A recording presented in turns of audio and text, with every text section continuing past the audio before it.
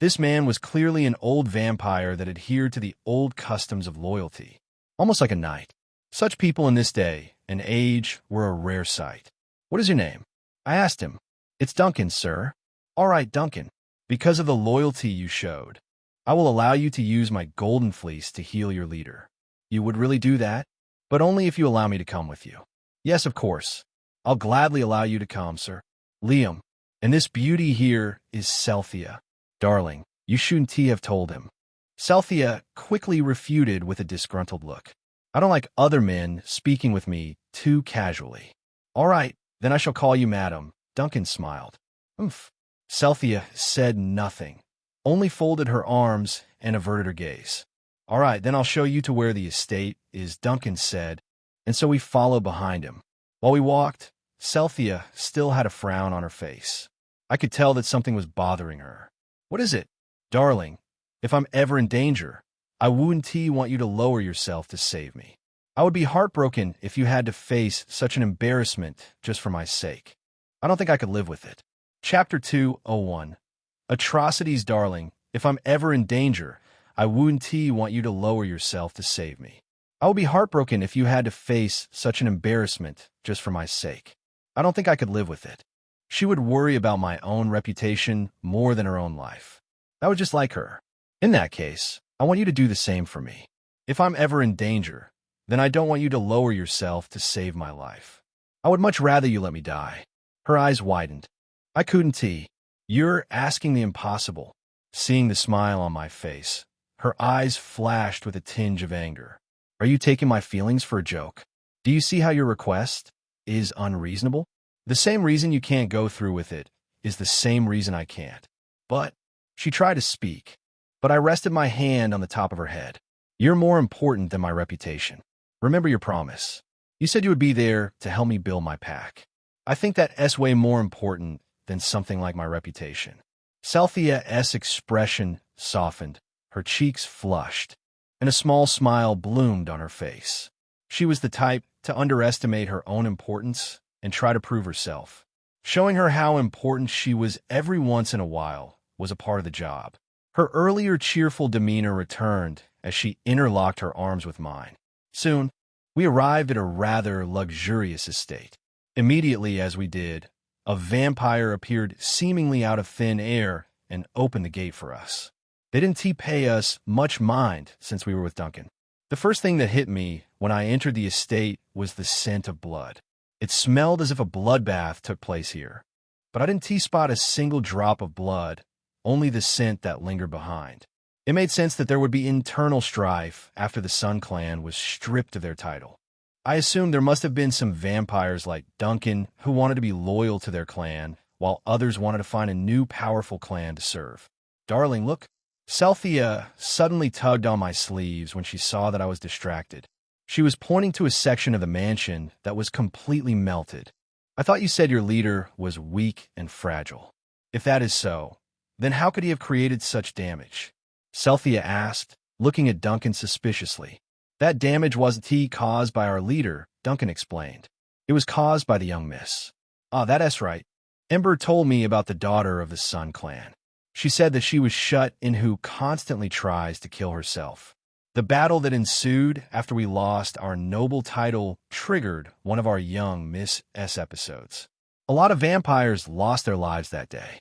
Some were fighting on the side of the clan. Others were fighting against us. Luckily, her rampage only lasted for 15 minutes before she passed out due to a lack of blood. She sounded powerful indeed. To kill that many vampires while being deprived of blood was nothing to scoff at. But don't worry, she's in her room now.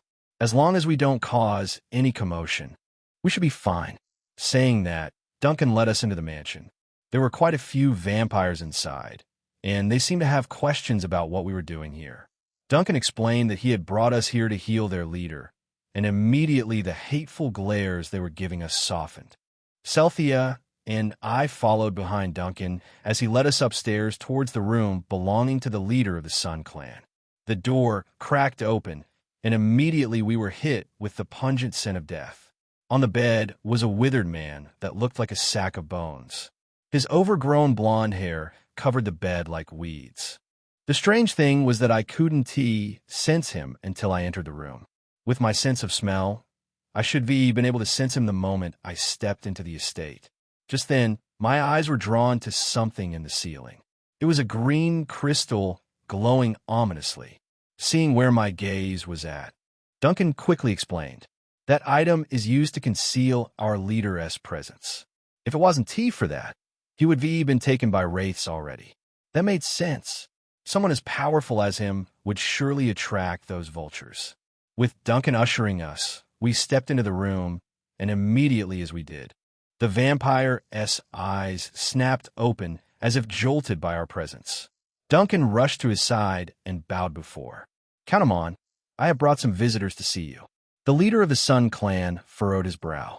His body was weak, but his eyes still remained sharp. That was the only part of his body that still held strength. "Who are these people?" he muttered weakly. "They are here to help heal you. The golden fleece, the one we've tried to acquire for centuries, finally showed up. It was at that auction." Count 'em on's eyes widened. "Did you get it?" "No, unfortunately not. But these people here are the ones who have bought it. This man here is Master Liam. He has agreed to allow you to use the golden fleece to heal yourself." The Count's eyes landed on me, and I met his gaze with a nod. "Thank you. I will make sure you're repaid heftily for this," he said, and a kind smile appeared on his face. I got the impression that he wasn't a bad man, even though he was said to have melted half the city. But maybe it was because of this goodness that made vampires like Duncan want to stay by his side. He inspired them. I smiled at him as I brought the golden fleece over to his side. Duncan also had a smile on his face. I handed the fleece to Duncan, and immediately he used it to wrap his master. "You're a good man, Master Liam, Madam Celthia." This was their only hope, so I understood their gratitude. As he finished wrapping up the Count, he took a step back to observe what would happen, and suddenly the golden fleece began to emit a brilliant, glowing light. Amon's pale, fragile skin began to regain its color. Duncan's face brightened as Amon's body began pulsing with blood. Amon's hand shot up in the air as he flexed his grip. After all these years, his hex was finally being lifted. His bloodlust, which was being suppressed all this time, exploded out of him. He let out a maniacal laugh as he rose from his bed like an undead warrior rising from his grave. "Yes, yes, yes." His voice echoed through the walls, creating an ominous atmosphere. But once again his world was smashed to pieces in an instant. He was too focused on his curse that he failed to notice the wolf standing in front of him. My claws sliced through the air faster than anyone in the room could react, tearing a gaping hole in the Sun Clan leader's chest. His eyes widened in shock as I grabbed at his heart. Duncan panicked. He tried to react, but in an instant, his head was cleaved from his body by Celthia's water magic. She didn't skip a beat. Countamon gritted his blood-soaked teeth and let out a loud roar that caused the walls to crack and my own ears to ring. For a moment, he thought he would live, that his clan would live to fight another day. But all of that was being plucked from his grasp by a man he didn't even know. "It was stupid of you to let me into your home. You brought this on yourself." With those final words, I plucked his beating heart from his chest and watched his body collapse lifelessly onto the bed. "Darling." Celthia looked at me wildly. She was practically drooling at the heart in my hand, so I offered it to her, but she quickly shook her head. "You should have it.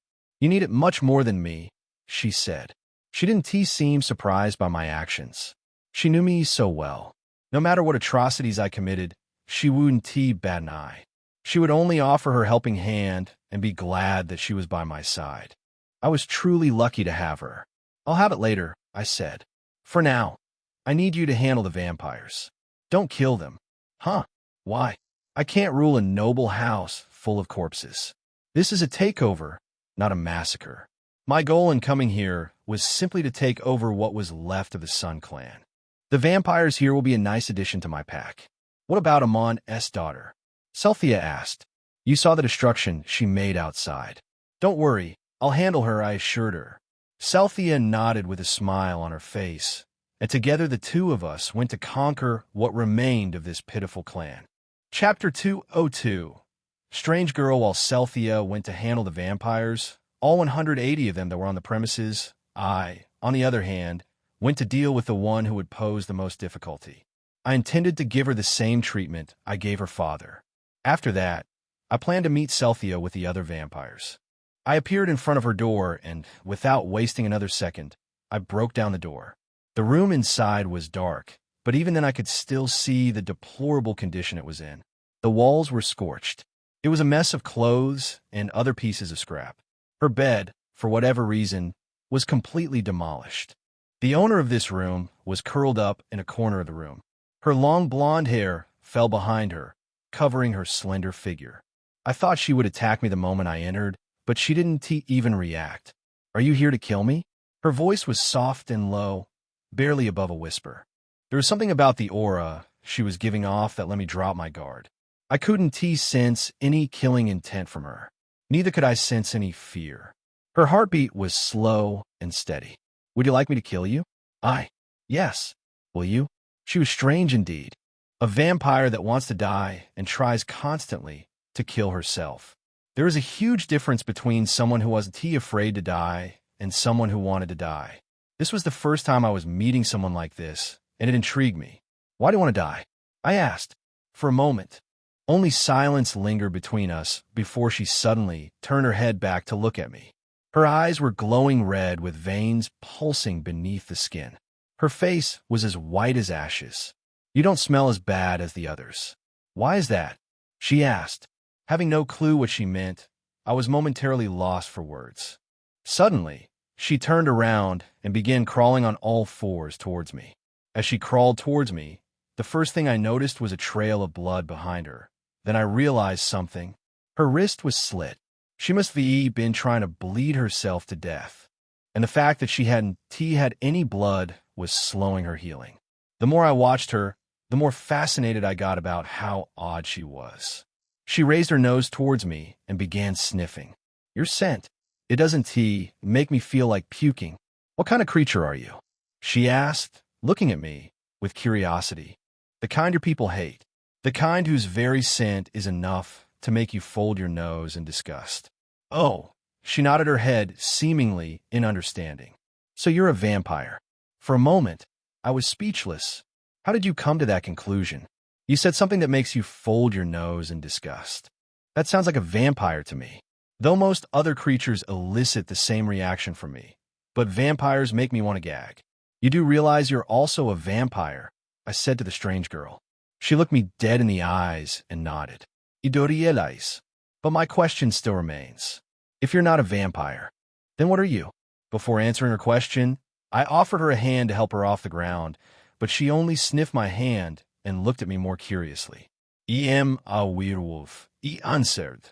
She looked at me with a look of wonder, likely wondering how a werewolf had made it into the city, or if I was really lying. She rested her hand on her chin and began muttering to herself. Could that be why I don't find him repulsive? I should run some more tests to find out. Suddenly, she looked up at me, then climbed to her feet. She then reached her hand out and poked me in the face before quickly retracting her hand. "What are you doing?" I asked, staring at her with a blank expression. She didn't answer. Instead, she took a deep breath before staring at me with a look of conviction. She closed her eyes before reaching out and resting her palm on my cheek. The moment her hand made contact with my face, her eyes snapped open and she stared at me in disbelief. "This is strange. I don't feel as if I wanted to amputate my hand or rip the skin from my palm just from touching you. What is this anomaly?" She continued to talk to herself like a detective uncovering a mystery while completely ignoring my presence. "Why is it that you're different from the others?" "I have no clue." I answered her with a shrug of my shoulders. "I am curious. You know what I did to your father, don't you?" "My father?" "I have no father. I don't have anyone. But anyway, your presence. Could you be willing to let me try something?" I raised an eyebrow at her question. "What do you mean?" "Your blood. I'm usually averse to drinking other people's blood, but the fact that you're here and I don't want to throw up means you're different. So I would like to try your blood." "You expect me to give you my blood?" I stared into her eyes, and she didn't even blink. She was dead serious. She truly expected me to give an enemy vampire blood. I saw the destruction she caused before, and that was even though she was deprived of blood. I would hate to see the destruction she would cause if I actually fed her. This girl was either extremely cunning or just too naive. Either way, I wouldn't be taking any unnecessary risk by feeding her. She tilted her head and looked at me with curiosity. No, I want to allow you to feed on me. Her eyes flashed with anger, and I could feel the heat radiating from her body. But again, there was no bloodlust. This girl, she had no killing intent. Fine, I'll just take it by force. Her eyes glowed bright red as she launched herself towards me. Her sharp fangs snapped at my neck, but I sidestepped her at the last second to escape her path. It felt as if a wave of heat was emanating from her until her body suddenly combusted into flames. High temperatures themselves rarely had an effect on me, so I wasn't affected by the heat of her flames. Within an instant, the entire room was engulfed by flames. It looked as if she created a small tornado of flames around her, and using those flames, she created a small explosion at her feet, propelling her towards me. The nails on her fingers were long and pointed, and they whistled like a knife as it slashed at my face. Her eyes were blood red, and coupled with the flames covering her, it made her look like a demon. Her ability was interesting to say the least. Covering herself in flames would work against most foes, and this was while she was lacking blood. I couldn't help but wonder what she would be like at her strongest. With a little more nurturing, she could reach her true potential. Looking at her, I felt as if I had found a diamond in the cesspool known as purgatory. With a little cleaning, she could truly shine. It seems I want to only be taking him on S house, but also his daughter. She unleashed her true powers, engulfing the once luxurious mansion in flames. The walls melted like butter. The ceiling collapsed from the sheer force of her power, and through it all, her eyes remained empty. She grabbed at my neck, the flames on her body still crackling loudly. In one fluid motion, I grabbed her hand while at the same time knocking her off her feet. The flames from her body wrapped around my hand, and though it stung, that was all it did. Khaleesi's flames were much more corrosive. Maybe it was because it was laced with her magic. She tried to retaliate by upping the intensity of her flames, but it still didn't have much of an effect. Maybe it was because she was weakened from not consuming blood. With her under my grasp, all it took was one precise blow to the knee to knock her unconscious. Immediately, her flames disappeared. I then lifted up her unconscious body and placed her where she wouldn't get in the way of the battle that was unfolding. I could hear the battle going on between Selphia and the vampires. She seemed to be holding her own, even though she was outnumbered, since I instructed her not to kill them. She instead knocked them unconscious. I went to join her, and soon the two of us were fighting side by side. Selphia used her beauty and her voice to draw all the vampires into one place. They were all drawn under her spell before she struck. She used her voice to shatter their eardrums, relieving them of one of their senses. She then used her water magic to knock them unconscious or cripple them. Soon, all the vampires were laying at our feet, and it was time for me to go forward with the next part of my plan. Chapter 203. Cheated in total, Selphia and I managed to incapacitate 130 vampires. It was originally 180 vampires, but she killed a few of them who tried to get too grabby with their hands. She was so angry that not even I could talk her out of killing them if I wanted to. The rest of the vampires who experienced her wrath were too afraid to speak and lift their heads. She looked down on them like an empress observing her subjects. I looked down on the vampires lying before me, and I couldn't help but feel disappointed. If I keep taking in trash, then in the end my pack will consist of nothing but trash. I needed to mold them into something useful. My goal was never to save people anyway. I wanted people who could be useful. These vampires here have been spoiled for far too long. I could tell that at a glance. They were loyal for staying with their clan after everything, but that was all they had, loyalty. To be honest, I needed to make sure my pack didn't fall into the same rut. I needed a right-hand man, someone who was loyal, but also the embodiment of strength. Someone who could make sure my pack never turned weak or frail. So far, I don't think anyone in my pack is capable of such a role. My world is full of powerful creatures. Creatures I intended to conquer one by one, whether they were vampires or wraiths or mythical wolves. I aim to build the strongest pack. For that, I'll need strong and capable people by my side along the way. I was disappointed by the vampires in front of me, but I felt hopeful. Hopeful that they could become better than they currently are. All it took for them to keep bowing their heads was me releasing a bit of my bloodlust. Your clan has lost its nobility title. Your leader is dead, and his daughter is now my captive. You have two choices. You can either die with your leader or join me. Just then, I revealed their leader's heart, which I had yet to have eaten. I wanted to show them the fate that awaited them if they chose death. People tend to glorify death if it was for honor or loyalty or some other reason that would make them admired. I wouldn't offer them any of those illusions. I wanted them to see the grim fate that awaited them. Their faces contorted in horror when they saw what remained of the man they served for centuries. I could smell their fear rising. Survival was the basic instinct for all living creatures. All their silly fantasies of loyalty and honor were shattered in an instant. It was replaced by the cold, hard fact of survival of the fittest. One by one, I watched their opinions change before my eyes. My darling is being generous by giving you the chance to live. There is a war brewing in this city, and you should be happy to be on the winning side. Celthea intervened. Her words further urged them to act. In the end, I turned all of the vampires who were still alive. I injected them with my venom and watched them turn into primordial vampires. The only person I didn't turn was the clan leader's daughter. What do you plan to do with her? Celthea asked. I'm going to dissect her mind and figure out why she is the way she is. I'll find out what makes her tick, make her submit, then turn her. If she became half as powerful as her father, then it will be well worth it. And if not? Celthea asked. She seemed rather excited by the prospect of me not being able to turn her. I didn't answer her question since I knew she already knew the answer. After I turned them, my next task was getting them in order.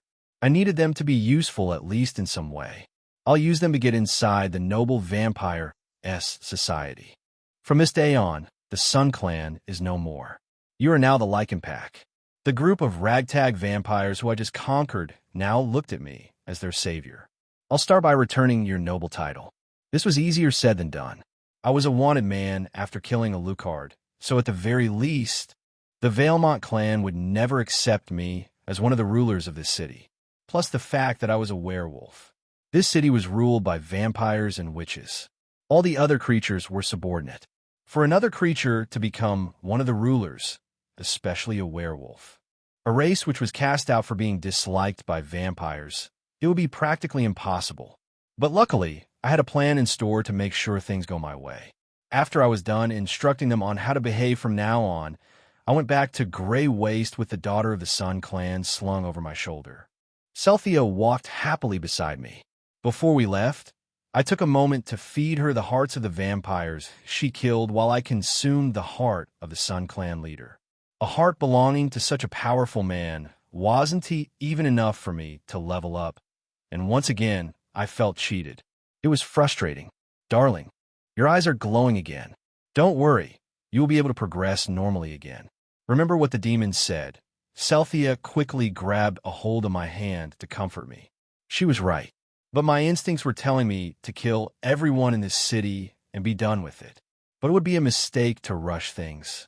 As weak as I am now, I needed to outwit the top players of this city before I could take their lives. I took several deep breaths to calm myself, but it wasn't working. No matter how I tried, my anger wouldn't dissipate. This city was just too buzzing with life force for me to keep a level head. I need to kill something. My senses were heightened. I could hear everything that was going on around the city. All the heartbeats synchronized as one. My sense of smell was overstimulated. I could smell everything. My sense locked onto one specific target. It was the pink-haired girl I saw earlier tonight at the auction. This person was one of the 4 queen witches that ruled the city. The Witch of Sloth herself.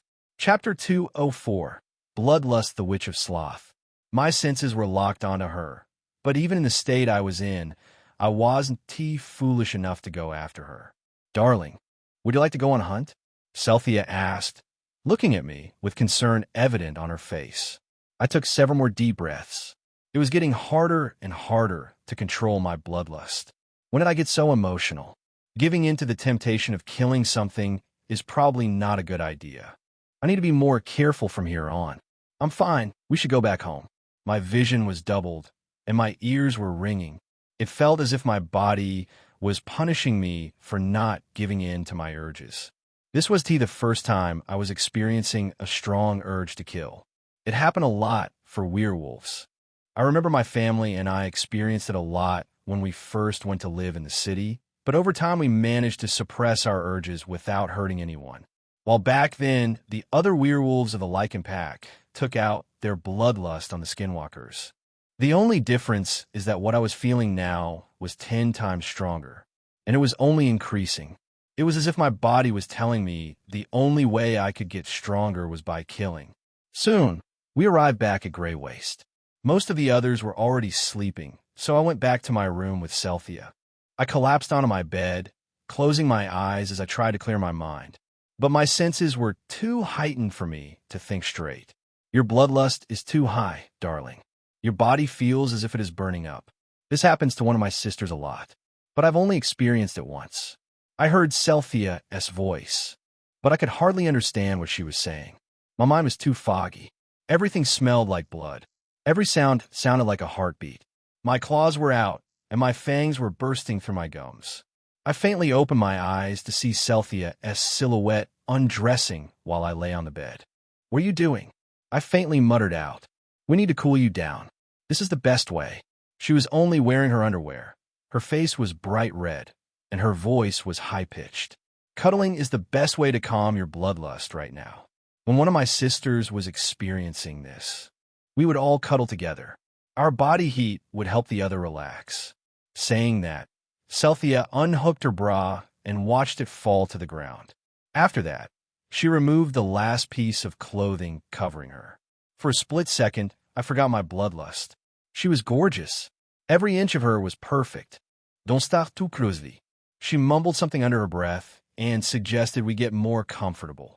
She helped me out of my jacket and shirt, and I did the same for her until we were both undressed. "We're just going to relax together," she repeated, though her words sounded more like a reminder to herself than a promise to me. She lay down beside me on the bed. Her soft skin pressed against me as her hands wrapped around my abdomen. "You're warm," she whispered. "You're cold," I whispered. "You're always cold." She giggled softly. She seemed a bit giddy. "You realized? My body normally runs at a low temperature, while your temperature is usually high. We're the opposite." I slowly wrapped my hands around her waist, bringing her closer to me. "Opposites attract. You seem to be feeling better." "Yes. What we're doing is working. We should do it more often." She giggled and rested her head against my chest. "Yes, we should." My senses slowly returned to normal, so much so that I could now think clearly. I was happy I didn't do anything stupid, like going after one of the four queen witches. I was also glad that Celthea was here to help lower my bloodlust.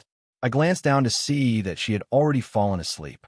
She smelled of salt, and her ocean blue hair glowed in the darkroom. The heat of her body radiated against my cold skin, warming her up while her body cooled me down. Slowly, my eyes began to close, and I drifted off.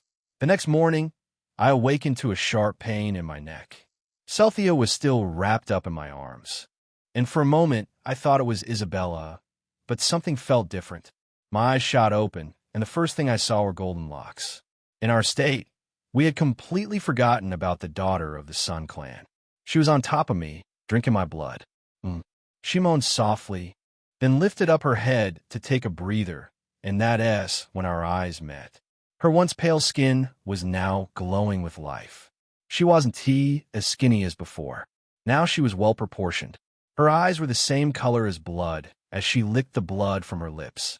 "This is so good," she shouted as she threw her head back in excitement. At the same time, Celthea woke up from the commotion. Her eyes flashed with anger the moment she saw the vampire. She sprang from the sheets, ready to attack. Sensing the threat, the vampire's body burst into flames. This time, her flames were much more vigorous. Just the heat from it was enough to melt the walls and ceiling like butter. Seeing the conflict which was going to unfold between the two, I immediately stepped between them. "Darling, step aside, let me kill that bitch." The moisture from the air around us had already begun to form orbs. She could V attacked us while we slept, but she didn't T. It is for that reason it is best to talk to her. Maybe we can get her on our side, I explained. But she was... Seeing where I was coming from, Celthia took a few deep breaths to calm herself. Then the orbs of water surrounding her disappeared. I then turned my attention to the vampire that was still covered in flames. She looked like a feral animal being ambushed. She bared her fangs and stared at us with clear intention to kill. Chapter 205. Leah, like in the wave of heat emanating from the vampire, crashed down like a furnace. Celthia backed down, but she was still on guard in case anything happened. The vampire looked like a wild animal caught between two hunters. Her eyes darted to Celthia, then back to me, but her gaze lingered on my neck, which she was just snacking on. Vampires were all the same, I thought. She was too delirious to talk to, so I needed to calm her down. Without wasting another second, I slit my wrist. "Darling?" Blood immediately poured out the wound and dripped onto the bed. She watched my blood greedily. "I don't have any intention of hurting you," I said as I offered her my wrist. She hesitated and looked up at me warily, but she appeared in front of me in an instant and sank her teeth into my wrist, drinking greedily. I slowly began stroking her hair as she drank, and the flames covering her body began to fade. Her racing heartbeat also subsided. "Great. Another leech," Celthia grumbled. "Are you sure it's a good idea to feed her? She'll only get stronger, and she can turn against us at any moment." "It's fine. If anything happens, I can handle it," I assured her. If I couldn't handle her, I would have fed her in the first place. I continued to stroke her hair as she fed, and soon, even her heartbeat slowed down. While she drank, Celthia used the chance to get dressed, and in turn handed me my own clothes. "Thank you for your help last night," I said. She smiled and nodded. "Of course. I'm just happy I can help," she replied. She then approached me and gave me a kiss on the lips before leaving the room. I thought I sensed something off about her, but it must have been my imagination. It looked as if she wanted to give me a chance to speak with the vampire. It was a few minutes before the vampire was satisfied enough to pull herself away. "Why doesn't your blood taste as disgusting as the others?" "It's blessed quality blood, but I've tasted blessed quality blood before, and I still didn't like it. So why? I don't know myself," I said as I wiped the blood from her lips with my finger. "You attacked me before." She pouted. "Actually, you were the one that attacked me," I corrected her. Looking at her, I couldn't help but feel curious about something. "Are you really not angry that I killed your father?" She blinked and stared at me blankly. "Why would I? I've been locked up for so long that I barely remember what he looks like. It's all a blur." She rested her hand on her chin as if she was trying to recall. "The only thing I can remember is that hellish room and feeling as if I wanted to end it all. If that's the case, then I want to form a deal with you." "A deal? What kind of deal? You like drinking my blood, don't you?" I asked, already knowing the answer. "Yes." She nodded and looked at me curiously. "In exchange for you lending me your power, I'll allow you to drink my blood. Plus, I'll offer you a place in my pack." "Your blood does taste really good," she mumbled to herself. "And my mind is no longer foggy thanks to it. I no longer want to hurt myself." "Okay, you have a deal." Saying that, she quickly extended her hand for a handshake. I didn't hesitate and shook her hand. The moment I grabbed her hand, I pulled her in close and bit in her neck.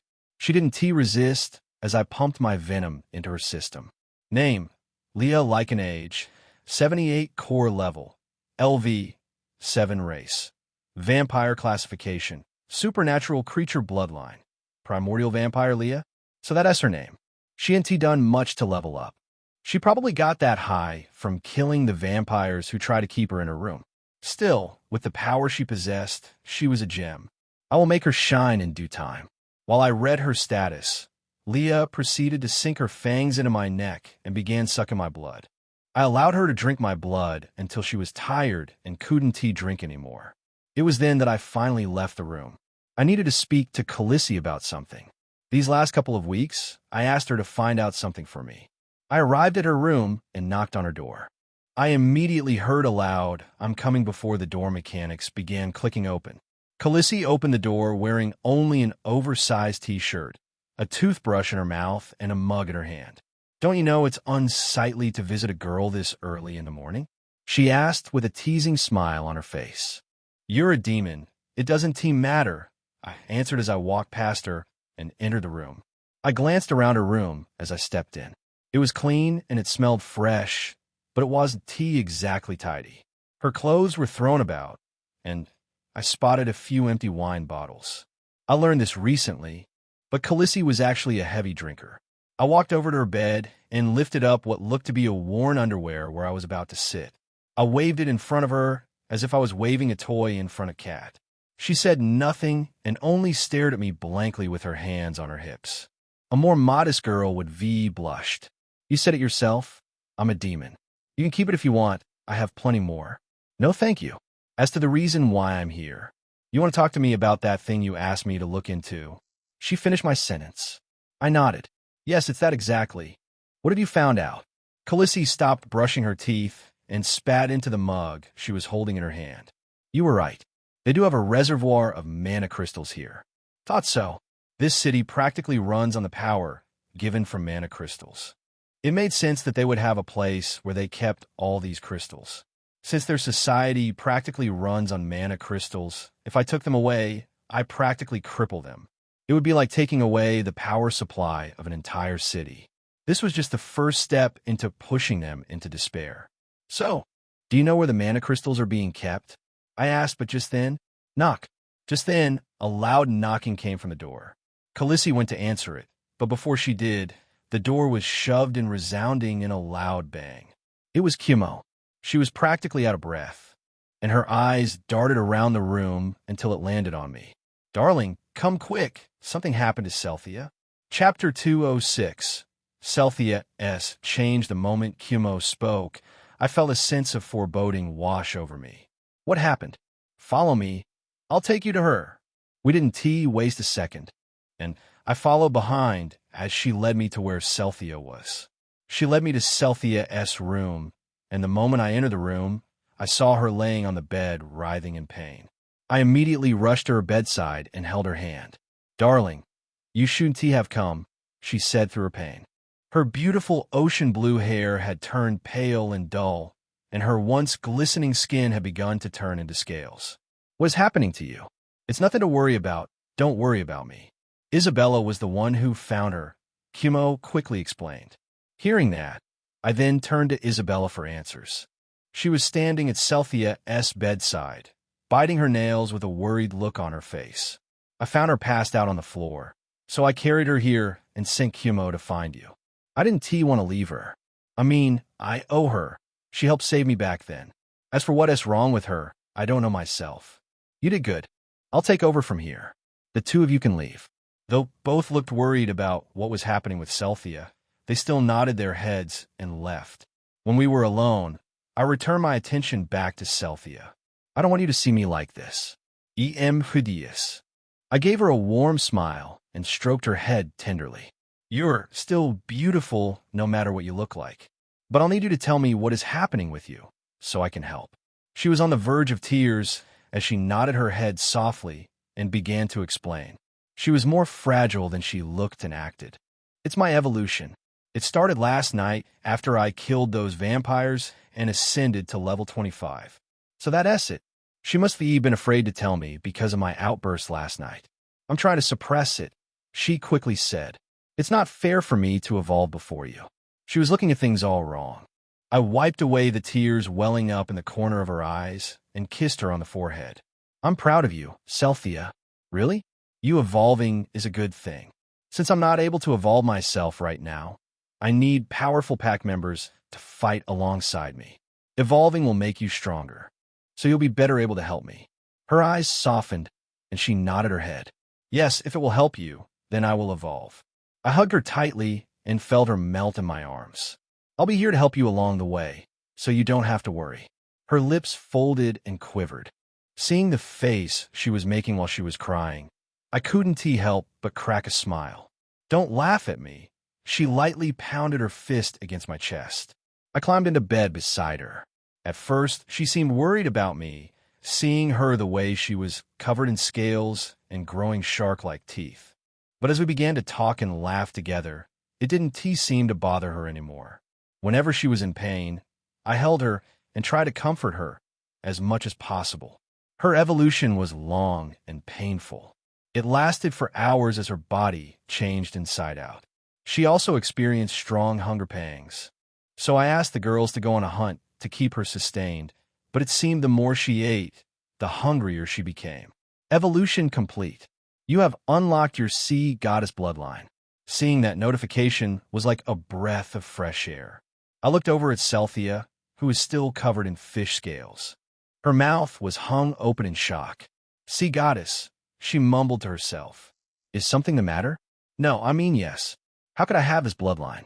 The sea goddess was the first merfolk to ever exist. She was the one that passed the seakin bloodline to everyone who resided under the sea. How could I share the same bloodline as her? Sea goddess, huh? I can't say I've heard of her. I hardly know anything about mermaids and sirens. But whatever it was, it sounded powerful. After the strain of her evolution, Celthia fell asleep, her appearance slowly returning back to normal. Her skin was back to the same glossy sheen, and her hair returned to its ocean blue color. This new bloodline of hers changes everything. I was certain that it would help a lot in conquering this city. I wonder how far along the others were in their evolution. Sylvie became an awakened werewolf not long after she joined my pack. Whether she would undergo another evolution, I was uncertain. As for Isabella, I guess she was next since she was currently at level 23. Huma wasn't far behind her either. As for the others, I was fairly certain that by the time we wrapped things up in this city, they all would be evolved by then. The only person I wasn't quite certain about was Khaleesi. She underwent her first evolution long ago. I had a suspicion about her, but I wasn't quite certain I was right yet. I'll have to see how things go first. Knock, knock. Speaking of the devil, I could sense her presence outside the room. Come in, I instructed, and immediately the door cracked open and Khaleesi stepped in. As usual, she had a sly smile on her face as her eyes wandered around the room. I want to talk to you about that thing we were discussing before we got interrupted. To answer your last asked question, yes. I did find where the mana crystals are located. The witches must have something that is suppressing its power, making it harder to sense, but still, I managed to figure out where it was. That's good. Do you want me to tell you where? She asked. Maybe later. I still need to figure some things out before I act. For now, I'll just have my shadow hounds keep watch on the place. And Merry Christmas, everyone. Chapter 207. A visit in the past few weeks. I've spent my time observing the area where Khaleesi claimed the mana crystals were. I had mostly used my shadow hounds for such a task since they were more stealthy than anyone I could VE scent. But today I had decided to go myself. I already had a clue of what this place would look like. It was a rather large factory located to the north of the city. Most people of high wealth lived to the north while the rest of the poorer population lived in the south. The social hierarchy of this city was an interesting one. Majority of the wealth belonged to the top 10 of the city, while the rest had to survive day to day on the little they had. Roughly 80% of the people in the city possessed beast-ranked blood. And since most people possessed this quality blood, its value wasn't as high. This was to be expected. Having a currency based on the type of blood someone possessed is bound to lead to a few problems. The market was oversaturated with beast-quality blood, which makes noble quality and blessed quality blood all the more valuable. And so beast quality blood didn't have much value unless it was being traded in large volumes. This type of society couldn't be balanced. It was meant so that the rich were on top and the poor were at the bottom. Of course, I wasn't the only person who realized this. There is a prominent figure in this city who openly shared their opinion of how unfair this society was. They had built quite the following for themselves. So much so that the noble vampires were beginning to talk. Of course, I wanted to get in touch with such a person. And as fate would have it, Kumo was actually familiar with this person. Before going to the factory where the mana crystals were, I decided to have a talk with this person and have Kumo accompany me. I met Kumo at the exit of our bustling little settlement. The once downtrodden settlement of Gray Waste was now bustling with life. It reminded me a lot of Ryman. The people here seemed happy. I had built a thriving settlement where everyone contributed equally to its development. As I walked through the settlement, people stopped to gaze at me in amazement. Ghouls, vampires, and lamias alike all shared a strong admiration towards me. It was a bad feeling being admired. It actually felt quite enjoyable. "Darling, I'm happy you came," Kumo said as I approached. She was dressed in a white yukata, designed with beautiful rose patterns. Her hair was tied in a bun, and she wore red lipstick, which further accentuated her plush lips. "Are you ready to leave?" I asked. She giggled and nodded like a prim and proper lady, and so the two of us went off into the bustling city of Purgatory. Of course, I had asked Khaleesi to change my appearance before I went off. "The air here feels a bit festive, don't you think?" I asked. There were quite a few decorations, and strangely, everyone was dressed in white. I glanced over at Kumo, and she was looking at me in bewilderment. "Darling, have you forgotten? Today is the Hungry Ghost Festival." "Oh, so that's it." It all clicked the moment she spoke. The Hungry Ghost Festival, otherwise known as the Zhongyuanjia, or Yulenpen Festival, is a supernatural event that only happens once a year where a rift forms between our world and the underworld. This rift allowed ghosts and other specters to return to the mortal realm for a short bit before they soon left. Personally, I've never experienced their famed festival, but I've heard quite a bit about it. People would feed these ghosts that came from the rift. They would also perform special dances to entertain them and also provide offerings. They would burn joss paper, which was believed to be ghost money. They would use these papers to create models of luxuries like cars and houses. The smoke would transmit these items into the afterlife for the spirits to use. I had zero clue whether this was true or not, but there were a lot of things in this world that were above my comprehension. I've personally experienced the wild hunt, so how could I say that the Hungry Festival wasn't real? There were a lot of supernatural events that took place in the world. Some of them I wouldn't mind experiencing and seeing for myself. "We'll come back to the festival after we're done with everything," I told Kumo, to which she smiled and nodded happily. We continued walking through the lively alley before we came upon a rather luxurious-looking building. It was actually a bar with a sign that read Inari. "How did you even find where they were?" Kumo asked, looking at me curiously. "I had IV by information from the witches using my blood." I answered without wasting another second. The two of us approached the bar. Standing as guard was a minotaur. Looking at his imposing figure, I could see how he would make a great bouncer. He was at least twice my size, 300 pounds of pure muscle. Leaning on the wall beside him was a battle axe as thick as my forearm.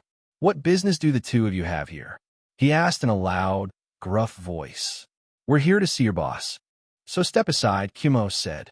The Minotaur was clearly unamused by this as his eyes turned sharp and a bit of smoke puffed from his nostrils.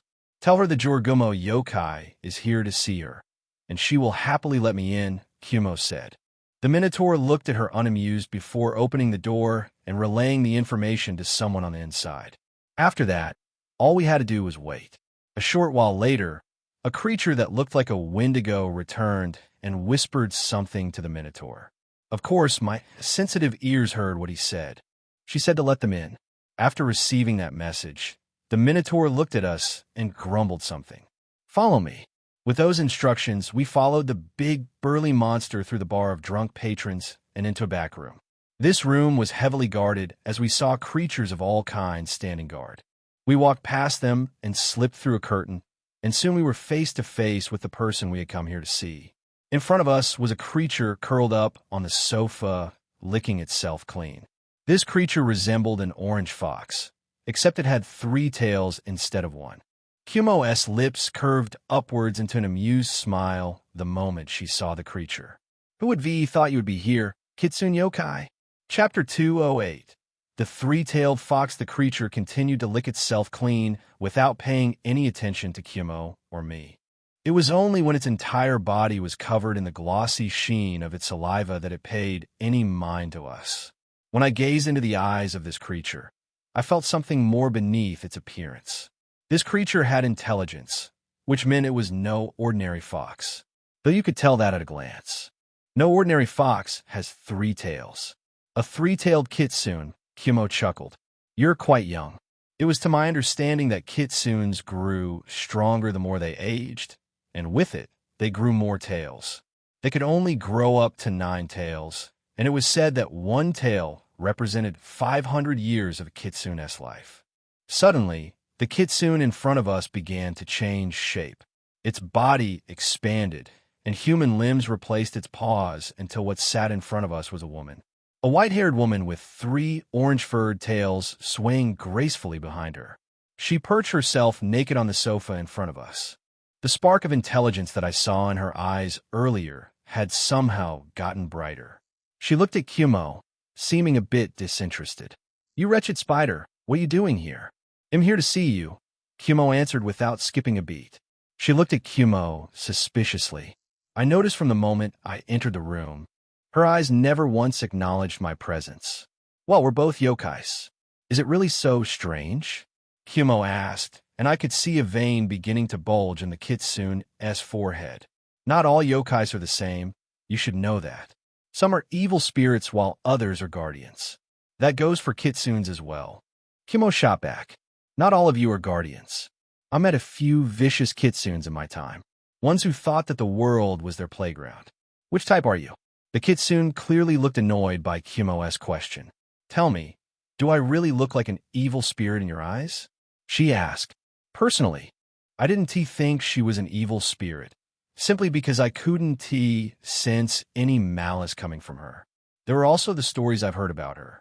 From that, I could deduce that she was a guardian-type kitsune, most likely the one left to guard purgatory, but being so young, she couldn't possibly handle the vampires and the witches. They were simply too far out of her league. Maybe in a few more centuries when she had grown a tail or two, she could face them. I'm not certain what kind of spirit you are, but anyway, the reason I came here is because my darling wanted to speak with you. Darling? For the first time since I've been here, the kitsune's eyes drifted to me. Did you truly find the one you've been looking for all these years? My one true love, Kumo smiled. My darling wants to speak with you about the vampires and the witches who have been giving you such a headache. You're truly a lucky girl. The kitsune snickered something under her breath, then snapped her eyes to me. What do you want? I simply wanted to help you in your fight against inequality in purgatory. I've heard of all the work you've done to help the people here, and I simply wanted to help. Help how? From the look on her face, I could easily tell that I had her attention.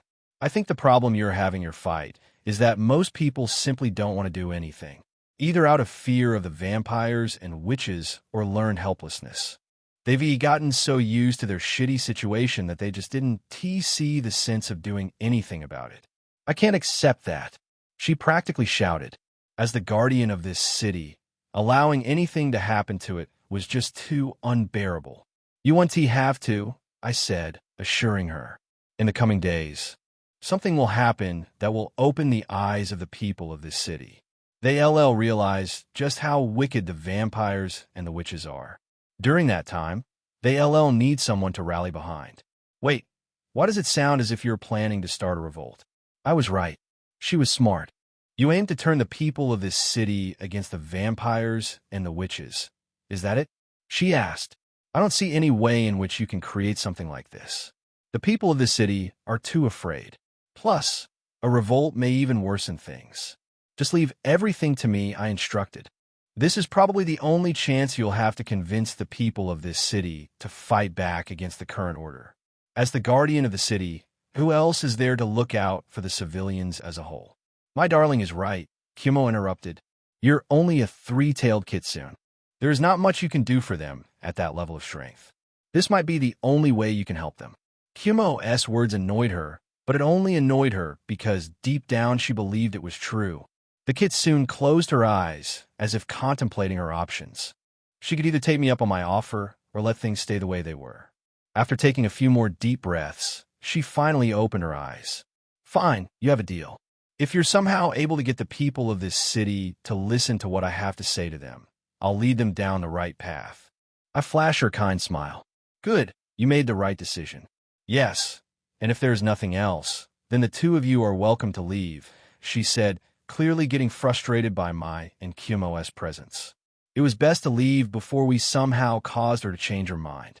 Kumo and I gave her a curt nod before exiting the room. I noticed my companion had a smile on her face as we exited the bar. What got you so chirpy? I asked. She giggled and covered her mouth with her fan. It's always fun one-upping those prideful kitsunes, and with you by my side, it's even more fun. I'm glad you enjoyed yourself.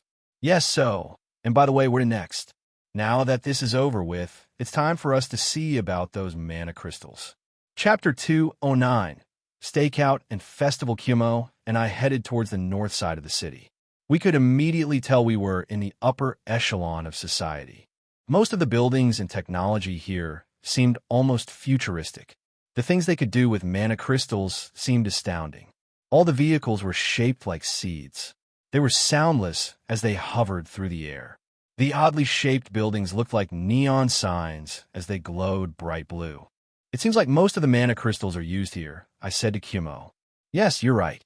They're probably giving the rest of the city whatever little scraps are left over. There has been a question that has been plaguing my mind ever since I came to this city.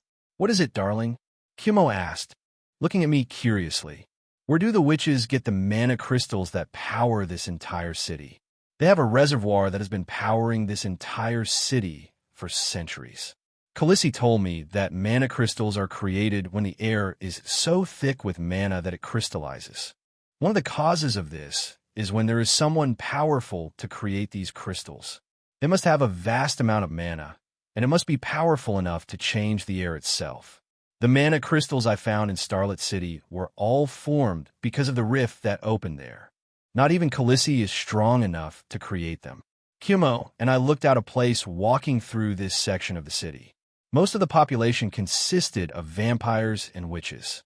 It didn't seem as lively as the rest of the city. Most of the people here acted like strangers towards one another. I had to wonder if they were truly happy with their lifestyle. Soon, Kumo and I finally arrived where the mana crystals were located. Security was tighter the closer we went to the factory. We were forced to stalk the building from much further away than we had hoped. For some reason, I could feel this ominous presence inside the factory. No, it wasn't the factory, but another building close to it. There was a building beside the factory that looked almost like a scientific laboratory. The air was thick with mana, so I knew this was the place. There are a lot of witches guarding this place. I hardly see any vampires, Kumo whispered. Yes, you're right. It's the witches that control the mana crystals. They probably want to keep the vampires out of their business. Kumo nodded, agreeing with what I said. So how are we going to get inside the building? She asked. With the others? We could bulldoze our way through. No, it's best to do things stealthily. If we so much as try to fight our way through, then the entire city will come down on us. We should go in there and take the mana crystals before anyone is the wiser. Though a part of me was curious to find out what was in that laboratory, I couldn't shake the feeling that something was just as important or even more important than what was in the factory. For now, I decided to focus on the factory. Kumo and I only watched the perimeter as I tried to figure out the optimum way for us to enter. I was also figuring out who the best person to bring along with me for this crucial mission. Right now, I was thinking of bringing along Khaleesi and Kaguya.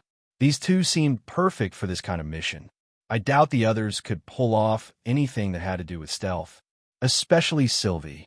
She would probably make a ruckus the moment we stepped onto the premises. Isabella would find a reason to be mad at me, so she could argue, and Celthia's overenthusiasm to please me would most likely cause her to do something crazy. Just then, I saw something. A tall, blue-haired woman wearing glasses stepped out of the laboratory. Based on a description I got from Charlotte, I immediately knew who this woman was. This woman was one of the 4 queen witches that ruled the city. She was the final witch that I hadn't met yet, the Witch of Calamity. She was wearing a lab coat and was surrounded by other witches who wore lab coats. The moment I saw her, I resolved myself to bring someone else along with me when I decide to infiltrate the laboratory. I think I've seen enough. Let us go, I said to Kumo as I stood up from my hiding spot and offered her my hand. Kumo smiled at me and took my hand. Night fell as we headed back home. The city seemed lively as we saw fireworks going off. It looks like they're beginning the countdown for the Hungry Ghost Festival, Kumo smiled. Oh, that's right. I promised you we would enjoy it before we go back home. Didn't I?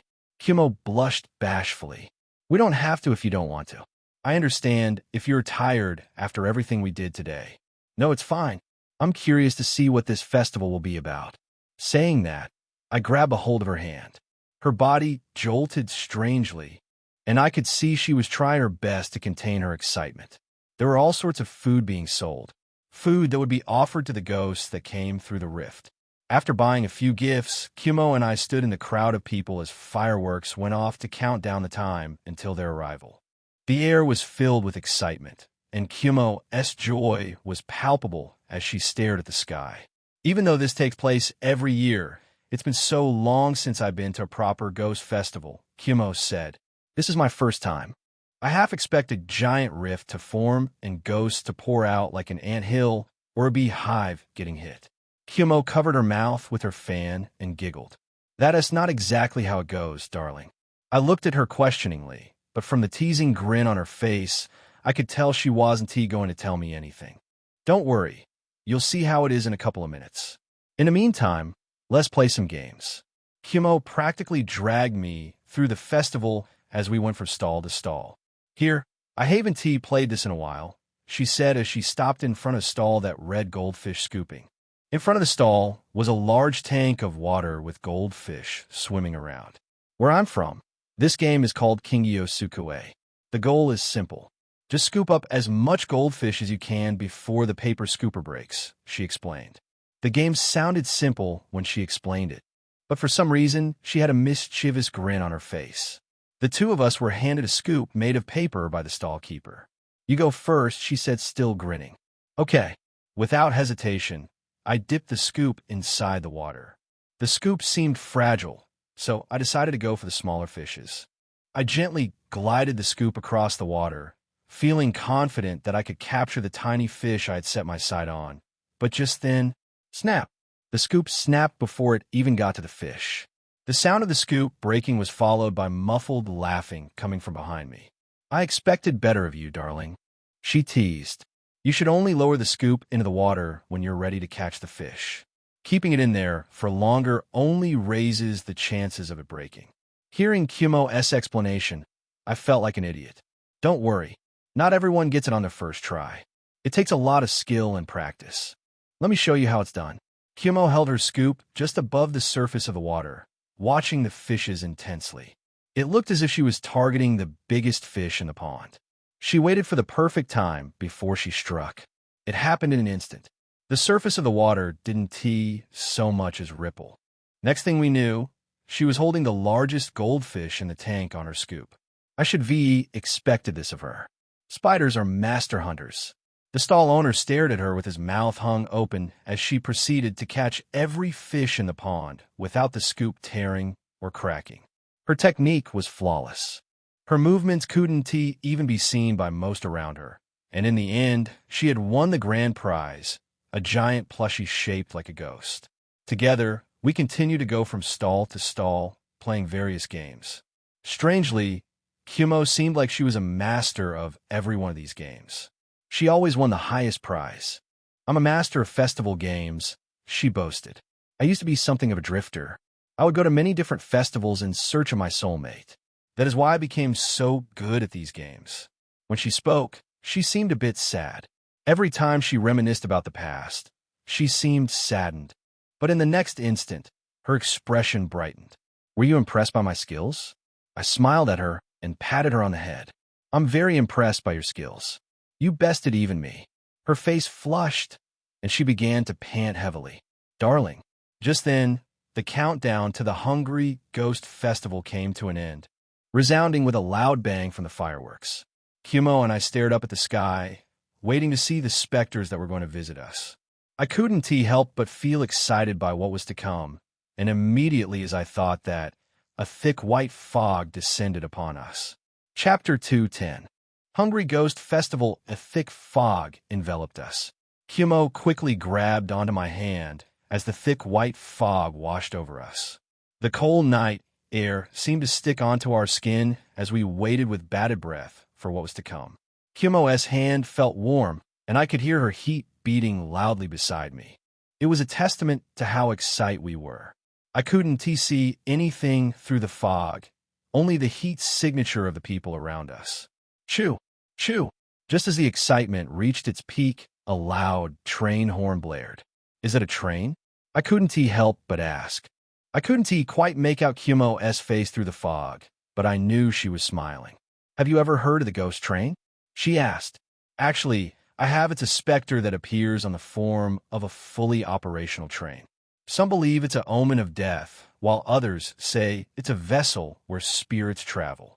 While I for one think it's a phantom reenactment of tragedies that happens in the past. It was uncommon for fatal accidents to be reenacted by the ghosts who were involved. I'm sure all of what you're thinking is true, but there is also another truth. The ghost train also acts as a vessel for bringing spirits across realms. I've seen it a few times. Even met a few men I've killed in the past. They were trying to make me feel guilty for what I did, but I couldn't careless, HISSS. Just then it sounded as if the train had come to a stop and at the same time. The fog began to clear, revealing the massive train. The air was enveloped in a stillness. No one dared speak. Suddenly the door to the train clicked open. For a moment, nothing happened until suddenly specters of all shapes and size began pouring out. The people clapped and cheered for them as if this was a normal occurrence. A cold chill swept over the air as they disembarked and spread out throughout the crowd. One of the ghosts approached me, and Celthea. This ghost had a long, skinny neck with an inflated belly that hung low. Kumo stepped closer to it with a smile on her face and offered the food she had in her hand. The ghost opened its broad mouth, beckoning Kumo to place her offering inside. Kumo didn't hesitate and placed the food inside the ghost's mouth. Watching the whole thing, I felt a chill climb up my spine. Darling, it's your turn to try now. I took a deep breath before approaching the creature. Its mouth hung open expectingly. I did the same thing as Kumo and placed the offering inside the ghost's mouth, and the moment I did, it let out a strange noise before flying off. Kumo chuckled at the sight. She looked as if she was on cloud nine. I've never seen her this happy before. That ghost is called a hungry ghost.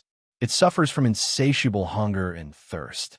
These types of ghosts are suffering because of past greed or jealousy. Kumo explained.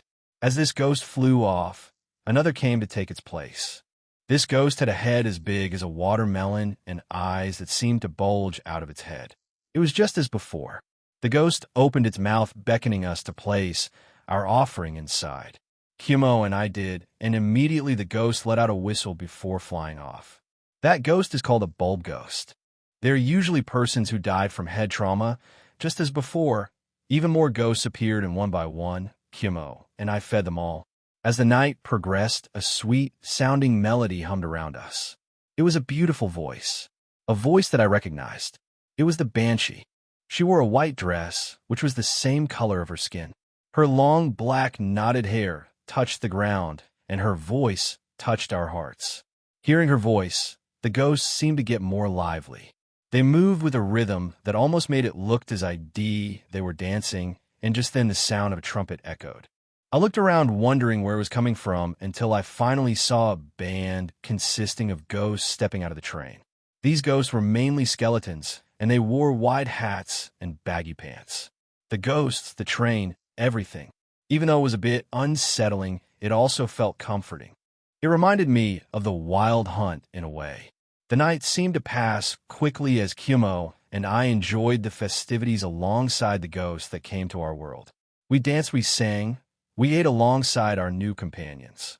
To my surprise, some of the ghosts possessed intelligence, and they began telling us stories of the past. Our celebration carried on lively until it was finally time for them to leave. This was signaled by the train blaring its loud horn. Without hesitation, The ghost flew into the air and began dancing across the night sky. "This is their way of thanking us," Kumo whispered beside me.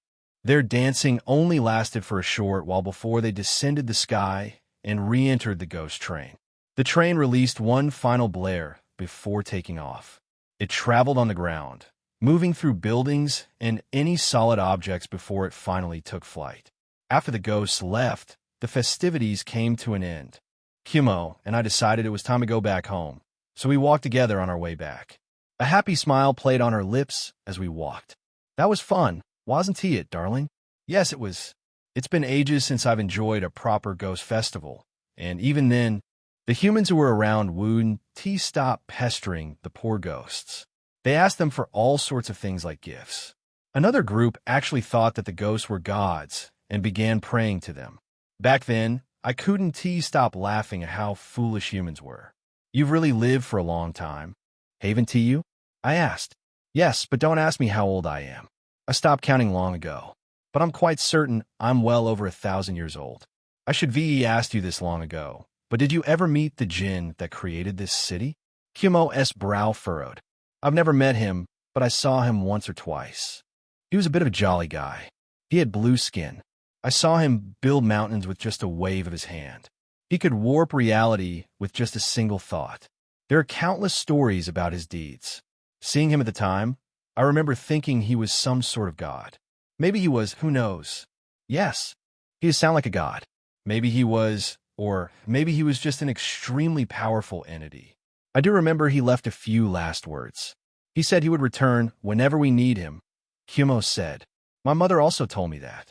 If we had an entity as powerful as that fighting on our side, I don't think we could lose against the demon army. But it would be foolish for us to simply pray that he returns. The best option was for us to train our bodies for what was to come. We needed to get to a level of strength where we could fight against them. I knew that out there were others who shared the same thought as me. I was the only one leveling up.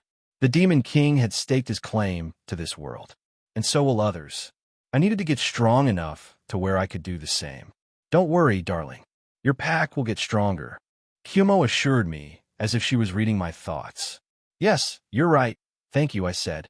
The two of us walked side by side, our hands interlocked. She seemed too happy to notice, or else she would be freaking out. Soon, we arrived at Grey Waste. The place was quiet, as it seemed that most people were sleeping at this hour. I walked Kumo back to her room. She smiled at me and gave me a deep bow before she entered her room. "Goodbye, darling. I'll see you tomorrow." A small blush appeared on her face as she closed the door, leaving me standing in the hallway all by myself. I sighed deeply and stretched my tired limbs before walking towards my room. I had much to consider, but now I should get some rest. As I neared my room door, I could feel a strange presence coming from the inside. It must be Isabella or Sylvie, I thought, but strangely, I couldn't tell exactly who it was. They had no distinctive smell. This set me on guard. I readied myself before I slowly began opening the door to my room. The wooden door creaked as it opened, revealing the person waiting inside. My eyes widened in surprise when I saw them. It was a beautiful woman with long, free-flowing red hair. It was the Witch of Lust, Aphrodite. Chapter 2:11. A visit from Aphrodite. The moment I saw her, my eyes widened in momentary shock, but I quickly regained my composure when I realized what this was. I felt a bit relieved as I stepped into the room and slipped off my shoes. Aphrodite sat on my bed with her legs crossed. She was dressed modestly in a white dress reached down to her ankles. Her pink heart-shaped eyes watched my every movement like a snake. She didn't utter a word. Only a soft, girlish chuckle escaped her lips as she continued to eye me. I paid her no mind and went about my business as if she wasn't even there. This seemed to amuse her even more. "So you're finally back," she finally said as I walked past her. "Were you enjoying the festivities?" I ignored her question and proceeded to change out of my clothes before climbing into bed. "Aren't you going to take a shower?" "I would join you," she teased, maybe trying to elicit some kind of reaction out of me. I lazily picked up a pillow and tossed it at her. Just as expected, the pillow passed right through her, meaning she wasn't really here. She was using a projection, just like Ember used to do. What do you want, and how did you find me? I asked. I decided to keep an eye on you right before we split up. As for how, I can't tell you that, but rest assured, I won't tell anyone where you are. I didn't say anything, only partially covered myself under my bedsheets. Seeing my action, she raised an eyebrow. You don't seem worried. You were sure that I wouldn't tell anyone. Why is that? I wouldn't say I was sure. It was more of a hunch. That night when I killed Alucard, I was prepared to kill her too, but the moment I met her, I changed my mind. It was a simple intuition. This woman, Aphrodite, was ambitious. Far too ambitious for her own good, if you ask me. Something about her felt unsettling. Smart people are fun to go up against, but when they hold all the cards, it can be terrifying. I'll ask you again. What are you doing here? I only want to talk, she insisted. You don't have to worry about anything. Let's talk about your next move. What do you plan to do? Are you going to go after the Valemont clan? Why are you asking? Do you wish for me to die in a blaze of glory fighting against him and subsequently taking him down with me? You get to eliminate 2 threats with 1 stone. Her smile grew bolder. You think you're a threat? She chuckled, shaking her head. You know, I actually like dogs. They're cute, they're loyal, and they do whatever they're told just for a simple treat. Wolves are different. They don't have the same temperament as dogs. Try to tame one will more than likely get your throat ripped out. She shifted on the bed before crawling towards me. I like you. You're smarter than most. Your only issue is that you don't seem to know when you're out of your league. That I did. I knew it all too well. Anyway, I'm here to tell you that the Valemont clan has the witches working overtime to try and find you. Of course, I'm doing everything I can to try and stop them, but there is only so much I can do. I'm only here to tell you that whatever you're planning, you better hurry up and get it over with. She tried to keep a calm voice, but she couldn't keep her irritation from seeping through. I got the basic gist of what was happening. The vampires wanted my head, so they turned to the witches. But Aphrodite was hoping I would deal with the Valemont clan before anything happens to me, so she was holding out. She must come here because the Valemont clan was getting restless. They were probably pressuring her to give them more information. I catch your meaning, I said. Don't worry, I'm planning to make my move real soon. Just continue to keep the vampires off my back.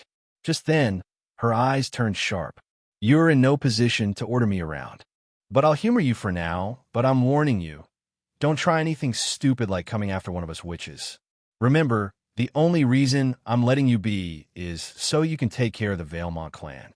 With those words and a subtle threat lingering in the air, Aphrodite disappeared into thin air as if she was never here. Her body turned into small particles of light that slowly faded away. Aphrodite must used Ember S ring to contact me. Now that I was finally alone, I used the chance to think about how I would handle things. Everything was technically already set. I just needed to fulfill my part of the mission. The problem was that I couldn't get the laboratory out of my head. I should have been focused on how to infiltrate the factory, but something about the energy emanating from that laboratory stuck with me. Smack! I slapped myself on the forehead and shook my head to dispel the thoughts going through my mind. Right now, it was best to focus on the mana crystals. Multitasking was a surefire way to ruin a plan. As I thought about several ways I could infiltrate the laboratory, my mind slowly started to drift away into sleep. The next morning, I gathered all I would need for this mission. I decided to bring along Khaleesi, since she could easily store the mana crystals. Kagaya, since she was an assassin, she was practically a master at being stealthy. She could kill at a drop of a hat without drawing anyone's attention. This made her perfect for this kind of mission. And finally, the last person I had decided to bring along with us was Ivy. I gathered them all in my room and revealed my plan in detail to them. Khaleesi chuckled in amusement as I finished telling them everything in detail. That is not a bad plan, Kagaya complimented, to which Ivy nodded and quickly agreed. Let us just hope it works. With everything explained, we didn't waste a second and proceeded with our plan. Chapter 2:12. Infiltration under the cover of darkness. The others and I made our way towards the factory. The closer we got, the more patrols we saw. Kagaya dispatched them skillfully and stealthily as we made our way closer to the factory. The cold night air stuck to our bodies as we traversed through the winding alleyways. It wasn't too long before we finally arrived at the factory, and immediately I turned to Ivy. She met my gaze and nodded, knowing exactly what I intended. Her entire body was enveloped in a glossy, silver-like sheen. Her appearance changed, and she took the form of a tall woman with blue hair, wearing glasses. "Is this the woman you saw?" Ivy asked. "Yes, but it's still easy to tell you're not her. People are more than just their appearance." "My magic can help with that," Khaleesi interjected. "I know a simple spell that can make you more like that which you intend to mimic. But I'll need to be close to you at all times to cast it." "That should be fine," Ivy agreed. And so Khaleesi used her spell to enhance her appearance. With everything set, we walked towards the entrance of the factory with Ivy taking the lead. The massive gate was being guarded by witches, so I was fairly certain that they would recognize her. I knew it would work the moment I saw the looks on their faces. They all bowed their heads. "Madam Persephone, we didn't know you would be visiting us today." Ivy raised her head high, not even bothering to look at them. "I'm here to look at something." "Yes, that should be fine, but these people you are with. Standard protocol says we can't allow civilians inside."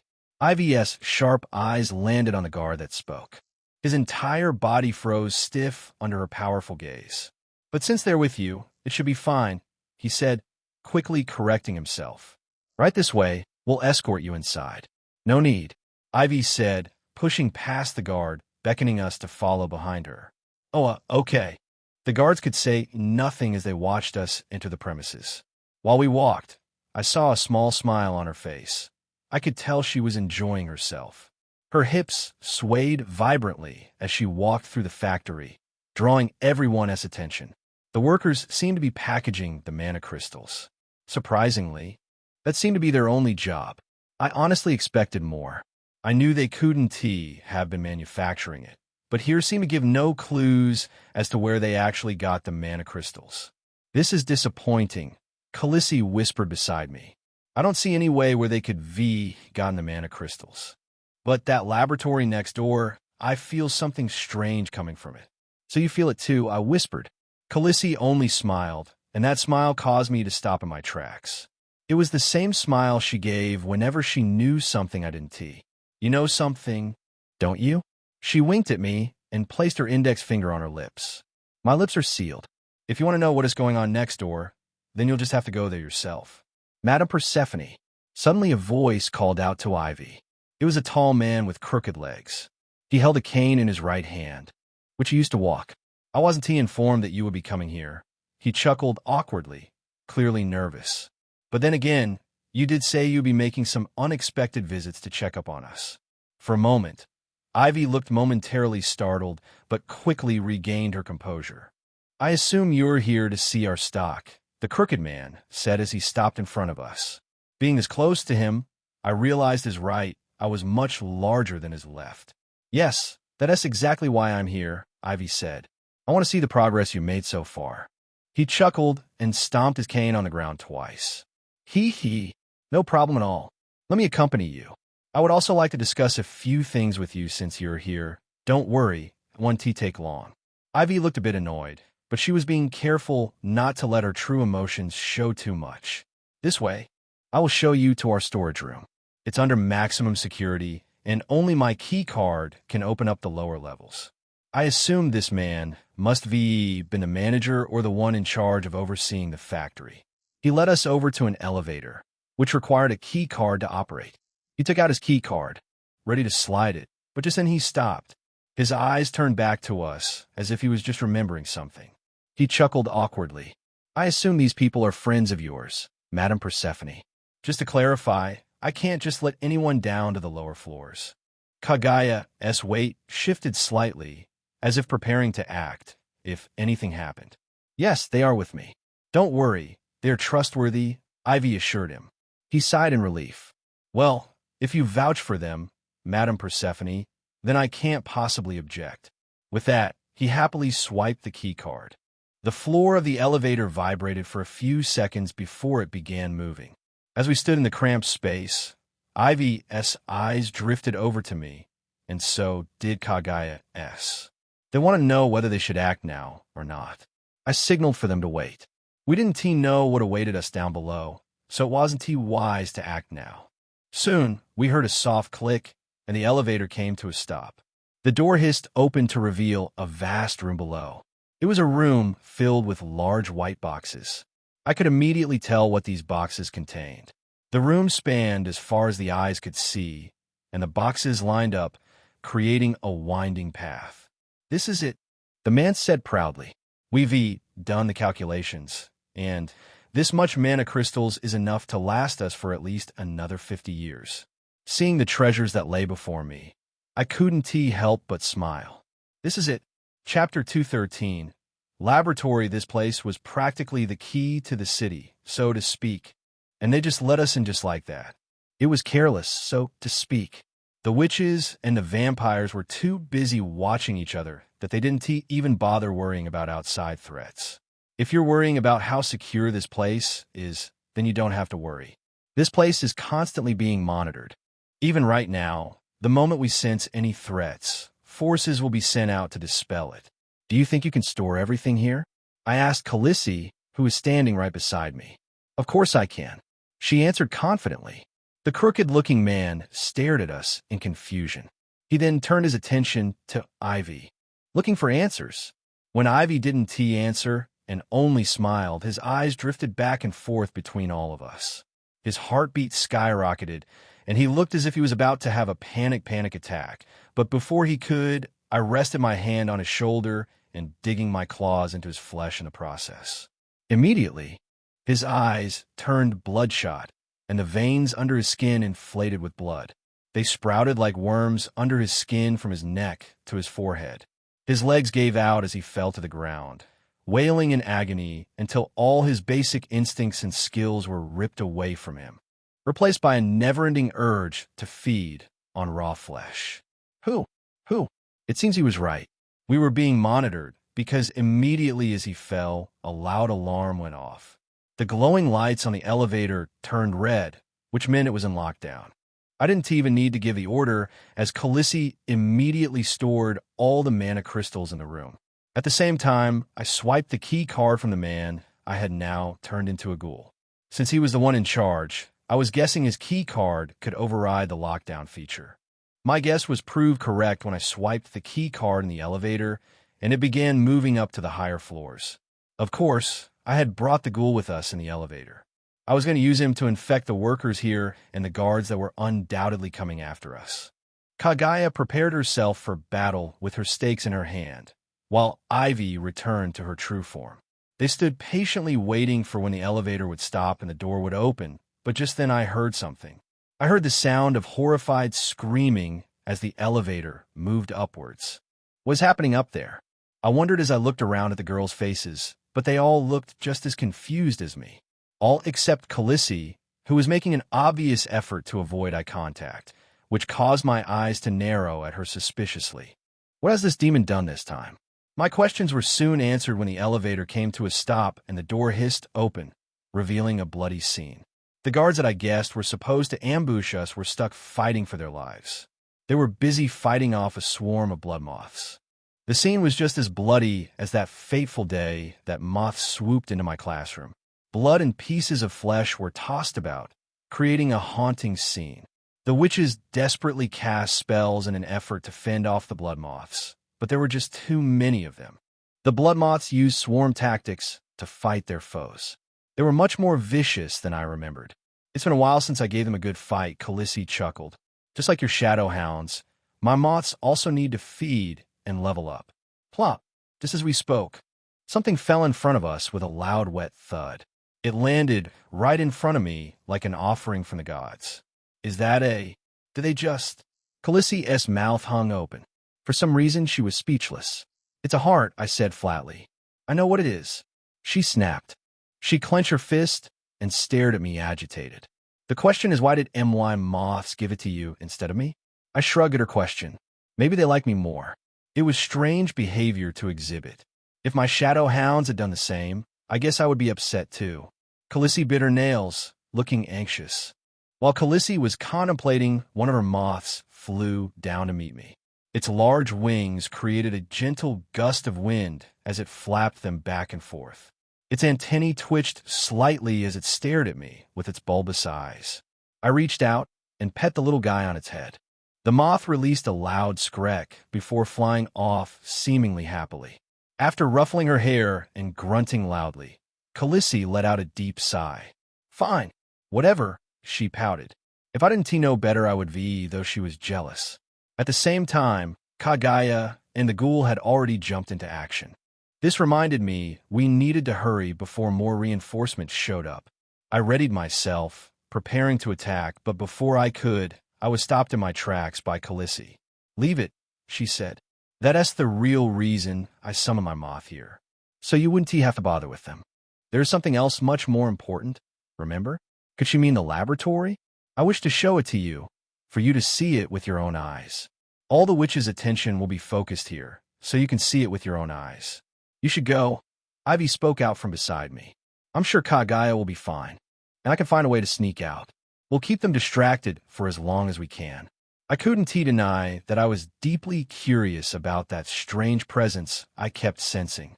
Them giving me the chance to figure out what it was meant a lot. "Thank you," I said to Ivy, and just then Khaleesi took my hand and flew off into the air, dragging me with her. We landed in front of the laboratory.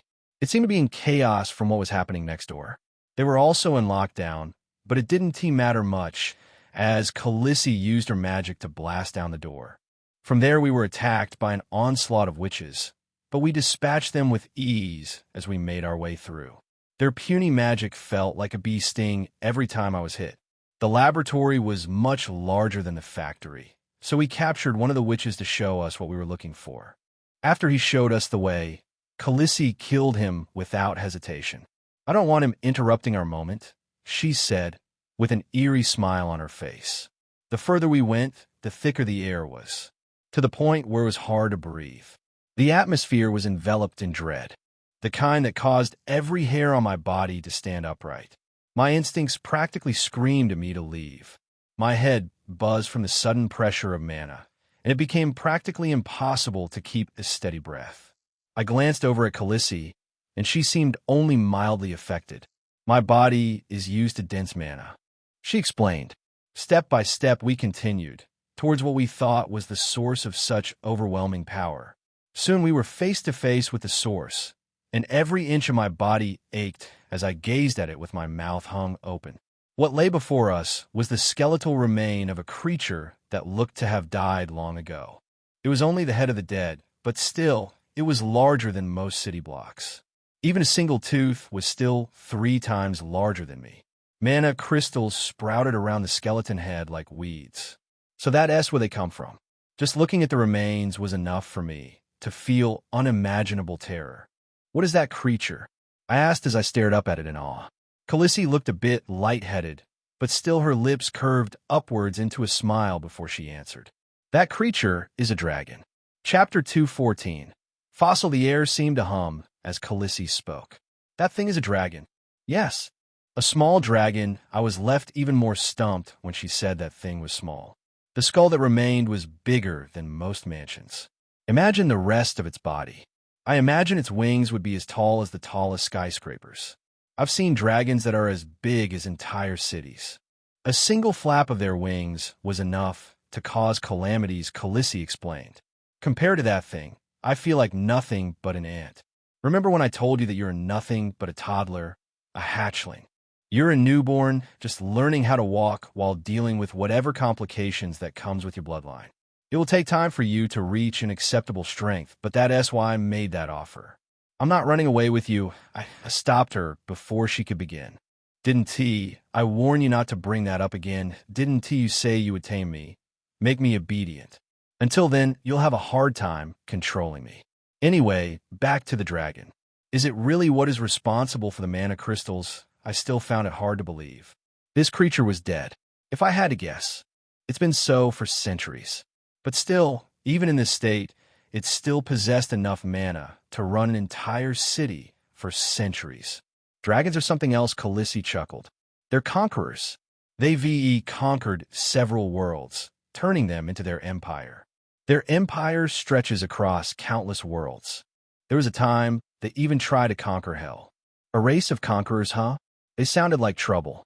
Their homeland is even more harsher than the demonic realm Khaleesi continued. It is dense with mana. So much that they're the only creature that can survive there for long. It's nothing but barren fields. They developed their draconian bloodline for the sole purpose of surviving there. That bloodline basically makes them a master at adapting. They are molded by the environment in which they are brought up, especially during the early years of their life. It is because of this adaptation ability why they are able to survive in mana-rich environment. Suddenly, she stopped speaking and began staring at me with proud smile on her face. Her eyes seemed to soften as she gazed at me. "Do you realize you're no longer struggling to breathe here?" she said. She was right. I could breathe just fine now, and I was no longer in pain. The dense mana now felt like a cool breeze washing over me. At higher stages, you'll be able to absorb mana, breath mana. Khaleesi's eyes sparkled as she spoke, as if she was staring at a diamond. "For now, I don't think there is anything we can do about this fossil. Just touching a posse is a huge risk," she said. "Yes, we want to be able to steal all the mana supply of this city. But this might turn out to be the best option." Khaleesi looked at me curiously. "How so?" "The mana crystals they have in reserve want to be able to power the entire city. And if given the choice between them and the rest of the population, the vampires and the witches will most likely choose themselves." Khaleesi nodded along, seemingly understanding what I was trying to say. "You're saying they use the remaining mana crystals to power their section of the city, while the rest of the city will be left to suffer?" I nodded. "Naturally, a rift will form between the two. That's where the Kitsune comes in. I will use her influence to incite a civil war against vampires and witches. The vampires and the witches failed to realize that they didn't have the love and loyalty of the people. The people only obeyed them out of fear of their power and the small comfort which was given to them. But once that comfort ends and their fear is replaced with hate, then things will start to get interesting from there on." "We should leave," I said to Khaleesi, already turning away. I felt an unsettling bloodlust heading my way. Could be a witch or maybe a vampire. Either way, I didn't want to find out. Not wasting another second, Khaleesi and I exited the laboratory, walking through the mess of corpses we created. Immediately, as we exited the build, we happened upon a sight that caused us to stop in our tracks. "What are you doing here?" Khaleesi asked with a frown on her face. I could see a vein beginning to form on her beautiful forehead. In front of us was one of Khaleesi's blood moth. From its scent, I could tell it was the one I petted before. When the creature saw us, it began zipping across the air, doing backflips and all sorts of tricks. It looked like a puppy excited to see its owner after a long day. "Tve, stop trying to impress him and go back to where you belong," Khaleesi snapped, looking even more agitated. She looked like a mother scolding her unruly child. "We should hurry back," I interrupted. "Something is coming." Immediately as I spoke, the blood moth latched itself onto my back, and with just a few beats of its wings, we were already soaring in the sky. Khaleesi watched us from the ground with her mouth hung open. "This is the first time one has ever disobeyed me," she mumbled to herself. She watched her moth carry me off with a confused look on her face, and then a small smile appeared on her face. She flapped her wings, and soon she was soaring across the sky beside us. "Tve," the blood moth sang happily as we soared above the clouds. The warm breeze brushed against my face as I was captivated by how magnificent the city looked from above. We weren't the only creatures up here. I spotted a few harpies out in the distance. Their bodies were covered in gray feathers, but their wings were black. Their breasts laid bare, and their feet was similar to those of a bird. Strangely, I began spotting more of them, as if they had spawned out of nowhere. What is happening? More continue to pop up until we're completely surrounded. Chapter 215. Harpies. The flock of harpies surrounded us as we soared through the sky. I felt a sense of wariness rumbling throughout me as I watched the sky being covered in black feathered beings. I felt cornered, unsure of what the right move was, until I heard a loud laughter erupt from beside me. I plucked my gaze from the harpies and instead stared at Khaleesi. She was laughing hysterically. "What are these creatures?" she asked with an amused smile on her face. "Half bird, half woman beasts." I didn't know that much about them, other than the fact that they lived in mountains. My father once told me he encountered an injured harpy in his travels. He was traveling inside a deep forest, tracking a rare mythical creature when he encountered the harpy. The wounded creature was nesting in a cage, and it seemed to have a few young with her. He said he left them some food, but didn't bother engaging with them since he knew they were wary of people. He also told me that harpies were once wind spirits turned into terrifying bird women. This was all I knew of them. The symphony of their wings beating together created an ominous feeling in the air. Khaleesi looked ready to fight, and so did the blood moth carrying me. I prepared myself, ready for whatever would happen, but just then, "Are you Liam Lycan?" Suddenly, one of them spoke in an ominous-sounding voice. Their bird-like eyes stared sharply at me. They came here with a purpose, knowing exactly who they were looking for, so there was no point in lying. "Yes, I am."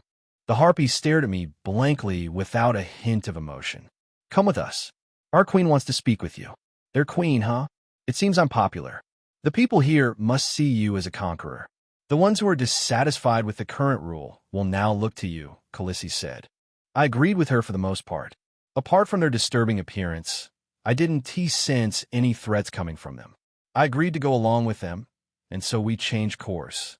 With the flock of harpies leading the way, we ascended further up into the sky. At this altitude, the air became thinner the more we ascended. We flew higher and higher for what felt like an hour. Just as I was about to question where we were headed, we passed through a giant cloud hovering in the sky.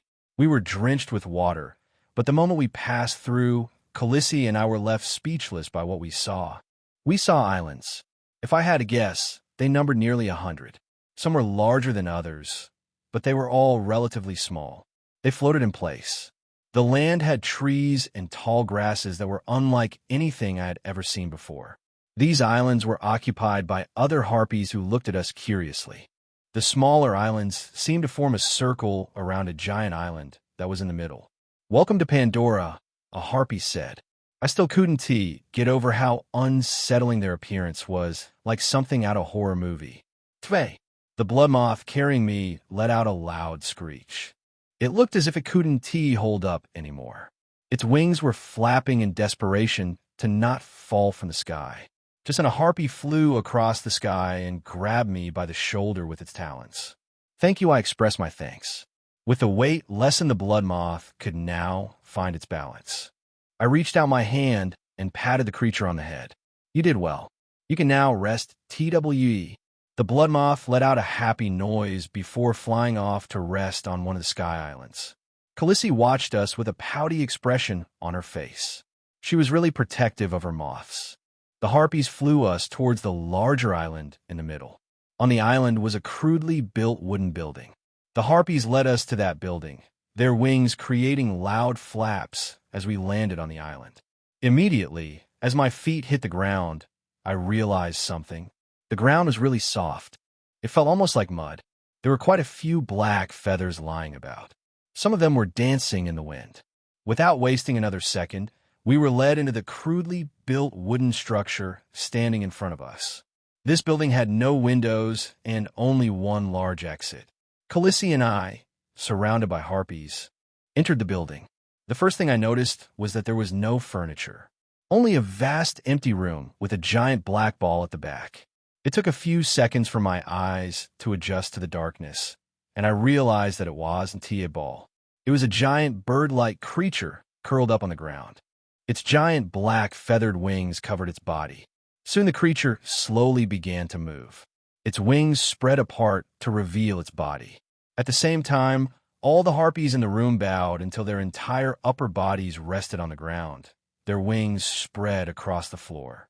"Our queen," they all said in unison. The harpy spread its wings to reveal a body that much resembled a human. Apart from her hands, which were feathered wings, and her feet, which had talon-like claws, the rest of her was human-like. Her face was round and cute with sharp features. She had this delicacy about her, like an untouched princess, while her eyes were the opposite. They were sharp and predatory, like an eagless. Her breasts and the rest of her lay bare for all of us to see. Her predatory eyes never left me for a second. She tilted her head like an owl as she continued to stare at me. So you are him. Her voice had a strange accent to it. The wolf that came to destroy our city.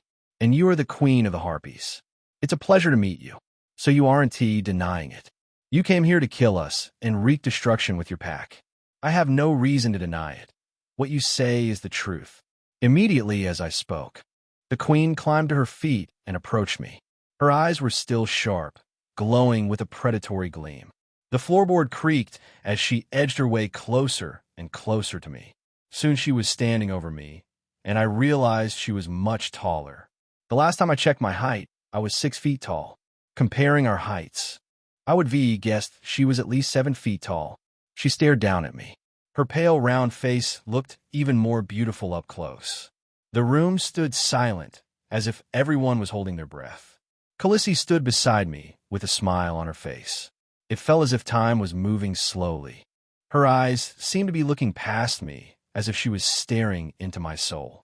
At that moment, I was at a loss for what would happen next, but it completely shattered whatever expectations I had. In the next instant, the towering queen was bowing before me. She was on her knees, her wings spread as she lowered her head. Save us. Her words came out as a plea, a cry for help.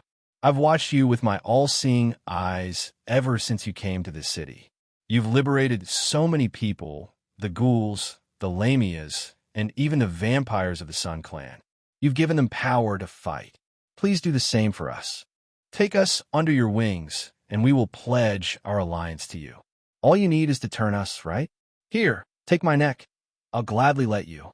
We pledge our allegiance, the rest of the Harpies said in unison. For a moment, I was speechless. Whenever I conquered a group, I had to scheme and make plans to make them submit. Sometimes I would be forced to use brute force. But here and now, there was a group willingly submitting themselves to me without me having to do anything to conquer them. I couldn't help but wonder what drove them to this. Seems I was right. Khaleesi chuckled beside me. I know desperation when I see it. I've seen this happen countless times in the demon army, especially when we got to a world where the people are oppressed. They seek freedom, so they go to the person who they think will grant it. Heeding Khaleesi's words, I turned my attention back to the Harpies. So you guys want freedom, I said, and the queen quickly answered. Yes, this city is a cage. We've tried to leave this city countless times, but they wouldn't allow us. We wish to roam the skies and travel the world, as free as a bird should be, but those vampires won't allow it. The only people they allow to leave are the ones they think can merge with the human population undetected. You are the only one that can grant us the freedom we desire. I beg of you, please save us. The queen begged on the floor with tears lining the creases of her eyelids. Chapter 2:16. A curse. Looking at the queen begging for her people's freedom, I felt a mixture of emotions, one of which was a hint of admiration. She put away her pride and her status as queen to bow to me. She wanted freedom, but didn't have the strength to grasp it for herself. So she was doing the thing required, bowing to someone who could give her the freedom she wanted. Personally, I would never make such a decision, but it was still admirable in its own way. I approached the weeping harpy and helped her to her feet. My hands seemed to sink into her soft skin when I touched her. Her face was flushed from all her crying. You are a good queen, I said as I wiped the silver tears from her eyes. You are correct. This city is a bird cage, and I will free you from it. All I ask in return is your loyalty. I want you all to join my pack. She nodded her head eagerly. Yes, we are all prepared. Every one of us. We will gladly join your pack. It is our honor. All the harpies surrounding us nodded their heads in agreement. The queen was the first one to offer herself to be turned, so with everyone watching, I did the honors. She didn't have a hint of fear in her eyes. Only joy from being able to find the person who would grant her the freedom she so desired. I bit in her neck and pumped my venom into her bloodstream, rewriting her very being in the process. She released a moan and flung her head back as she allowed my venom to take hold of her. Her eyes flashed orange, and her lips curved upwards into a smile. Status name, Celice Lycan age, 349 core level. LV 7 race, Harpy classification, supernatural beast bloodline, primordial Valkyrie. Without wasting any second, more harpies rushed forward to be turned. They flooded into the building, overcrowding the place. I turned them all, and soon a huge celebration ensued. Queen Celice's eyes glowed with joy, and for a moment they were all just joyful. But the joy was soon burnt to ashes when the queen suddenly collapsed to the ground. The thud from her fall caused silence to wash over the room until a sudden panic broke out. "My queen! What is happening?" The rest of the harpies tried to rush to their queen, but before they even got to her, they too collapsed to the ground. I watched the scene with my eyes open wide, wondering what was happening. Suddenly, the queen and all the harpies began vomiting strange black liquids. It flowed from their eyes and ears as they curled up on the ground in agony. Their screams grew more twisted by the second. Could my venom be incompatible? I wondered. This has never happened before. "Alpha, help us. Spare us your mercy." They begged and cried for my help, but I was at a loss for what to do. Harpies, now I remember. Those are the spirits that were cursed by that arrogant angel. What was his name again? I snapped my head in the direction of Khaleesi the moment I heard her speak. Did she just say angel? I can't seem to remember his name, but he and Abaddon had quite the scuffle back in the day. I stared at her, feeling puzzled by everything going on. Is she messing with me? What are you talking about? She shrugged. I can't remember. It all happened a few thousand years ago. We demons don't memorize events like humans, and the rest of you do. You said something about an angel, I quickly said, trying to cut through her nonsense. Her pink lips perched into a smile. Yes, the one that killed that dragon. Well, that's at least what I think. There are no creatures here powerful enough to face it. Your world used to be fiercely guarded by angels. Why did you think we demons stayed away for so long? There was one angel that was especially arrogant. He placed a curse on the wind spirits of this world, turning them into hideous bird women. So that's what happened. I thought that the Jinn was the one that killed the dragon we saw, but it turns out I was wrong. It was the work of an angel. I desperately wanted to learn more about this history Khaleesi spoke of, but the horrifying screams and the suffering of the harpies in front of me was my main priority. I rushed over to the queen, trying to see if I could help in some way, but just then, race evolution's complete. The curse has been evolved. Your harpies have now evolved into Valkyries. Once all the black liquid had been dispersed from their bodies, the harpies began to change shape. Their bodies glowed like molten lava. It looked as if their skins were melting off their bodies as their limbs began reconstructing. This lasted for only a few minutes before they had changed form completely.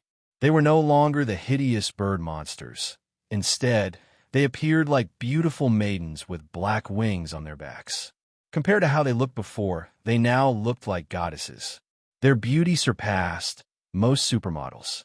If it wasn't for their black wings, I would thought they were angels. The most beautiful among them was, of course, their queen. The black wings on her back obscured her delicate features. Her once tall figure was now slender, her waist slim and her hips wide. Silky black hair cascaded down her shoulders. It looked and felt as if it was holding an endless darkness within every strand. Her eyes were that of a newborn, like a bird just hatching from its egg. For a moment, I was captivated. The two of us stared at each other before her thin lips parted to speak. "Alpha, you cured us. You lifted our curse." She finally pulled her gaze away from me. Her eyes swept over the room, looking at the other harpies, no, Valkyries, in the room with us. I smiled and offered her a hand. She gracefully took it, and I pulled her to her feet. I then offered her my shirt to help cover herself. The shoulder area of the shirt made it seem a bit too big for her, but the chest area was under a fair bit of pressure. Now that her evolution was over, it was time I got some answers. Chapter 217. Symbiotic gift. The Valkyries all had a moment to glance over their new appearance. They all looked as if they were in disbelief. For years we have been chastised for how hideous we looked. They wouldn't even let us out into the outside world. In the past, humans threw rocks at us, burned us at the stake, and committed all sorts of evil towards us. Celice watched her people's reaction, and a warm smile bloomed on her face. She spread her wings wide to garner their attention. Things are not how they used to be in the past. We now have an alpha, one who cherishes us and cares for us deeply, one who we must serve faithfully and loyally. Selise spoke to her people like a queen. The birds who were once trapped in a cage would finally be free. They finally found a master that would open their cages. In the past, we've been hated and disgraced. We traveled the world to find a home, but no one accepted us. Not until some cried, others rejoiced. Hearing their queen recall the pain inflicted upon them in the past brought them to tears. Some were also excitement for the new life that awaited them. They were desperately looking for a savior, and in their desperation, they chose me. They faithfully gave their lives to me, clinging onto the hope that things would be better. What else could I do other than meet their expectations? To be worthy of the pedestal they placed me upon. It took a while for things to calm down and for me to finally get a moment with Selise. We settled in a room that I assumed must be been her bedroom. The room was mostly empty apart from a few crudely built pieces of furniture that were standing on their last legs. They really weren't good at building things. Her bed was just a pile of fur and twigs lying in the corner of the room. When I stared at where she slept, her face flushed red, and she hastily tried to block my view with her wings. You shouldn't stare so closely at a girl as private dwellings, Khaleesi reprimanded. No, it's fine. It's just that, Selise panicked, most likely thinking she had offended me. I rested my hand on the top of her silky black hair. Don't worry about it. It's fine, I assured her. As for what I want to discuss about the curse, her body jolted the moment I mentioned the word curse. Oh yes, the curse. I don't really know much, considering it all started a few thousand years before I was even born. It was back when the only living creatures in this world were jinns and spirits. They all lived in harmony under the guidance and protection of angels. So there were more jinns that existed, and not only that, they used to live in our world. Wait, back when I was first learning about the existence of jinns, my mother told me that the jinn came from another world. That also was all the consensus around purgatory. Everyone believed the same. I thought the jinn were originally from another world, I said. That's what he told everyone, but it's a lie. It was so everyone would think he was a god. Remember, you also learned that this jinn was a trickster, Khaleesi chimed in. He was cunning, and with the things he could do with his power, you wouldn't find it hard to believe that he was a god, Selise said. Anyway, the reason this curse came about was because a spirit, a wind spirit to be exact, offended one of an angel. As punishment, that angel turned the wind spirits into harpies. So that's how they came into existence. When their curse came into contact with my primordial bloodline, it somehow triggered an evolution that turned them into Valkyries. Thanks to you, we no longer suffer from that curse. You gave us the chance to begin anew. We're no longer harpies or wind spirits. We're Valkyries. You're Valkyries. Selise smiled warmly, took hold of my hand, and rested it on the side of her face. Valkyries. Huh. I look forward to seeing the warriors these maidens will develop into. I could already imagine them raining down hell on my enemies from the sky, with Selise as their commander. With this, my pack had grown a notch stronger. We will train diligently for you, Alpha, until the time comes when you need us to fight, Selise whispered as her black wings covered the both of us. I expect a lot from you, Selise. Do your best. She nodded, and her grip on me seemed to tighten. Can we stay like this for a little while? I need to recharge until I next see you again. Sure. Khaleesi rolled her eyes from the back of the room before exiting. I saw a slight hint of anger on her face as she left, but I might have been mistaken since I could only see through the gaps Selise's wings created. We stood like this for what felt like a few hours. Her wings shielded us from the outside world, creating a small haven for just the both of us. She hugged around my neck tightly, and I held her waist to support her as she had long fallen asleep. Soon she began to stir from her sleep, and her eyes slowly opened. A small smile bloomed on her face when she saw me, and her wings slowly opened, releasing us. It's time for me to go, I said. Her expression turned cloudy, but she nodded in understanding. I'll keep an eye on you with my all-seeing eye. It allows me to monitor everything that is going on around the city. Also, I'll leave you with a small gift." Saying that, she pressed her soft lips against mine. Her lips had a strong, sweet taste to them. For a moment, I thought this was the gift, but I was wrong. Suddenly, I felt this strange energy passing from her to me. "Congratulations. Shadow Ravens have been successfully added to your Phantom Pack." My eyes widened when I saw the notification. Celice immediately pulled away and stared at me with a smile. "What is this?" I asked in disbelief. "Did you know that ravens and wolves have a symbiotic relationship?" She mused with a teasing smile. "The raven locates prey and guides the wolves towards the prey. Though they aren't involved in the killing aspect, they still play a crucial role. These shadow ravens will play the same role for you. They'll be your eyes around the city or anywhere you cannot reach yourself." With just a single thought, I tried summoning one of these shadow ravens, and immediately one appeared on my shoulder. This ability allows you to see through their eyes, but you can only summon 25 ravens at a time. As I said before, their offensive power isn't that great, but I'm sure you'll make good use of them. "Yes, thank you. This will help more than you know." Saying that, I reached out and petted the raven sitting on my shoulder. It looked just like a regular raven, except for its orange eyes and its feathers that seemed to be blacker than those of regular ravens. "KHAW." The raven made a loud noise as I petted it on the head. "I think he likes you," Celice giggled. I thanked Celice once again before wishing her goodbye. I then went to find Khaleesi since it was now time to leave. Chapter 218, What Are You Thinking? I found Khaleesi standing at the edge of the Sky Islands, staring at what was below. The blood moth that accompanied us hovered in the air just above her. The moment it saw me, it flew over, creating a loud swoosh sound in the air. The blood moth seemed intrigued by the raven that was resting on my shoulder.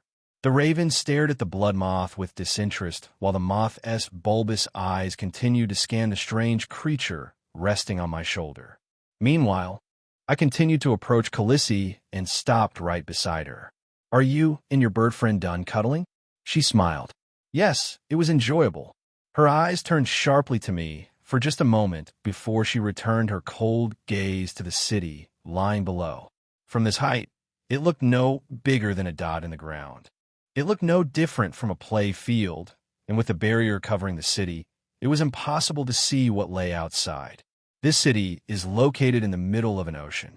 There is no land for miles out. "I can tell that much," she said. "Makes sense.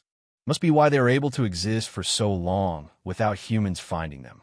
I bet the witches have some magic that prevents human technologies from finding this place. And if a human happened upon this city, then they would be swiftly dealt with." She raised her head slightly to look at me. "How do you know?" "Because that's what I would do. By the way, what are the rest of the demons doing now that Conquest can't come here for the next few months?" Khaleesi raised an eyebrow. "I didn't say he can't come here. I said he won tea. Don't forget that." "Why is that?" "Dragging out this war doesn't make sense for them. When you butcher an animal, don't you fatten it up first to make sure it's even worth consuming? You guys are the same. You didn't even possess mana before we came.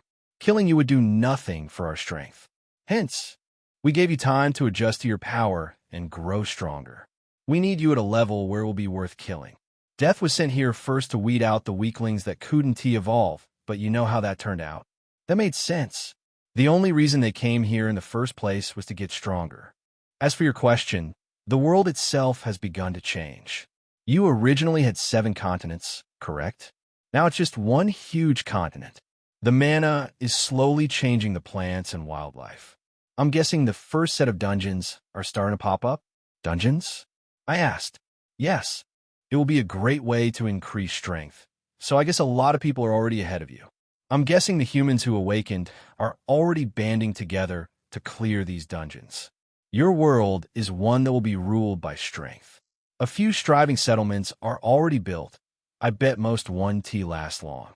Khaleesi's lips curved up into a smile, as if remembering something. Your wish is to build a striving city, right? Yes, I answered as I watched the clouds drift by. That is a difficult goal to achieve, given the current state of things. Fighting the demon army and building a striving city in the apocalypse almost sounds impossible. It will be difficult, I admit. First, I'll have to be strong enough to face whatever threat that comes along. For some reason, Calissie's expression looked a little downcast. I got the feeling that she was worried about something. Tell me something. Aren't you worried that I'll betray you? I'm a demon after all. Not at all. I didn't even think there was a sliver of chance she would betray me. If I did, she wouldn't have been allowed to stay with my pack for so long. I admit she was harder to control than the others, but that was it. Then you're a naive fool. Strangely, a smile began to form on her lips. Are you ready to leave? Or are you planning to traverse the Sky Islands? No need. I've seen all I need to. Let us go. Selise and the other Valkyries gathered to see us off. They bent down on one knee with their heads lowered. We will get stronger for you, Alpha, they all said in unison. Their voices a testament to their conviction. Even though I just met them, it felt as if I knew them for years. Selise stood with her hand across her chest, tightly clenching the fabric. Her eyes seemed sad, but she still gave off the aura of a queen, someone fit to rule. With one final goodbye, we were off. The blood moth latched onto my back, its wings creating a nice buzz in the air as it flew off. Calissie was flying gracefully to my right, and the raven was to my left. We descended the sky faster than we came up. I closed my eyes, feeling the cold night against my face. Wolves weren't meant for this, but somehow it felt comforting being in the sky. I slowly opened my eyes to see the beautiful city coming into view. My ears captured every sound, every heartbeat. It was bustling with life. But that was all there was life. They no longer had any power since we cut off their mana supply, so the city was pitch black. Still, nothing noteworthy began to happen yet. They probably thought it was just a minor disturbance. At most, they were probably a little annoyed, but they would soon realize the severity of their situation. What do you see when you look at the people of this city? Calissie asked as we descended downwards. I see cattle and livestock. Funny, that's what a demon would say. No, that's what a wolf would say. I corrected her. It's natural for a predator to not feel any empathy for the prey they are meant to kill. If I did care about them, then it would be going against my natural instincts. Yes, you're right. I find it impressive that you managed to control your bloodlust while living with humans for so long. I bet suppressing your bloodlust must have turned you into a defanged snake. Someone with no instincts, no drive to kill or do anything. It's all in the past. I've regained myself in the apocalypse. It's time to move on. Calissie and I flew over the city, taking in the sight of the city until we finally arrived at Grey Waste. Chapter 219. Faithful gathering days passed, and the situation began to worsen. In the first few days, you could feel the tension high. One section of the city had power, while the other was forced to suffer in darkness. At first, they could only bite their lips and sneer under their breath. The vampires and the witches didn't bother telling the rest of the population that their mana crystals were stolen. Instead, they kept it a secret.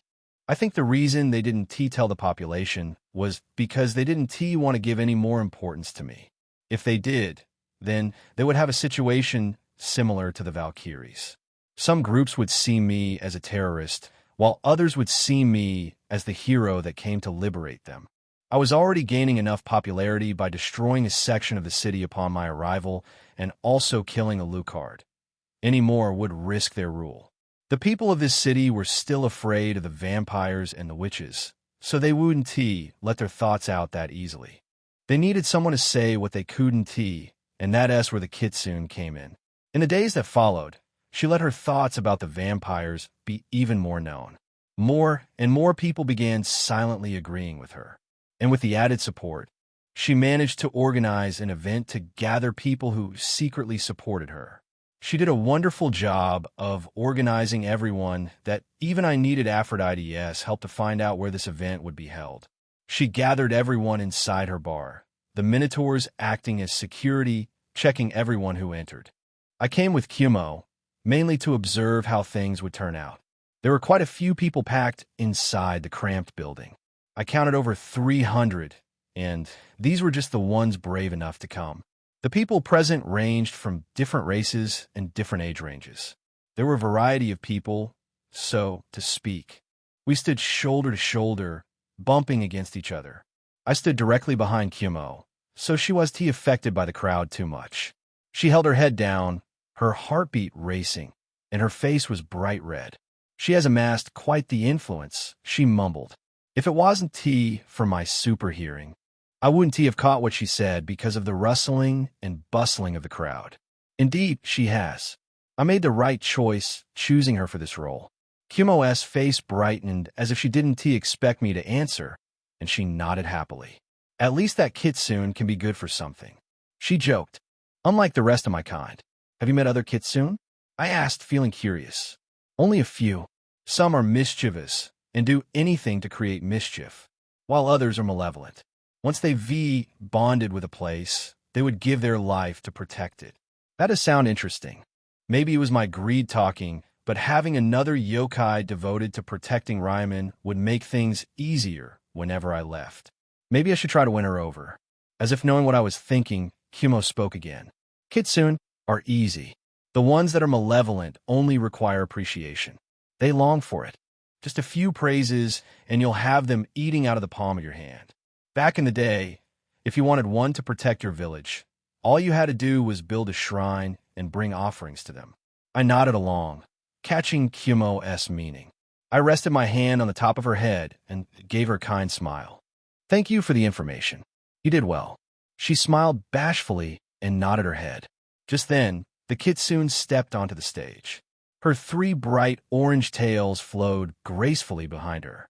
She immediately captured everyone's attention with the aura she was giving off. Almost like a deity, I could see why people worshipped her in the past. She was dressed in a white kimono, her hair tied in a bun. She walked with her head held high until she was on top of the stage. She then stared into the crowd of people and began to speak. Thank you all for coming. I know you all are taking a great risk coming here, and so you have my thanks. She bowed her head gracefully, and with these words and actions, she captured their hearts. Now, the reason I have called you all here is to talk about the blatant injustice taking place in this city. The vampires and the witches have turned off our power supply, leaving us to fend for ourselves in the darkness. Because of this, that merciless gang of ghouls has started robbing and killing people at night. Most of us are afraid to walk at night. Our homes and businesses have been robbed. Our lives are in danger, and yet they couldn't care less. Hearing these words, some started nodding their heads, some cheered, and others flew into rage. Them not being able to express their anger freely caused their rage and anger to explode out of them. These attacks weren't actually because of the gang of ghouls. They were relatively silent. These attacks were done by the ghouls under my control. I used them to stir the conflict even more by attacking people under the cover of darkness. It is time we take matters into our own hands and hold the vampires and the witches accountable for their actions. They took away the mana crystals that granted us our comfort. How long before they take away something else?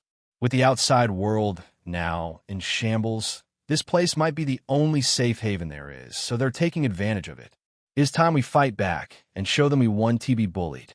The room immediately erupted in a frenzy. At this moment, they could express their anger freely without any restraint. The walls reverberated from the shouts. Looking at their reactions, I couldn't help but crack a smile. This was exactly what I wanted. It is time we fight for what we want. Chapter 220. Secret Meeting 1. While Liam was out at the event held by the kitsune, Khaleesi was out on her own little rendezvous. Her beautiful white hair danced in the wind as she wiped the blood from her cheek. Earlier, she had caught the lustful gazes of a few men who followed her into the alleyway, an action they soon regretted. She made short work of them and grinned their bodies to dust with her magic. Ever since they've been without mana crystals, the people of this city have slowly started to revert back to their true nature. The city had become a haven for crime and all sorts of illegal activities, especially at night. Thinking about this, she couldn't help but crack a smile. Things were getting interesting. She could barely contain her excitement, and before she knew it, a small blush crept up on her face. What lewd thoughts are going through that mind of yours, demon? Suddenly, a voice echoed through the alleyway. Khaleesi turned her head in the direction of the voice to see a beautiful woman calmly walking towards her. This woman had luscious red hair. Her wide hips swayed with every movement. Her lips, colored in red lipstick, curved upwards into a teasing smile as she stared at Khaleesi with sharp eyes that discerned every movement. The clicking sound of her heels echoed in the damp alleyway as she walked. Khaleesi watched this woman with a strange gleam in her eyes, and soon her lips also curved into a satisfied smile. "Aphrodite," she chirped. "The Witch of Lust. Is that what they call you now? A fitting title, I assent it?" Aphrodite asked as she came to a stop in front of Khaleesi. Khaleesi's smile never wavered, and she continued to stare Aphrodite in the eyes. Staring at Aphrodite, she couldn't help but chuckle at how funny this all seemed to her. "Who would be thought I'd ever find you here, Aphrodite? I remember looking up to you when I was young. You were one of my favorites out of Lucifer's many wives. That was so long ago, I hardly remember. I can't say I remember you either. Why would you? I was of no importance back then. Just a naive girl that wished to be taken in. Now, you serve that little boy." Khaleesi raised an eyebrow. For some reason, she felt offended, not for her sake, but for someone else. "What little boy?" she asked, her tone dropping all pretenses. Seeing this, Aphrodite's smile grew even more mocking. "That wolf, I mean. He is a little boy, an immature pup that thinks he can take on the world. Don't tell me you actually let yourself be lured into his foolishness." At this point, Khaleesi couldn't help but feel annoyed. "You were once highly respected in the demon realm. Every girl wanted to be like you, and every man wanted you. You were one of Lucifer's most devoted wives, but now here you are? He tossed you aside not long after he married Lilith, and poor little you had to run for your life. You're in no position to look down on anyone," Khaleesi said, her disdain in her voice. Hearing her past shame being dug up, Aphrodite's blood began to boil. But of course, that was only on the inside. Her outside appearance was still calm and collected. "Who does this bitch think she is? Unlike you, I don't serve anyone. Instead, I am one of those who rule this city," Aphrodite said proudly. As far as she cared, the past was the past, and it wasn't worth remembering. "Your son is also here. He was among the archangels first sent to this world. They say he is the most handsome of all of Lucifer's children. No doubt he inherited your beauty." "Enough," Aphrodite said, waving her hand with disinterest. "You're trying to see if I still care about Lucifer or my son. I'll save you the time. I do not care about neither. Lucifer betrayed me, and I never cared about my son. That is why I didn't bother to take him with me when I left. Or maybe it's because you knew Lucifer would hunt you down if you did. By yourself. You weren't of much interest to him." Khaleesi stared deeply into Aphrodite's eyes, but she couldn't discern whether she was lying or not. Still, finding out whether Aphrodite cared for her son or not wasn't the reason why she came here, so she decided to lay the matter to rest. "Anyway, as to the reason I called you here, you want to discuss that demon that is on its way here?" Aphrodite said confidently. Khaleesi couldn't help but feel surprised. Even she had just begun to sense the demon's approach back when she was at the Sky Island. "Why didn't you tell your wolf? Are you afraid that he'll be devoured?" Aphrodite mocked. "He has enough to worry about already, fighting against this city. So you wish that we fight his battles for him? Are you his mother? This demon coming here will affect more than just him. It will affect you too. If the demon catches you, it will surely bring you back to Lucifer. That is why I'm suggesting a temporary truce. The two of us can work together to defeat the demon." Aphrodite couldn't help but chuckle and shake her head. "You would seriously risk your life to protect that wolf. We both know that the moment that demon steps foot into this city, it will be under assault. Unless they send an archdemon, whatever demon it is can't hope to survive. Your only reason for doing this is protecting that wolf." Indeed, Aphrodite had hit the nail on the head. Khaleesi was worried this demon might stifle Liam's growth, that he wouldn't be able to handle any more danger coming his way, so she wanted to deal with this demon discreetly and quietly. But Aphrodite had clearly seen through this ploy. She looked at Khaleesi, feeling a bit disappointed. Never had she thought that one of Lucifer's demons would betray him, and all for what? While for Khaleesi, this woman was once her idol. When they were younger, both her and Lilith aspired to be like the great Aphrodite, the charming fifth wife of their demon king. Now here she was rotting away, in a city no better than the lowest levels of hell. Let me give you some friendly advice. Kill that wolf and retake your place by Lucifer's side. You know what happens to those who betray the demon king, don't you? With those words, Aphrodite turned on her heels, no longer interested in continuing this conversation. Whatever you decide, you'll have to live with it. Remember that. Khaleesi watched Aphrodite's figure disappearing from the alleyway. She couldn't help but feel helpless, along with this uneasiness settling in her chest. Chapter 221. Secret Meeting. 2 days passed, and the Kitsune continued to accumulate followers. She had created a sizable faction against the vampires and the witches while the city was practically lawless. The Lich and the Whites couldn't handle the influx of crime. A civil war had ensued. At this point, the vampires and the witches could no longer keep quiet. They had elected to hold a meeting to discuss the current state of things. But only 4 queen witches and the leader of the Valemont clan would be in attendance. The person who elected to hold this meeting was, of course, the Witch of Greed and her sister Aphrodite. The two organized a room for their guests and sat and waited patiently. Aphrodite sat with her arms crossed, filing her nails. There was a servant wearing a dog collar bowing before her. She also had ears and a tail like that of a golden retriever. Her green hair was now cut short, and her maid uniform was tailored to look more seductive. She stuck out her tongue, just like a puppy, and stared up at Aphrodite with round green eyes. The Witch of Greed occasionally glanced over at them, but her attention was mostly focused on the book she was reading. After a while, she took another glance at them and couldn't help but say, "You've trained her well. I can hardly tell that thing is Ember. You mind telling me how you did it?" Aphrodite's lips curved up into a smile.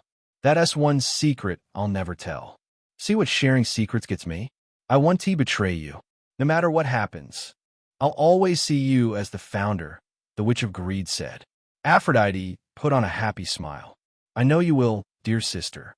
Long ago, when Aphrodite first came to this world, she was the one who taught the inhabitants how to use mana crystals. After being betrayed by Lucifer, she developed a sort of disdain for men. And seeing how women were treated back in those days, she decided to create a form of sisterhood. That sisterhood is now known as witches. At first, she was the queen of all witches, since she was the most experienced in using mana crystals. But soon geniuses emerged, and she was soon overthrown. Eventually, they developed more ways to use mana crystals, ways she herself had never thought of. Aphrodite was never a genius at using mana crystals. She just knew more than the people of this world since she had lived so long in the human realm. Aphrodite was originally from a world the Demon King conquered long ago. She was originally a commoner, but she used her beauty and her wit to marry a lord. A king eventually got jealous that a mere lord had such a beautiful wife. So the king killed her husband and took her as his wife. When Lucifer's demon army eventually came to her world, he laid waste to everything and killed all the heroes. Aphrodite was among those who would be sold as slaves, but then Lucifer took a liking to her.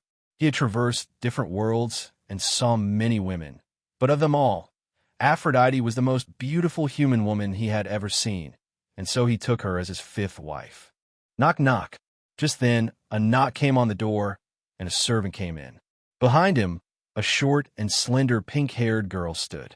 The Witch of Sloth, Aphrodite, chirped happily. "You're the first to arrive. Please come in and have a seat." The Witch of Sloth rolled her eyes before turning her back and saying, "Come on, Yun Yun." As she spoke, a tall, middle-aged man stepped through the door. This man was her treasured younger brother. Even though she looked no older than 16 and the young man looked old enough to be her father, they were actually brother and sister, with her being the oldest. When the man entered the room, he nodded to the witches inside, and at the same time his older sister hugged his arm happily. "Let us go have a seat, Yun Yun," the Witch of Sloth said with a cheerful smile. The two took a seat beside each other, still arm in arm. The Witch of Sloth had no interest in anyone else, only her brother. So she didn't bother paying any attention to the other witches. So the room stayed mostly in silence until the other guests arrived. The next to arrive was the Witch of Calamity, a tall woman with blue hair and glasses, dressed in a lab coat. Her expression was a bit irritated. Not for the witches in the room particularly, but for having the mana crystals she was in charge of safekeeping stolen. She entered the room and took a seat around the table. Now it's just the vampires that are left, the Witch of Greed sighed. Not long after she spoke, the next visitor arrived. The next to arrive was the head of the Valemont clan. He had a gentlemanly air around him as he strolled into the room and wished everyone a good day. "Where is Damien Dracul?" he asked as he took a seat. "He is yet to arrive.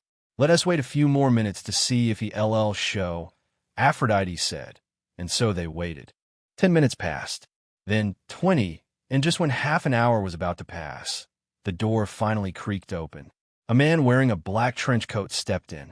His hair and his appearance made him look like a bird that was drenched by the rain. "Welcome, Damien," Aphrodite said happily, but he did not answer. He didn't even spare her a glance. Instead, he walked over to the window. Everyone watched him, feeling confused as to what this odd man was doing, but he didn't pay their disgruntled looks any mind. Stopping at the window, he glanced down and saw a bird sitting on the window ledge. This bird was a pitch-black raven. He stared at the creature with his pale yellow eyes without uttering a word. "Is something the matter?" Aphrodite asked. Damien ignored her once again, and this time went to take his seat with the others. With everyone now present, it was time to begin the discussion. "So, what are we going to do about this wolf?" Chapter 222, Secret Meeting 3. "So, what are we going to do about this wolf?" Cuckoo. Immediately after Aphrodite spoke, the Witch of Sloth broke out in laughter. Who would thought a pitiful werewolf would cause so much headache? "I'm honestly a little embarrassed for you all," she mocked. "This is a shame on you too," the Witch of Calamity snapped, her voice cutting through the Witch of Sloth's laughter. The Witch of Sloth's eyes narrowed at her. "Weren't you the one who allowed the mana crystals to be stolen in the first place?" The Witch of Calamity glared at her. "Calm down, ladies. As leaders of this city, we are all to blame for what happened," Aphrodite said. "Now the people of this city are rebelling, inciting a civil war," the Witch of Greed chimed in. "The common folks we can handle." This time, it was the head of the Valemont clan that spoke. His voice sounded like a low growl. "That kitsune is the one spurring them on. All we need to do is squash them, and the rest will fall in line." "Indeed," the Witch of Greed agreed, nodding her head. "We need to show the others what will happen when they try to fight back. I suggest we let the other noble vampires handle this. This seems a job fitting for them," Cassian Valemont said, disregarding the matter as just a minor disturbance. To him, their main focus should be the wolf hiding in the city, the one that killed his son. "What about that kitsune?" the Witch of Calamity asked. "She's a yokai after all. The noble vampires will handle it," Cassian reaffirmed again. "It's just a three-tailed kitsune. It's not nearly powerful enough for us to worry about it. We should focus mainly on the wolf." With that said, his eyes turned to Damien. Damien Dracul sat and watched the discussion quietly. His expression was unreadable, and his eyes were not looking at anyone in particular. Seeing Cassian looking at him, everyone also began staring at Damien. "I'm only going to ask you this once. Do you have anything to do with that werewolf?" For a moment, everyone's expression froze. None of them expected such a question. "What are you?" Aphrodite tried to speak, but Cassian silenced her with just a wave of the hand. Damien, on the other hand, was the only one who didn't react to such a question. After an awkward couple of seconds, his mouth finally opened to speak. "What werewolf?" Silence enveloped the entire room. Everyone was too stumped to speak, though they should expected it. They've known Damien for years, and he has always been like this. But this time, since his son's death was a part of the situation, Cassian couldn't take it. His blood was boiling. Ever since he saw Damien, he has been stopping himself from letting his rage explode.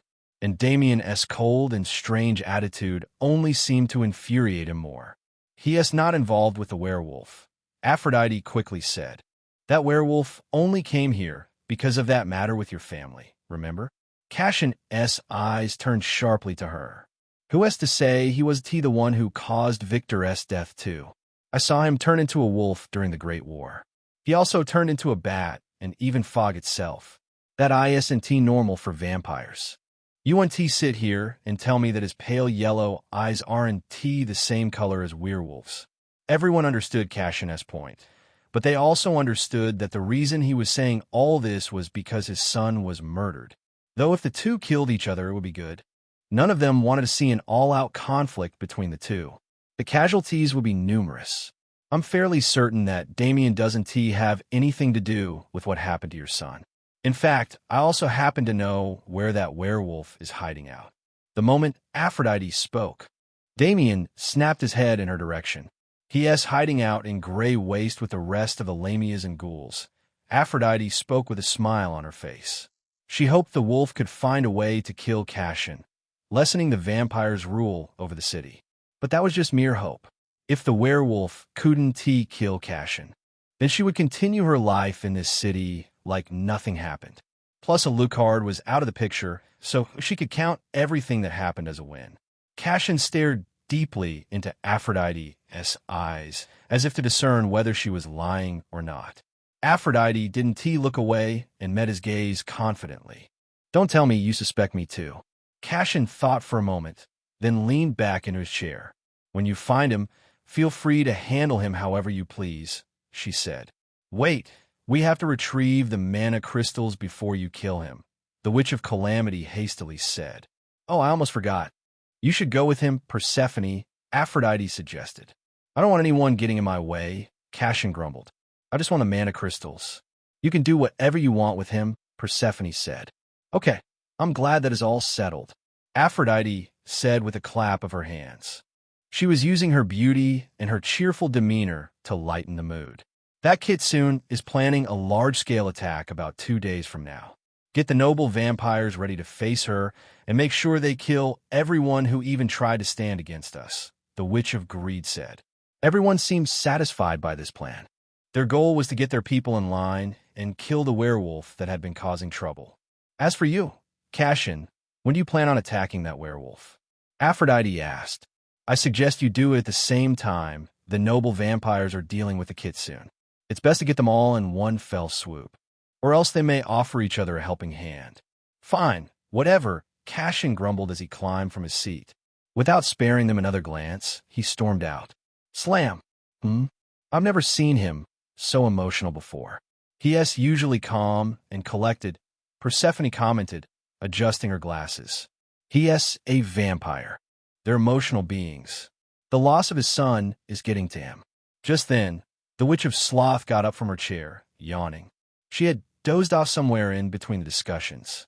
I assume it's all been settled. I'll take my leave. Kulme, Yun. With that, she and her brother left, and the Witch of Calamity followed soon after. Soon it was only Aphrodite and her sister remaining. The two stared at each other, then cracked a smile. Chapter 223. The Heir's Announcement Splash. No, stop, not touch, only Lee. In a bathhouse at Grey Waste, Sylvie fought frantically as Celthia held her down.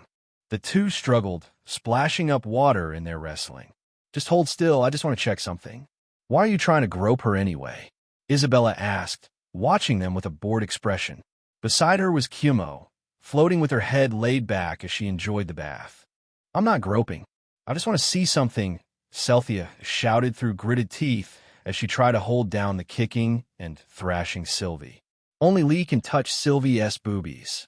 The two continued to wrestle, kicking up waves of water.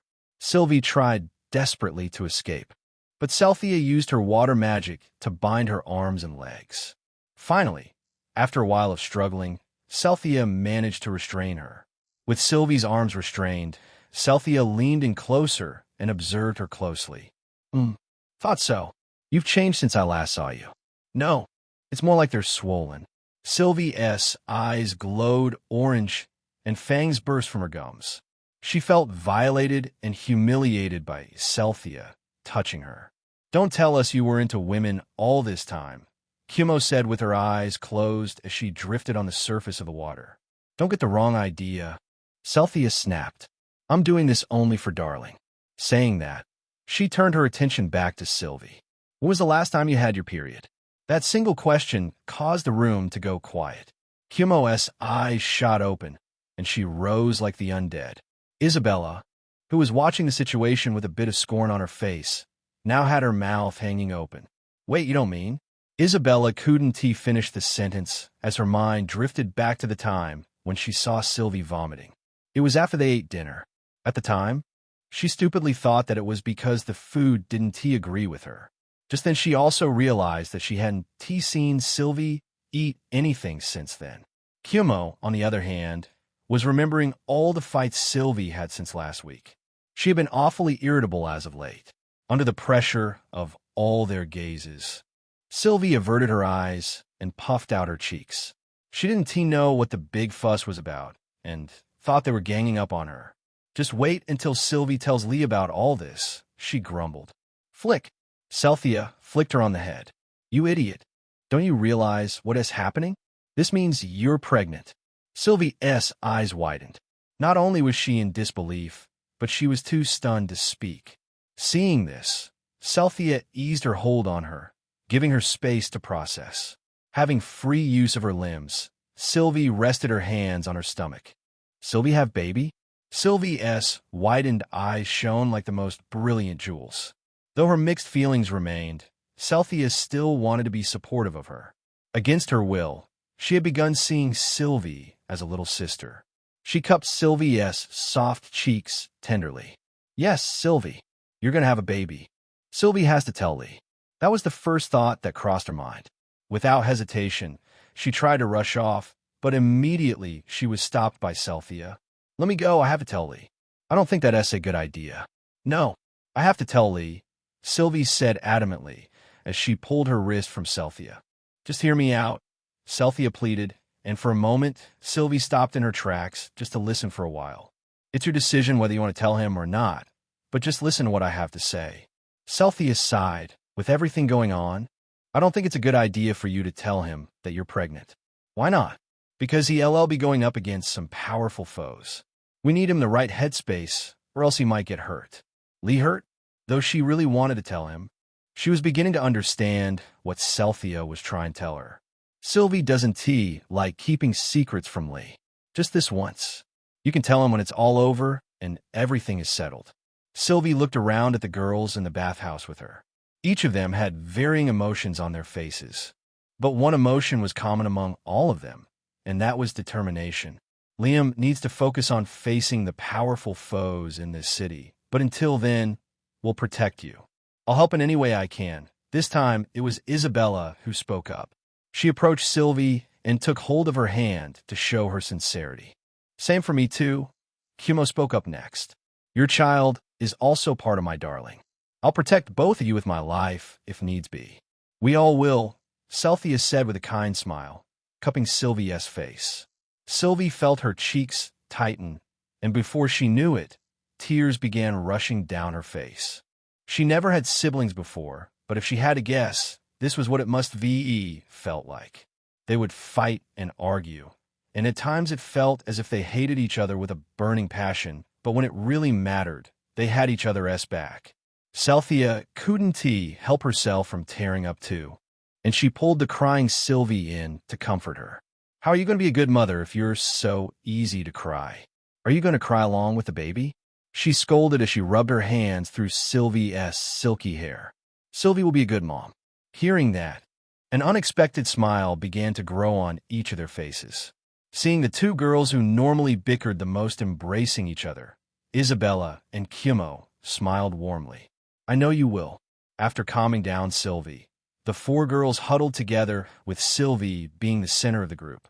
The room was soon filled with light chatter and giggling as they discussed Sylvie's pregnancy. They touched her stomach with interest, and Isabella even tried listening in to see if she could hear anything. They could hardly contain their excitement. But little did they know that their joy would soon be obliterated by the surrounding threats to their home. Vampires circled around their small community, each with the intention to kill. Their blood-red eyes glowed through the darkness, their fangs ready to tear through flesh and wreak havoc. At the center of the group was a man ready to avenge his sons, a man ready to take an eye for an eye. Chapter 224. Mob attack and twist. As the moon hovered in the sky, casting a mystic glow over the supernatural city that lay below, a mob had begun to form. This mob gathered in the middle of the city, while they prepared to march north to where the affluent and rich nobles lived. This group numbered in the hundreds. They were people who were tired of holding their breath and bowing their heads. Tonight, they would unleash the anger they had been holding back for so long. At the head of the group was a woman with 3 orange-furred tails dancing behind her. She led the march and had become a symbol of hope for these people. Further away, a group of vampires watched the march with eyes that glowed as red as blood. Most of these people were noble vampires. The one who stood out the most in the group was a man called Luis Salvatore. He was easily the most powerful noble vampire among the group gathered. "Look at them," he sneered as he stared down at the mob gathering below them. "I still don't get why we have to be the ones to do the dirty work. Normal vampires would be enough to handle the job easily," another noble vampire said with a disgruntled expression. Luis turned to him and looked frankly annoyed. A part of him wanted to decapitate the vampire for speaking out of turn, but he managed to hold himself back. "We are doing this simply because the Valemont clan asked us to," he said, but the noble vampire still looked a little displeased, and he could sense the others agreeing with him. Seeing this, he couldn't help but heave a sigh. Noble vampires are the most arrogant of all. There are too many of us ruling over this city. Too much for me to remember. I don't even know who this one is. Luis approached the noble vampire and rested his hands on his shoulders while trying to put on a convincing smile. "The people of this city stepped out of line. As leaders, it's our job to get them back in line by making an example." Hearing this explanation, the other noble vampires' expressions began to change. "Besides, which one of us is brave enough to go against the Valemont clan or the Dracul clan?" All 47 noble vampires present stayed quiet. None of them dared to speak. None of them had the guts to face either clan or go against their wishes. Their titles were merely decoration. When faced against the Dracul clan or the Valemont clan, they were no better than the civilians rebelling right now. With everyone now seemingly convinced, Luis returned his attention back to the mob. If he had to guess, there were at least 500 gathered. On the bright side, "It looks like we'll be feasting well tonight," he smiled, and his eyes held a strange glimmer. He could hardly remember the last time he had gone on a killing spree. He could feel his body heating up just from the thought. He couldn't hold back anymore. Without wasting another second, he signaled the attack. All the noble vampires' eyes glowed blood red, and all their suppressed bloodlust burst out at once. Their potential killing intent wrapped around the mob, stopping them in their tracks. They could feel the threat of death, even in the state of anger they were in. "Do you feel that? Something powerful is coming." A wave of chatter erupted through the mob. "Stay focused and be on your guard," the kitsune said, taking the front line. She stood protectively in front of the group, her eyes scanning the buildings and surroundings. Her tails fluttered in the air behind her. The mob consisted of creatures that weren't strong enough on their own, but together they were a force to be reckoned with. Where they stood was in the middle of the street, surrounded by tall buildings. The cold night air stuck to their skin as the beautiful full moon hovered in the sky above, bathing them in its beautiful silver light. For a moment, it felt as if the whole world went quiet. They held onto their pitchforks, shovels, and whatever weapons they could find. One minute the street was empty, but in the next they were surrounded. Vampires created a circle around them. It was a swish in the wind, and then they were there as if they teleported. Their distinctive blood-red eyes were that of a predator waiting to kill. The mob felt a slight fear, but they had made up their minds to fight back. They stood their ground with conviction, making sure to not show any fear, for they knew that was what creatures like vampires fed on. "This is quite the force you've gathered," Louise chuckled as his sharp eyes stared at the kitsune. She too was staring at him. His body was half lower to the ground, so he could attack or defend at any moment. "You're Louise of the Salvatore clan. During the war, you froze a large portion of the city. You run half the businesses in this city. I've heard horror stories of how you exploit the people under you. You work them till death. And when they die, you just find replacements like nothing happened. Louise's smile widened. So you've heard of me. E.M. Honored. At that moment, all he could think about was what a kitsune's blood would taste like. He had always wanted to try it, but never got the excuse to do so. This rebellion was working out in his favor. After so many years, we're finally here to fight back, she shouted with conviction, and the mob cheered behind her. They were ready to fight. Determination burned in their hearts, but as the leader, it was up to the kitsune to make the first move. She stared at the vampire with murderous intent. Her calves tightened, and with a burst of power, she appeared to his right, her claws ready to rip his head from his shoulders. But suddenly his head began to turn to meet her gaze, his grin never leaving his face. She watched his eyes track her movements as if her speed was nothing. He didn't even react to her claws, aimed to take his life. This caused a slight shiver to climb up her spine, but with everyone watching and the weight of their expectations pressing down on her, she couldn't turn back now. She steeled herself and twisted her body, putting every ounce of force she could summon into the swing. Her movements were fast and fluid. It looked as if a line was drawn in the air as her claws traced their way to Louise's neck, but all that was stopped when Louise stretched out his hand and grabbed her by the neck. He moved so fast that she could just barely recognize his movements. The kitsune struggled under his grasp, but the vampire was just too strong for her to fend off. At the same time, the vampires attacked the mob. I forgot how weak your kind is at this stage. The last kitsune I saw had 6 tails. If I had to compare its strength, I would say it was as strong as the Valemont clan leader and the Dracula clan leader, but you're too weak to be doing all this. All you should be done was wait a few more centuries until you were strong enough. Such a pity, Louise said, but his eyes held no remorse. At the same time, the noble vampires attacked the mob. A chaotic battle ensued thereafter. No, it couldn't even be considered battle. It was a one-sided slaughter. The mob didn't even stand a chance.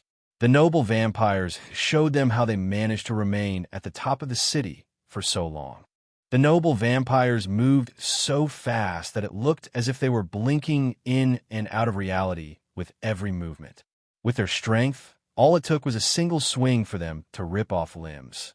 The streets were bathed in blood as the noble vampires went about their slaughter, the scent sticking to the night air. They ripped through flesh as easily as tearing paper. The broken bones were as easy as snapping a twig. The screams that echoed grew twisted. Seeing this, some of them tried to run, but they didn't get very far before they were hunted down and killed. The kitsune was forced to watch this gruesome scene, all while being strangled by Louise. Seeing the people whom she gathered to fight alongside her killed, she couldn't help but feel guilty, but she was powerless to stop it.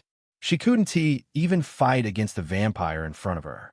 It was at that moment she realized that she greatly underestimated their power, but by then it was far too late. Louise's grip tightened. He himself didn't participate in the slaughter. He was too fascinated by the kitsune, looking at her like a rare pet. Soon, all that was left was bodies.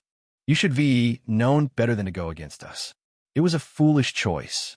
Louise knew that this wasn't the sole work of the kitsune. Someone else set this into motion. He was guessing it was that werewolf. Such a simple creature. No wonder their kind almost died out all those years ago. He really thought that these pitiful creatures would be strong enough to face us. Louise couldn't help but see the werewolf that organized all of this as an idiot. Even a fool would know this wouldn't work. Gore! Just as that thought crossed his mind, he heard a loud growl. And soon the creatures they just killed began to stir. The dead began to stir around that. The scene was straight out of sci-fi. The noble vampires took a step back, wondering what the hell was happening. Louise's eyes widened. These creatures that rose had black eyes and red irises. He remembered hearing a story about these things. It was some strange ability of the wolf. His spies didn't tell him much, only that the wolf had some strange ability to turn people into ghouls. It It was like an infection that was spread from his scratch. Ghouls, he chuckled. Though it was a bit surprising, it was nothing to worry about it in the slightest. All they had to do was kill the ghouls and make sure they weren't scratched. And from what he heard, these creatures weren't all that powerful. But his hope soon shattered as the noble vampires began coughing up blood and collapsed to the ground in agony. What is happening? How could they have gotten infected? His mind raced as he tried to figure out what was happening, but then the realization dawned on him when he remembered the gruesome scene that just took place. The mob. It was their blood. Chapter 2:25. What happened? Louise quickly realized that he had been led into a trap. The mob was infected. Somehow that werewolf had managed to scratch everyone in the mob, and when the vampires drank their blood, they too became infected. The only reason he was left unaffected was because he didn't take part in the slaughter. Louise's face paled when he saw the noble vampires he commanded turned into ghouls. Since they were noble vampires, they would be much stronger than the other creatures that were turned into ghouls. Feeling panicked, he tossed the kitsune aside, no longer caring about her. As she hit the ground, the kitsune immediately changed from her human form into a three-tailed fox to make her escape. Immediately, Louise turned to run, but in an instant, a noble vampire-turned-ghoul appeared in front of him, and soon more began surrounding him. A single scratch was all it would take to turn him into one of them. He immediately activated his abilities and began freezing the noble vampires where they stood. The frost spread across the ground and froze their ankles to the asphalt. The moment he froze them, he prepared to rush off, but just as he began to move, he felt a sharp pain in his lower back. He turned around to see the kitsune, her claws digging into his flesh. But what caught his attention was her face. She was smiling. Why is she smiling? This wound isn't nearly enough to kill me. You bitch, he snarled. This is revenge for all you've done. The kitsune shouted as she sank her claws even deeper into his flesh. Louise growled loudly and swung his fist at her. The impact sent her flying and crashing into a building, almost breaking through the walls. Damn it, he wanted to murder her right then and there. But seeing what happened to the rest of the noble vampires, his instincts were screaming at him to retreat. He kicked off the ground with immense force, sending him soaring through the air towards a building to his right. He dug his fingers into the wall, and, using all his strength, he climbed, then pushed himself off, propelling him towards the adjacent building. He landed on the roof, far away from the chaos going on below. He took a breath of relief the moment he realized he was safe. He then looked down at the ghouls down below him. All 500 of the people they killed, plus the noble vampires, were turned into ghouls. With how easily this infection could be spread, it could easily lead to an outbreak. Damn that wolf, he hissed under his breath. I'll have to tell the others. Though he would most likely be blamed, he had to tell the leader of the Valemont clan what was happening. He made up his mind, ready to act. But just as he did, he felt a sharp pain in his abdomen. It was so great that it caused him to fall to his knees, clutching his stomach. Cough, cough, he coughed up a mouthful of blood into the palm of his hands. When he saw the blood, his irises shrunk to the size of a needle. "Am infected. But how?"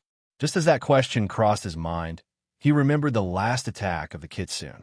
He suddenly remembered the smile on her face as she sank her claws into his back. She didn't even hit his vitals, but still, she had a smile on her face. Could it be?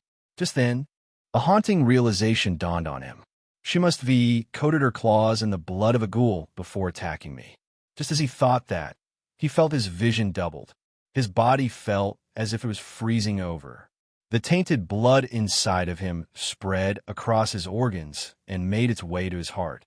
Louise screamed and clawed at the ground throughout the whole process. The pain was mind-numbing. Blood flowed from his mouth and ears.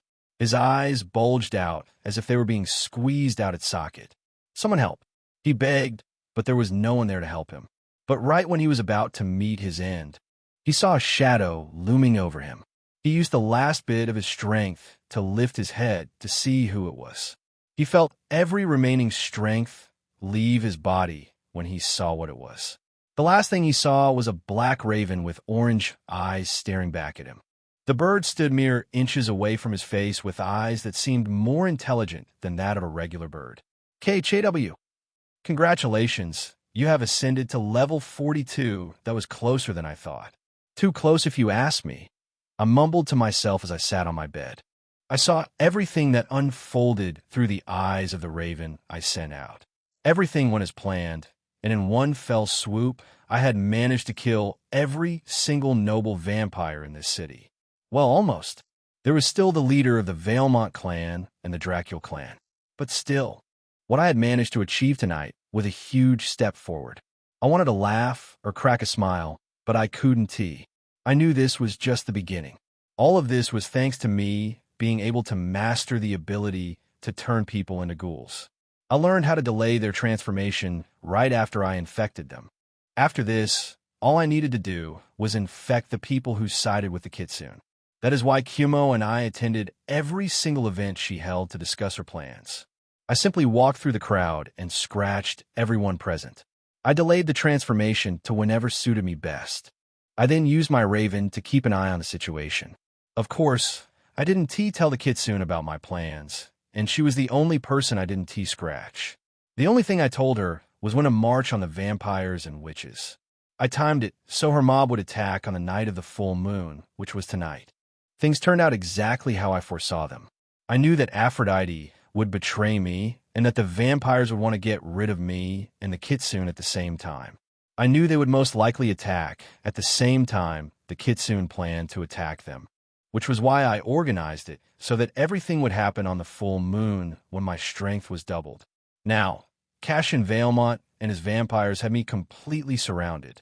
Though they tried to suppress it, I could still sense their presence. They were right outside the walls of Grey Waste. Knock, knock, just then. A soft knock rang from the door, and Khaleesi stepped in. She had the same majestic glow she always had. She carried a strong lavender scent with her into the room. Her white hair fell over one side of her shoulder, and, just as usual, she wore a smile on her beautiful face. "Did you inform the girls that it's time?" I asked. Yes, they were all in the bathhouse. I told them to prepare for what we planned. "Good," I said as I stood up and began stretching my limbs. "Are you nervous?" I glanced up at Khaleesi. "A bit, but I'll be fine. This isn't my first time going to war. We should go." Khaleesi nodded, and we both left the room, mentally preparing ourselves for the bloodbath that was about to take place. Chapter 226. A toppling. As I walked through the halls, I used another one of my ravens to check how things were going on the outside. I saw some of the ghouls who were given special organs that enabled them to fly. Some had insect-type wings. Others had wings similar to those of a bird or a bat. Those who could fly hovered in the sky, keeping watch on the vampires still outside our walls. The other ghouls were standing on top of the walls with Yuki leading them. The Lamias, on the other hand, were standing down below the wall. They carried weapons dipped in their potent venom. They mostly carried spears, which suited their fighting style. Lamia struck fast, just like a snake. Their movements were faster than what most people could comprehend. Usually, they delivered one quick strike, and there was usually a small delay before the next strike. They used their spears to expand their reach, giving one decisive blow. The vampires I conquered from the Sun Clan were also preparing for the battle to come. Since I turned them, their vampire abilities had gotten even stronger. "When do you think they'll attack?" Khaleesi asked as we walked through the halls. "I don't have a clue. Cassian's aura is repelling my shadow ravens from getting any closer. I find it strange. They should be attacked by now. Could he be planning something? Maybe I wasn't the only one scheming. I should underestimate vampires." Suddenly, Khaleesi got quiet. Her forehead was wrinkled, something that always happened when she was deep in thought. I noticed she had been zoning out a lot recently. I had a feeling that something was on her mind, but I would have to ask her about it after everything was over. Just then, I saw Isabella, Kumo, Celthia, and Sylvie approaching us. It might be been my imagination, but the four of them seemed close.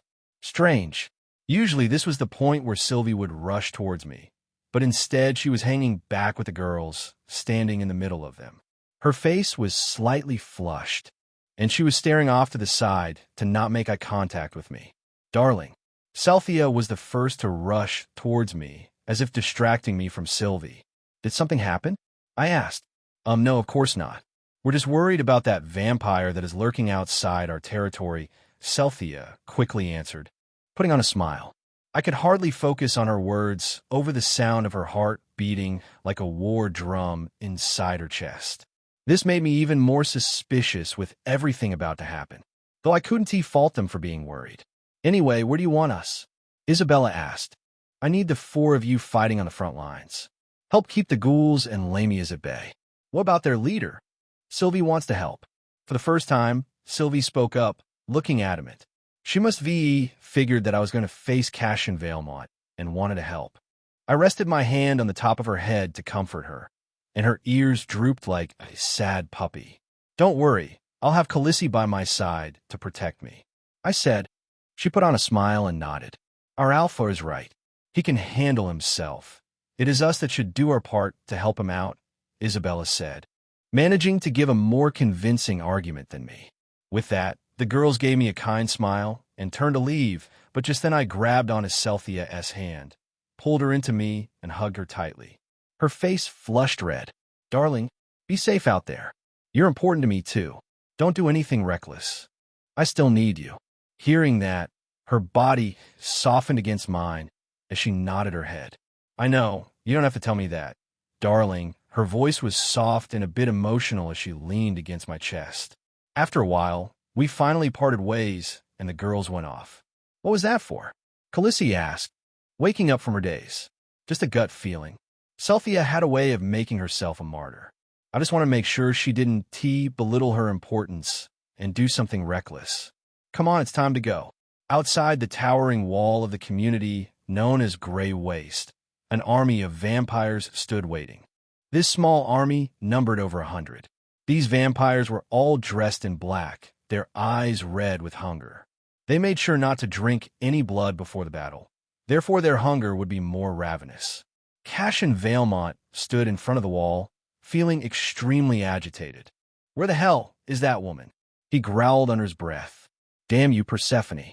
The real reason why he didn't attack yet wasn't because he had some master plan. It was simply because the Witch of Calamity was running late. She wanted to come so she could retrieve the mana crystals the wolf stole. But now she was running late. Just when Cassian's anger was going to boil over, he heard the sound of heels clicking on the ground towards him. He turned around, his eyes sharp and deep red like the color of blood. Where the hell have you been? You should been here hours ago. I'm sorry I'm late. I lost track of time at the lab, Persephone said as she walked towards Cassian. You look more irritable than usual. Are you sure you're in the right headspace to do this? Cassian's eyes turned into a sharp glare. At that moment, he was fighting with all his strength to strangle the witch right in front of him. But instead of doing that, he turned his ire back to the giant wall. Immediately, a red aura shrouded him. It resembled mist made of blood. The blood mist then changed shape, turning into liquid. Seeing this, Persephone looked blankly at him before taking a step back, and just as she did, a loud explosion erupted. Boom! In a split second, the entire surrounding was engulfed in rubble and dust. The colossal wall that once surrounded the community was reduced to nothing. Kill them all. Chapter 227. The battle begins. Persephone looked at the crumpled wall with a blank expression. She merely covered her nose to block out the dust. Then with a swipe of her hand, it was all cleared. Cassian ignored her and marched his vampires inside the settlement. They crawled over the rubble, and immediately as they did, they were greeted by ghouls. The ones who possessed organs that allowed them to fly were the first to arrive upon the scene. Who are those creatures? One of the vampires asked. His expression was that of mild curiosity. While for Cassian, he somewhat knew what they were. He had heard stories of creatures with strange limbs attacking the city. Plus, from scent alone, he could tell that these creatures were ghouls. The head of this small group of ghouls was one who had wings similar to those of a bee. His beating wings created a strong gust of wind every time they were flapped. The ghouls stared at the vampires down below them with eyes that held no fear. Then, with a raising of his hand, he ordered the ghouls to attack. Without wasting another second, the ghouls descended from the sky to attack the vampires. Cashin readied himself to kill them all in one fell swoop, but in the span of a second, everything changed. The ghouls changed directions as smoothly as the wind. Instead of attacking the front with Cashin head-on, they circled around and attacked the vampires at the back. Cashin moved, ready to retaliate. This little trick meant nothing to him. These ghouls were nothing but bugs. He could squash them with a single attack. Orbs of blood began manifesting in the air as he readied his attack. But just then he saw another army of ghouls rushing his way. But what caught his attention was what they were saying as they ran towards him. "We need to hurry and hold them off. We don't have much time. We need to make sure our leader escapes safely." Hearing those words, Cashin's ears began ringing. He became red with anger as it felt as if his blood was going to explode out of him. "That bastard is escaping," he roared, the words making him more angry. At this point, he couldn't care less about the ghouls. All he wanted was the man who killed his son. In what sounded like a sonic blast, he ripped through the air, using blood to push himself off the ground. And just when he was in the air, the bee-like ghoul appeared in front of him. "You're in the air. You're practically helpless against me," the ghoul shouted. Cashin didn't even seem to notice the ghoul. He merely clenched his fist, and the ghoul's head ruptured. It exploded, splashing blood, brain matter all over his clothes. The ghouls fell lifeless to the ground, and so did the others who tried to stop him from going forward. For creatures who didn't possess blessed quality blood, it was easy for him to kill them. He could control their blood, making them explode from the inside. While those with noble quality blood were a bit different, he could still destroy their internal organs and, in some cases, give them a heart attack. Only those with blessed quality blood were immune to his attacks. While behind him, a chaotic battle ensued. The vampires spread through the community like a virus, while some were stopped by the ghouls. Throughout the past weeks, the ghouls had received combat training from Celthia and Kimo. The two worked to teach the ghouls how to use their special organs.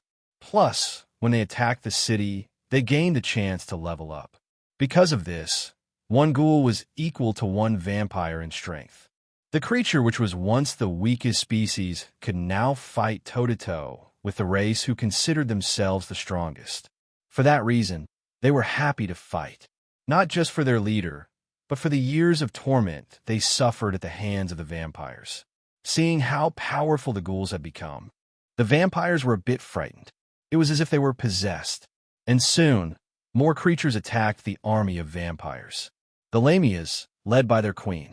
The Lamias hid inside buildings and attacked the vampires as they entered. These buildings were riddled with traps, and seeing as they were specially built for Lamias, it was hard for others to navigate them. Their spears were coated in their venom. Due to the vampires' healing factor, it wouldn't kill them, but still, it would severely weaken them. From there, all they needed was a well-placed blow to the heart to kill the vampires. The Lamia Queen, on the other hand, had just evolved into an awakened Lamia, and with that, she gained a special skill, petrification. She could turn others into stone just by looking into their eyes.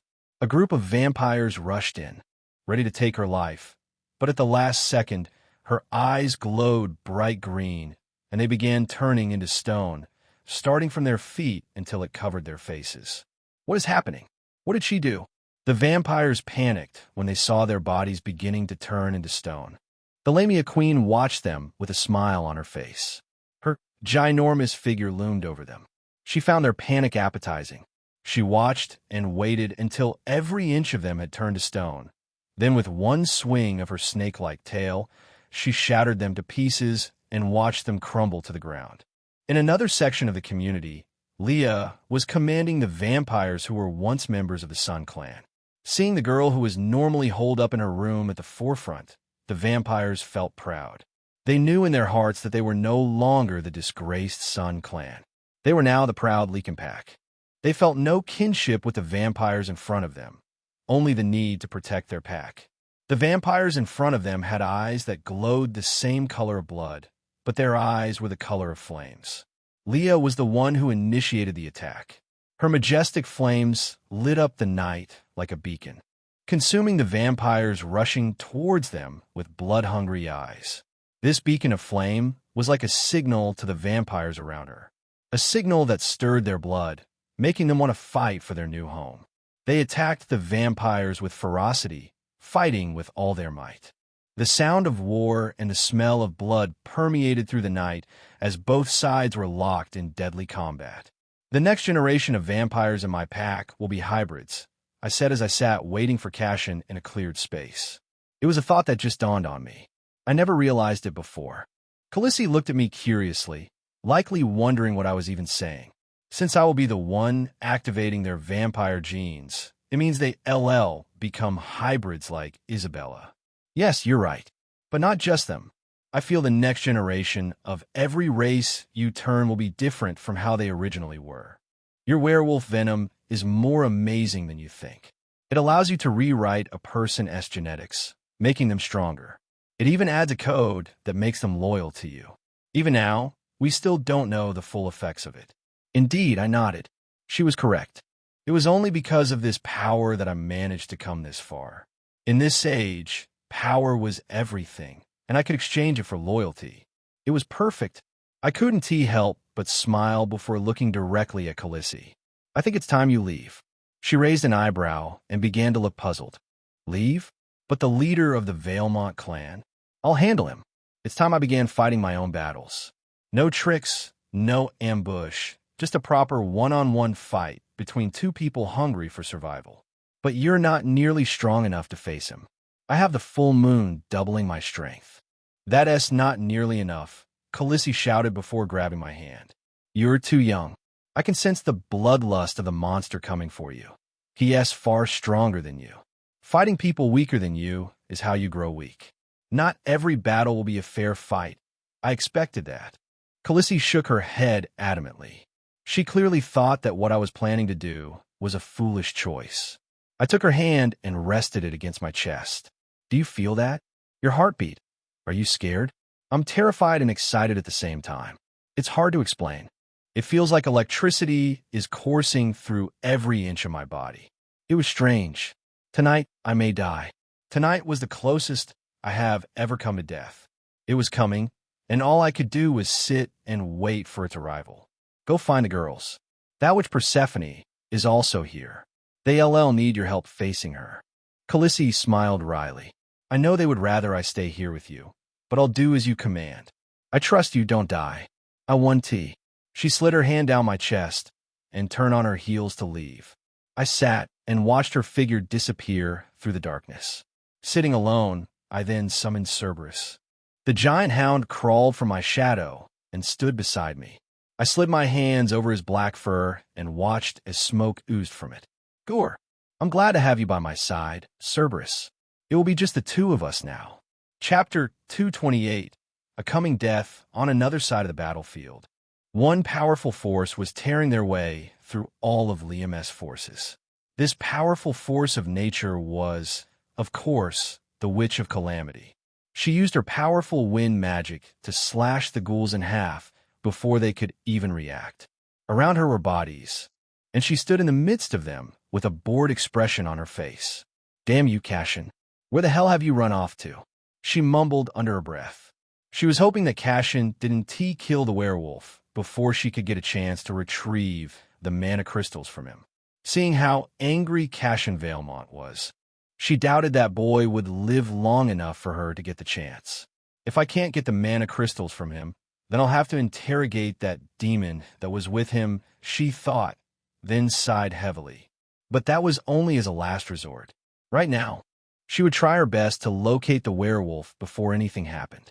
Just then, she was dragged out of her daze as she saw a water blade flying towards her out of the corner of her eyes.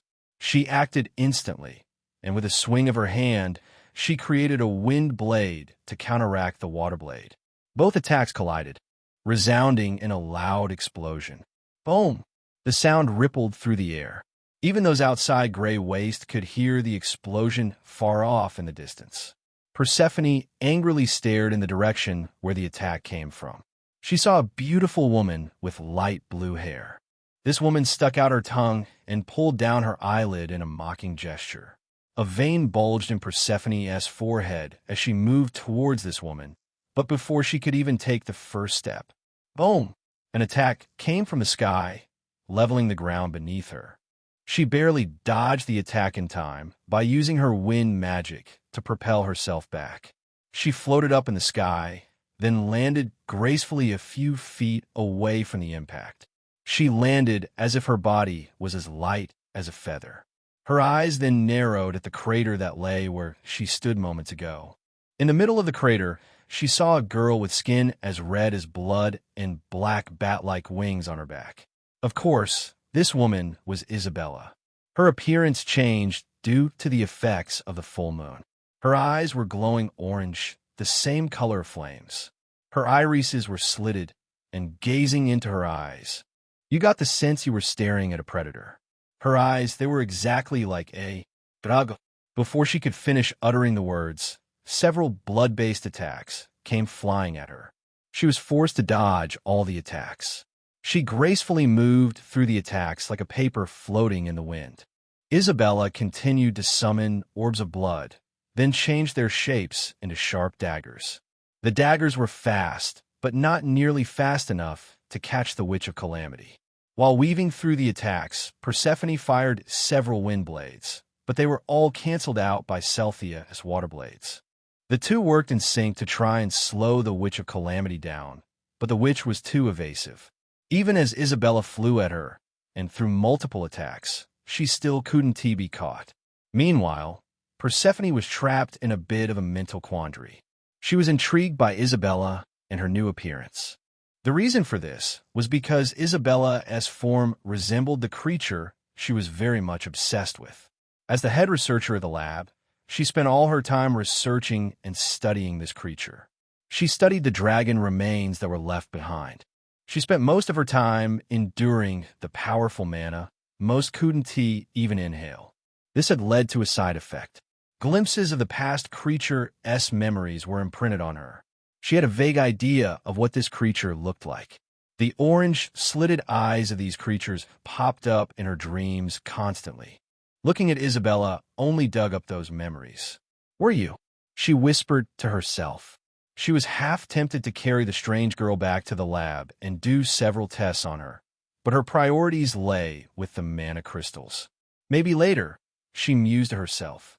Just as that thought crossed her mind, Isabella once again launched another attack at her. She burst through the air, aiming her fist right at her. Isabella's first attack was a punch, but it left a huge crater in the ground. Persephone knew the danger Isabella's strength posed, so she readied herself to move out of the path of the attack. But just then she felt something latch onto her ankle, stopping her in her tracks. She quickly glanced down to see what it was. Web? Persephone was confused, but she didn't have time to question it as she was still in danger of getting hit by Isabella's blow. She readied herself and quickly created a wall of wind to protect herself. Boom! Isabella's fist impacted with a wall made of wind, and a loud explosion sounded. With it, a strong gust of wind tore through the community. Both Isabella and Persephone were propelled back by the attack. Isabella used her wings to stabilize herself before she hit the ground, while Persephone severed the web, holding her back, and steadied herself with her magic to keep from falling. Her eyes narrowed at Isabella, but before she could make a move, she felt a sharp pain to her stomach. Before she could react, there was a large gash in her abdomen. Something had clawed her, but she didn't even see what it was.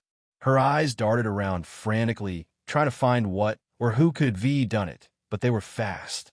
All she saw was a blur and a small aura of blue energy. Slash! This time, her ankle was severed. She fell to her knees, grunting in pain. She didn't even see what attacked her. Their movements were too fast, too erratic for her to keep up. While the witch was on her knees, Celthia let out a loud screech, causing the witch to cover her ears and fall to the ground, screaming in agony. She felt as if something was clawing inside her mind. Just as she lay on the ground, curled in agony, Sylvie appeared above her with her claws raised to end the witch's life. She didn't even hesitate and ready to end the witch's life, but just then, Swoosh! A strong gust of wind knocked her off balance. This strong gust of wind raged and swirled around the screaming witch. It picked up speed, and soon it caused Celthia's voice to distort, so the witch was no longer affected by her scream. In a matter of seconds, it looked as if a small tornado was surrounding the witch. She climbed to her feet with eyes seething with rage. "Forget experiment. I'll kill you all." "You hear that, Cerberus? It sounds like things are getting lively out there," I said as I continued to stroke Cerberus's soft black fur. "Gore." Cerberus bared his fangs and growled softly. "Ever since I summoned him, I couldn't get him to calm down. He knew the danger heading for us, which is why he took a protective stance right in front of me, as if to guard me from whatever was coming. I guess he is also here too. It won't be long now." Cerberus and I waited for only a few minutes until we saw a silhouette approaching us. It appeared like a ghost. One second the streets were empty, the next second he was approaching us. "Gore." Cerberus growled more loudly when he saw the silhouette. "You'll get your fill of his blood soon enough, boy," I said as I continued to stroke his black fur. Soon, the figure was close enough where we could see his face. So this is what he looked like. His face was wrinkled, which means for a vampire, he was extremely old. If I had to guess, at least 5,000 years old. His face was clean-shaven. He wasn't muscular, but his body was well-toned. His eyes looked almost like dried blood.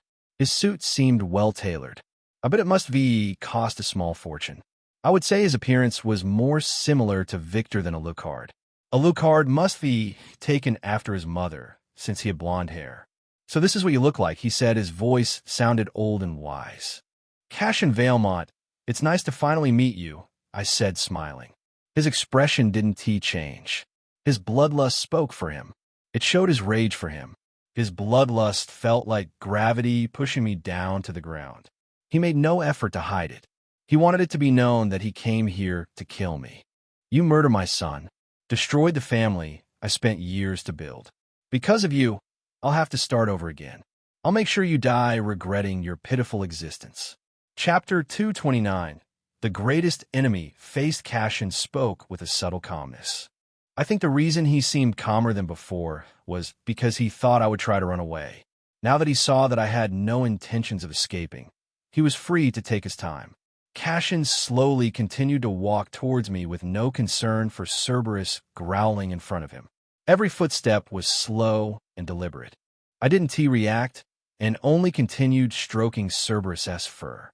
"You don't seem too afraid. Is this really the case, or are you just putting on an act?" "Well, it doesn't matter. We'll find out soon enough," he said. I continued to watch him walk towards me without moving an inch from my seat. "Are you ready, Cerberus?" "Gore."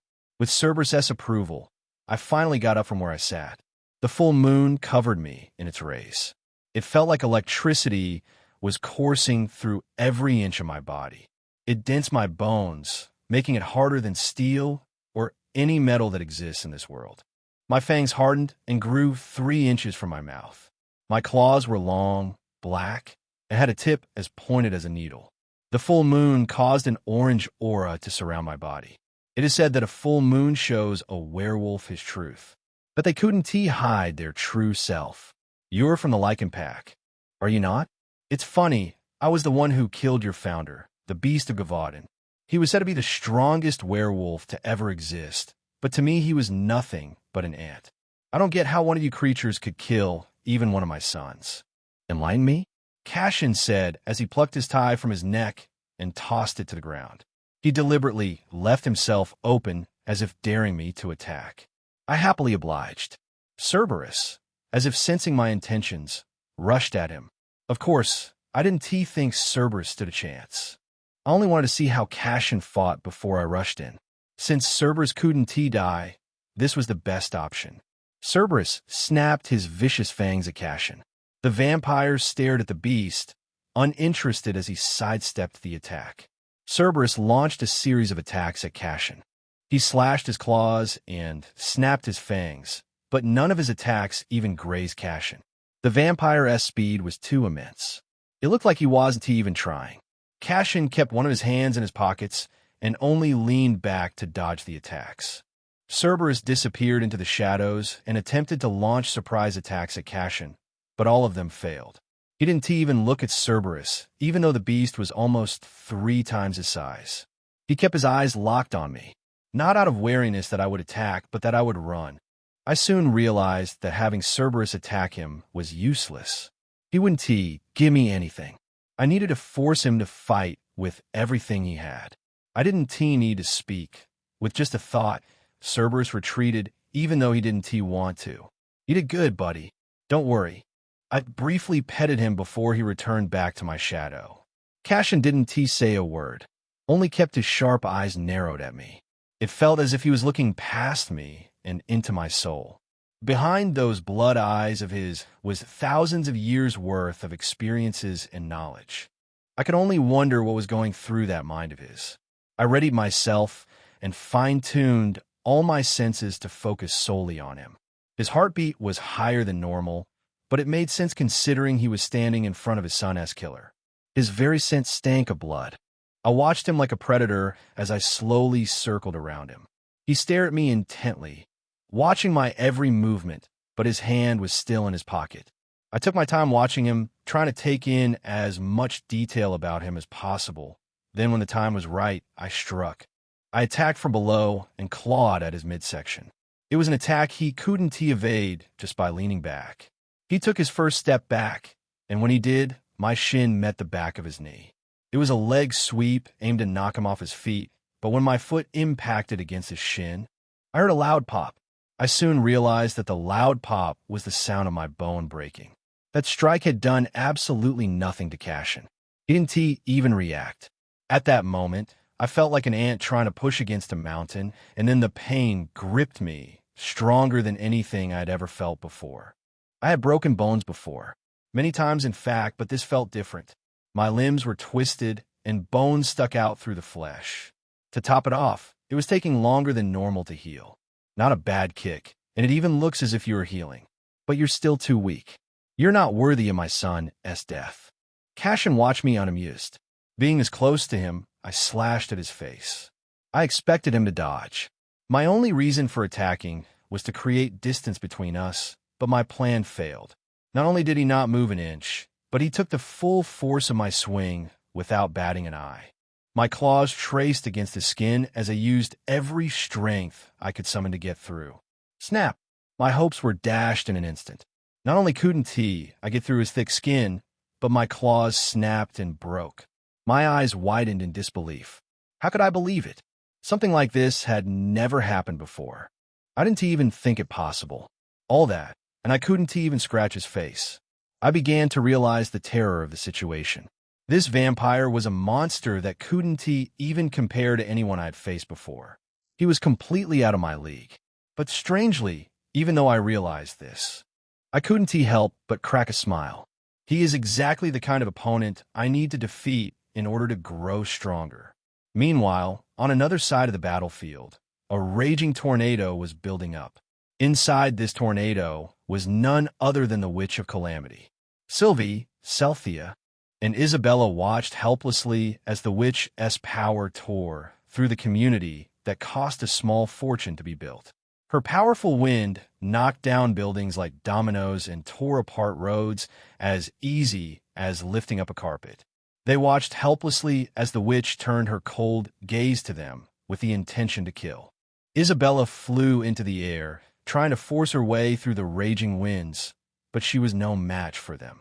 Even Celthia, whose powers were enhanced by the full moon, couldn't do much to stop it. All they could do was try to escape the witch who was intent on killing them. As they tried to run, the witch let out a powerful wind that smashed them through one of the already destroyed buildings. The girls grunted in pain and tried to get to their feet, but came under more assault. The Witch of Calamity then landed on the ground and began walking towards them, the tornado still raging around her. At that moment, they understood why she was called the Witch of Calamity. Kumo's arachnids ran towards the witch with eyes thirsty for blood, but none of them stood chance. Some were sliced into pieces by the witch's wind attacks, while some were squashed like bugs. Celthia gritted her teeth and growled in frustration. "Damn it, I'll hold her off. The two of you should escape, she said and tried to rush towards the witch, but Isabella grabbed her hand. What are you going to do? If the three of us can't take her on together, then you don't stand a chance by yourself, Isabella said. We should retreat for now. Yes, you're right. Kumo agreed. It would be suicidal to rush at her. What makes you think that we can escape with her chasing after us? Darling is counting on me. If I thought it was suicidal, I wouldn't have suggested holding her off, Celthea said. The other girls were clearly not on board with this plan, but they could also see how determined she looked. They also knew she wasn't the type to act recklessly. If she said she could hold the Witch of Calamity off, it meant she would find a way to do so. Suddenly, Sylvie grabbed Celthea by the hand. Be safe, Self. Don't do anything reckless. If Self dies, then Sylvie will have Lee all to herself. A small vein popped up in Celthea's head when she heard those words, but she understood Sylvie's intention. Don't even think about it. I'll never let you have Darling all to yourself, she said, smiling before turning her back to the girls. They couldn't see her expression, but there was a warm smile on her face. You guys should go. The witch is getting closer. The girls felt hesitant, but in the end, they decided to trust Celthea and made their escape. Celthea stood in front of the witch who was walking closer to her. Celthea's hair was fluttering with the strong winds, and she could barely keep her balance. Her skin had a blue hue, and you could see small scales beginning to form. These scales continued to grow until it eventually covered her entire body. Her body felt stronger, many times stronger. This was the first time she was using this transformation. It was a result of her newly acquired bloodline, the sea goddess bloodline. She stretched out her hand, and immediately blue particles began to form. These strange particles resembled bubbles. In the next second, a golden trident appeared in her hand. The trident had a mystic glow to it and about 5 feet in length. Feeling a bit proud about her weapon, she then aimed the trident towards the witch who came to a stop just a few feet in front of her. Chapter 230. The impact. So you're actually a siren. Persephone couldn't help but crack a smile when she saw Celthea's new transformation. She almost forgot her earlier anger, so much so that the winds around her began to slow down. As a scientist, Persephone had a natural curiosity about every supernatural creature. It just so happened that sirens were on the short list of creatures she hadn't dissected yet. For that reason, she stared at Celthea greedily and licked her lips. It looks like this one has unlocked a special bloodline too. Celthea, on the other hand, couldn't help but look at the witch with her eyebrows slightly raised. She was able to sense the subtle changes in the witch's behavior. She could sense that the witch was distracted, so she made a split-second decision to act then and there. At the tip of her trident, a spiral of ocean blue water began to form. This spiral looked almost exactly like a drill. Celthea gripped the trident tightly. The weight was almost too much for her to handle, but still she planted her feet and held it with all her might as she willed her magic inside the weapon.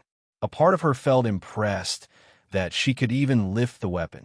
Back in Atlantis, the only other person who owned a trident was her mother, and her mother was the only person who could lift the weapon. This was the weapon her mother used to sink countless cities and ships throughout history. She also knew that the weapon was at its most powerful underwater, where it could draw from the power of the ocean, but it was still a powerful weapon regardless. At this point, Persephone began to sense the danger of the attack. She safely guarded herself in a wind barrier, feeling confident that she could block whatever attack came at her. Celthea felt the trident begin to vibrate the more magic she put inside. The water at the edge of the trident spun and twisted like a drill. She summoned every ounce of strength she could muster. Then in one final push, she released the attack. The force of the attack sent her flying backwards. It made a soft pop followed by a soft squash sound as the water drill traced its way towards Persephone. Persephone's wind wall stood strong and ready to intercept the incoming attack. Boom! To Persephone's shock and disbelief, the attack bulldozed through her defense, sounding a loud explosion. The force was enough to send her flying backwards. The wall of wind and the tornado that surrounded her dispersed at once, sounding the explosion. Persephone tried desperately to regain her balance. But before she could, she collided into a wall and collapsed onto the ground. Cynthia watched the witch collapse to the ground, and her lips curved up into a satisfying smile. That one attack had taken a lot out of her, but she wasn't finished yet. She had merely incapacitated the witch for a brief moment. She needed to put her down for good. The force from her earlier attack almost knocked her off her feet, and the trident was knocked from her grasp. She quickly lifted the trident from the ground and raised it into the air once again. Her translucent blue scales shimmered slightly as she held the weapon and pointed it towards the witch still lying on the ground. Immediately, more orbs of water began to form. It gradually grew until it was the size of a pool, then bigger. Soon, the volume of water hovering in the sky was the size of a small pond. The witch grunted and tried to climb to her feet, which caused Cynthia to move even more hastily. She closed her eyes to concentrate, and soon the body of water began to morph. The large volume of water began to hover and take shape almost like a clay being molded. Underneath Atlantis, there is a bottomless pit. We call it Abyssos. No one knows how deep this pit is, only that our city is covering its entrance. But one thing we do know is that an ancient monster lurks at the bottom of this pit. A monster our ancestors nicknamed the Leviathan. Cynthia continued to mold the liquid molded until it took the form of a giant sea serpent. It is said that the Leviathan waits for the person who can tame it. In the past, countless people came to see who could conquer this creature, but all failed. Those who saw it said it looked like a giant sea serpent. It is said that this creature has the power to create cataclysms strong enough to destroy worlds. As Cynthia spoke, the giant water serpent danced through the air, mimicking the movements of a snake. As a little girl, she heard horror stories of this monster and was terrified by them. She wanted to summon the most powerful monster she could think of to defeat the witch, and that monster, the Leviathan, was the first thing to come to mind. Even now, for some strange reason, she was still terrified of this creature. She directed the serpent towards the witch, who watched the giant serpent with clear surprise. The serpent burst forward towards the Witch of Calamity. For a moment, she succumbed to panic. Seeing such a creature moving towards her at such speed caused her body to go numb for just a second. But she quickly regained her composure and raised her palm towards the incoming creature. She compressed the air around her into the shape of a ball roughly the size of a basketball. She began compressing the ball, making it more compact until it was the size of a tennis ball. It also began changing color, taking on a bluish hue. Soon, the ball was the size of a pebble. She held it in the palm of her hand and took a martial stance. Her eyes were locked on the serpent coming towards her. Jaryu, jaryu, jaryu, jaryu. The serpent let out a loud noise as if someone was gurgling water. The two were locked for a head-on collision. Boom! The impact sounded like a sonic blast went off. The blast spread out in waves, obliterating buildings and creating a wasteland where a thriving settlement once lived. Luckily, beforehand, all the children and those too weak to fight were relocated into the labyrinth where the Lamias once lived. Cynthia watched with her mouth hung open. She watched as the serpent was obliterated and the water used to create it rain from the sky, soaking the ground below.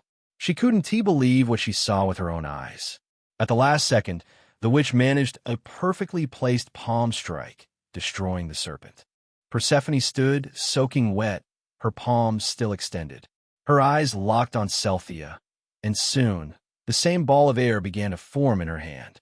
Cynthia immediately knew what this meant. She raised her trident, pointing it directly at the witch. In truth, her arms were already tired from wielding the weapon. Before, she was worried about what her appearance would look like, so she never tried this transformation before after she awakened the sea goddess bloodline. Damn it, darling wouldn't he have cared what I looked like.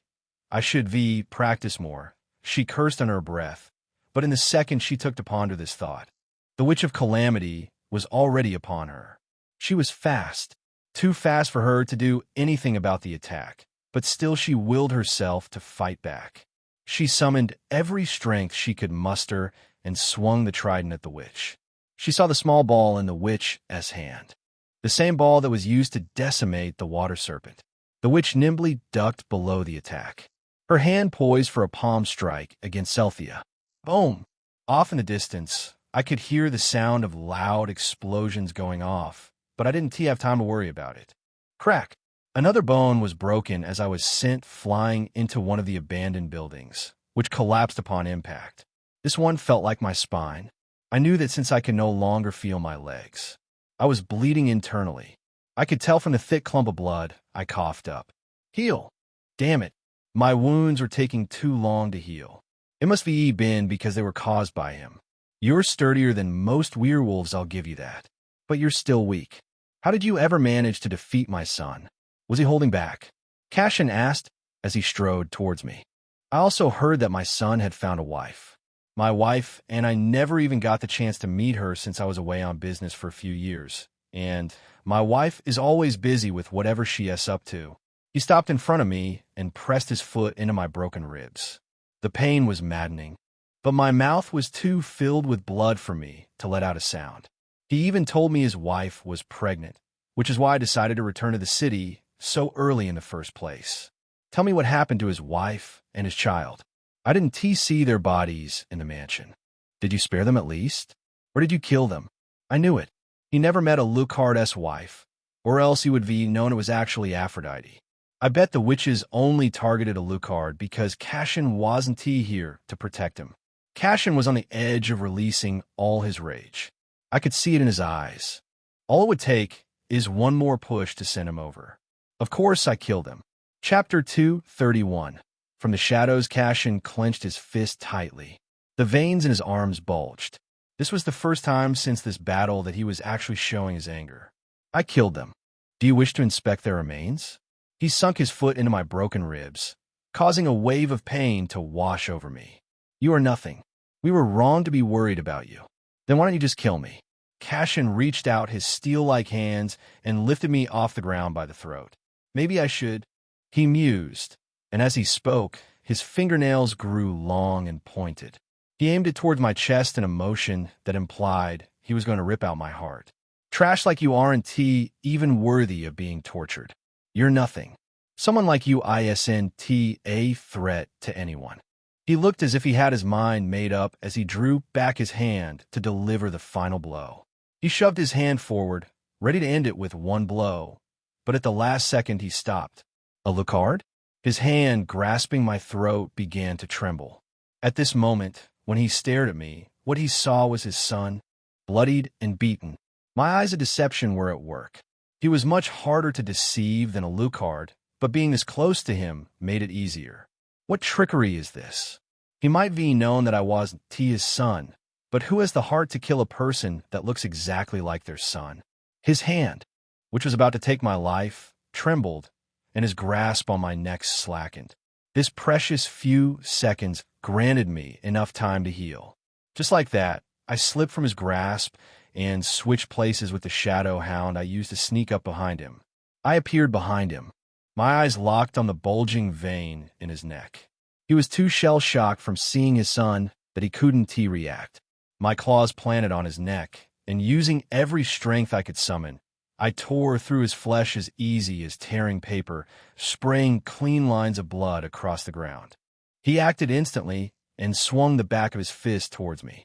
I ducked below his fist just in time, causing him to miss. My legs felt as if they were made of spring. I launched myself upwards, causing the ground to crack from the force. Using the force, I planted my claws deep into his stomach, so deep that my wrist was nowhere to be seen. A thick gush of blood plopped on the ground below. His eyes widened in surprise, but he didn't make a sound. Being an old vampire, he probably had been stabbed countless times. I could tell at a glance that pain was something he was used to. What surprised him was the fact that my claws were able to pierce his skin. How? That was the single question that was on his mind. It's simple, I answered, looking him dead in the eyes. Every time you break a bone and it heals, it comes back stronger, doesn't it? Every time my claws break, they grow back stronger and harder. He didn't even notice the change until it was too late. He might thought he was being calm and composed, but all he was doing was burying his anger. His son's death was going to cloud his decision no matter what he did. Me inflicting a wound on him was more of a warning, warning him not to underestimate me. He gritted his blood-soaked teeth and thrust his sharp fingernails towards me, but in the next instant, I was gone. I switched places with my shadow hound as easy as flipping a switch. His back was unguarded, but my instincts told me it was left so on purpose. So of course I decided to attack. Doing exactly what your opponent expects you to do can be a good strategy in a battle. It allows them to fight at a set beat and rhythm, and it works perfectly because they think they're the one dictating the battle. I attempted to attack from behind, just as he expected. A heartbeat later, his large hand was reaching out toward my face. Using my high agility and reflex, I ducked below the attack, feeling a strong gust of wind rustle my hair. He didn't T-skip a beat and swung his fist below into an uppercut. He expected me to duck below his attack. Now that I think about it, his first attack was slower than usual, as if he wanted me to dodge. The moment his fist impacted my face, everything went black. My neck snapped back from the hit, sending an indescribable pain throughout my entire body. My nose broke instantly, and so did my jaw. The metallic taste of my own blood filled my mouth as I was sent flying. Somehow, the realization that I had been outsmarted hit harder than any of the previous blows. During this brief back and forth between me and Cashin, I had learned a lot. I watched his movements carefully, picking up on every cue, no matter how slight. When I impacted on the ground, I broke 2 more bones. I also realized that the sheer force of the blow was enough to break my neck. I was paralyzed from the neck down. I could only stare up at the full moon in the sky as I tried not to drown in my own blood. I can't control your blood, or else I would made your head explode by now. That must mean you possess blessed quality blood, he grumbled as he walked towards me. That is against the way of things. Werewolves shouldn't possess enough mana to have such high-quality blood. It's against nature, but I'll correct it by getting rid of the anomaly. He stood above me, looking at his wounded enemy struggling for survival. But in the next second, that image of me disintegrated into nothing. Reality isn't always what it seems. As I said, doing exactly what your opponent expects you to do is a good strategy. It was especially good for deception. Cashin's eyes darted around, realizing that he had been tricked once again. He searched for the real me, but before he could even find him, my transformation was already complete. I had transformed into a giant black wolf. My fur blended in with the darkness, and from the shadow, I launched my attack. Chapter 232. Unexpected Savior. Celthia blinked. For a moment, she couldn't believe her eyes. What are you doing here? She asked as she let out a shaky breath. Her legs trembled, and she collapsed to the ground, breathing heavily with her hand on her chest. When she saw Persephone appear in front of her, she thought that was it. With her body trembling uncontrollably, she stared up to look at the back of the figure who saved her. The first thing she saw was a pair of moth wings and beautiful white hair that flowed with the wind. Khaleesi? Celthia could hardly believe her eyes. Her savior was the demon. At the last second, she had intercepted the attack, saving her life. Khaleesi stood, holding Persephone by the wrist, an amused smile playing on her lips. Persephone looked at the smile on the demon's face, and she couldn't help but feel agitated. You're the demon that was causing trouble before, Persephone said. And you're one of Aphrodite's girls, Khaleesi shot back. I'm my own person, one of the 4 queen witches. Aphrodite might taught us magic, but we have far surpassed her.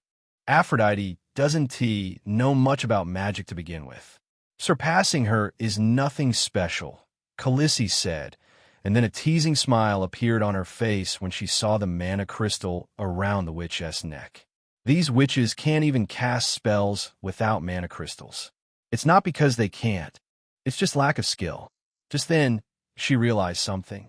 The red mana crystal around the witch's neck was different from the other she had seen before. From just a glance, she could tell that it was artificially made and didn't come by natural means. Your blood quality is determined by the amount of mana you have inside your blood. I'm guessing the reason blood is the currency of this city is not solely because the vampires enjoy the taste. The witches were extracting the mana from the blood and using them to make artificial mana crystals. Khaleesi felt a little impressed.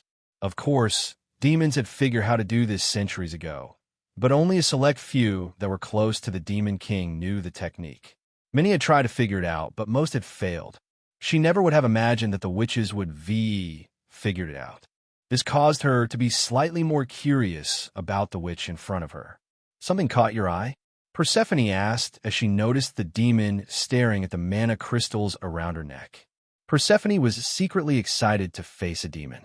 She had heard how proficient demons were at using magic, and so she wanted to test her strength against Khaleesi. She had seen how Khaleesi stopped her previous attack aimed to kill Selphia, as if it was nothing. "Wait, darling, you were supposed to be with him." Selphia suddenly shouted in panic when she realized that Liam wasn't with Khaleesi. Khaleesi spared her a glance.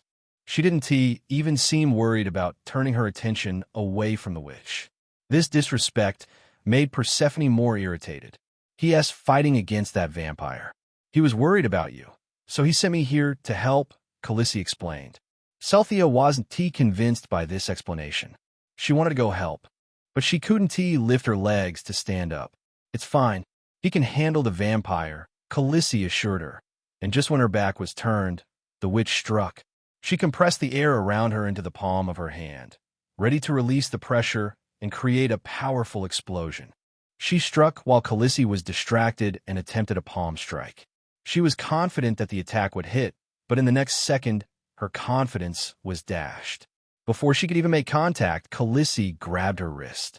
She applied her strength and twisted the witch's hand, bringing her down to her knees, compressing the air around you, then releasing it all at once to create an explosion. Khaleesi smiled. "You don't expect to beat me with such party tricks. It's not a trick. It's a technique that takes years to master. The fact that you don't recognize that shows your little knowledge from magical arts." "Oh," Khaleesi smiled, seeming more amused by the second. She then stretched out the palm of her hand, and immediately, dark energy began dancing in her palm. This energy had a purplish tint. She modified it into the shape of a ball, then began compressing the energy inside the ball, like folding paper onto itself over and over again until it had the thickness of rock. Soon, the ball of energy was the size of pebble. She then turned to Persephone with a wide grin on her face. "Is this the special technique you spoke of? It didn't take me years to perform, did it?" The witch stared at her with her mouth open wide. "How did you? Now let us test it, shall we?" Khaleesi interrupted her before she could speak. The moment Khaleesi spoke those words, the witch's pupil shrunk to the size of a needle, and her face paled. In a panic, the wind around her began to pick up to create another tornado, but she couldn't even get the chance to execute a palm strike on her stomach, pressing the ball against her, then release the energy all at once. The dark energy exploded, engulfing where they stood in black flames. The witch's screams mingled with the sound of the explosion and the crackling of flames. Khaleesi guarded herself and Selphia against the explosion. When the flames dispersed and the magic settled, all that stood in front of her was a body. The body was charred, resembling coal. Every inch of her was burnt to a crisp, but somehow she was still alive. At the last second, Persephone had used her magic to protect herself, but all it did was make sure she didn't die immediately. Such injuries were impossible for her to survive. Even vampires would have a hard time healing these wounds, Khaleesi thought. Plus, the wounds were caused by her dark magic, meaning every inch of her was corroded, making it impossible to heal with magic. "Fool, you only made your death slower." Khaleesi shook her head as she stared at the pitiful specimen on the ground. Chapter 233. A Fight to the Death. By the time Cashin realized what was happening, it was too late. I had finished my transformation, turning into a giant black wolf. I now stood roughly 8 feet tall. My upper canines were as long and thick as a grown man's finger, which was roughly 4 inches in length. My black furred coat danced gracefully in the wind and blended in with the darkness seamlessly. When Cashin least expected it, I leaped from the shadows and sank my teeth into his shoulder. Immediately, the metallic taste of his blood filled my mouth. His flesh was easy enough to get through, but his bones were like iron. I felt one of my canines chip while trying to bite through it. Arg! Cashin grunted in agony while trying to break my jaws, but my grip on him was firm. His claws scratched the side of my snout. I snapped him around like a dog, playing with a chew toy, smashing him against the ground, buildings, and whatever I could find. I swung him with every ounce of strength I had, sending him flying and crashing into the building I used as an assembly hall. The entire building tumbled down as if hit by a wrecking ball. All the buildings in this city were reinforced by magic, meaning they were several times stronger than regular buildings. The entire building was decimated from the force. The walls tore down and broke into rubble. For a moment, everything went quiet as I watched the rubble intently. I watched and waited, knowing full well that he was still alive.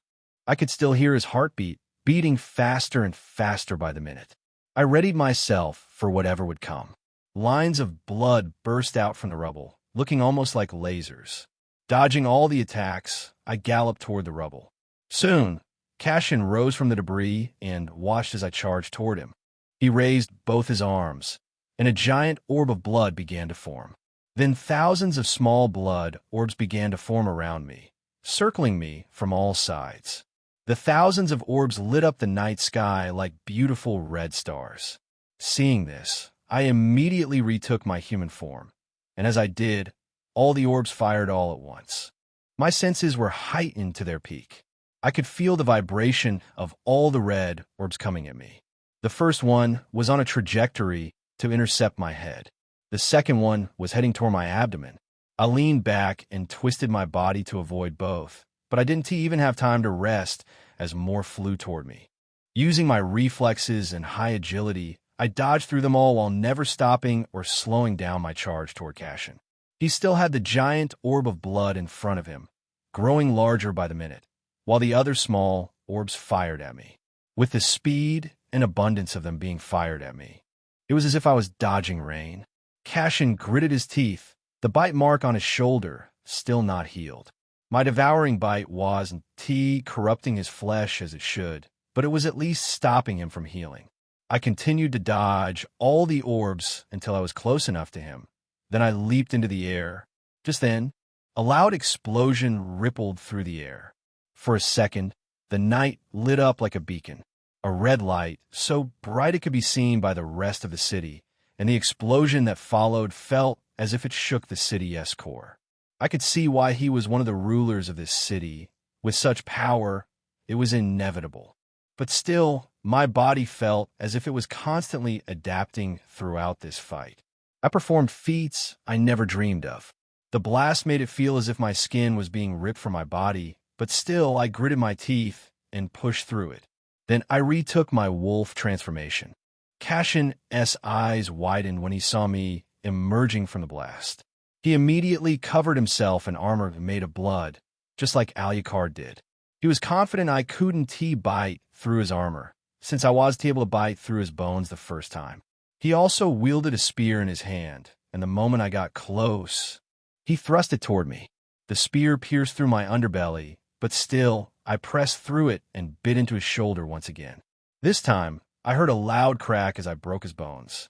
Without wasting a second, I tore his arms off, feeling a bit of resistance as his skin stretched like an elastic band. And for the first time during our fight, I heard him scream as he frantically began stabbing me over and over with the spear, splitting my stomach open. I wanted to howl in pain, but I kept my jaws locked on my prey. My vision blurred, and the scent of blood traveled up my nostrils and began rewriting the chemicals in my brain. At that moment, I didn't care about the pain or how badly injured I was. My bloodlust surged. I tugged with all my might and ripped off his arms, creating a wound that wouldn't heal anytime soon. "You mongrel, I'll kill you," he screamed, lashing out, and just then my claws met his chest, breaking his armor and caving his chest. Cashin howled in pain and spat out a mouthful of blood. I didn't let up. I ripped out his throat so he couldn't speak, then continued to pick him apart piece by piece. When I was finally done, he was a sack of flesh and blood on the ground. He tried to speak, but all that came from his mouth was blood. His words were barely audible. "I'll kill you. I am Cassian Valemont, the head of the Valemont clan. I have ruled this city for centuries, lived for over a millennia. I will not be killed by the likes of you," he shouted, his voice resonating. I retook my human form and stared at him coldly. Are all creatures this pathetic before their deaths? I paid his words no mind and raised my claws to end it all. Just then, I felt a presence, one that I had only felt once before. I immediately snapped my head in the direction, and what I saw left me shocked beyond words. Damien Dracul? Chapter 234. A revelation. For a moment, I was left speechless. What is he doing here? It wasn't he only him, but also who he brought with him.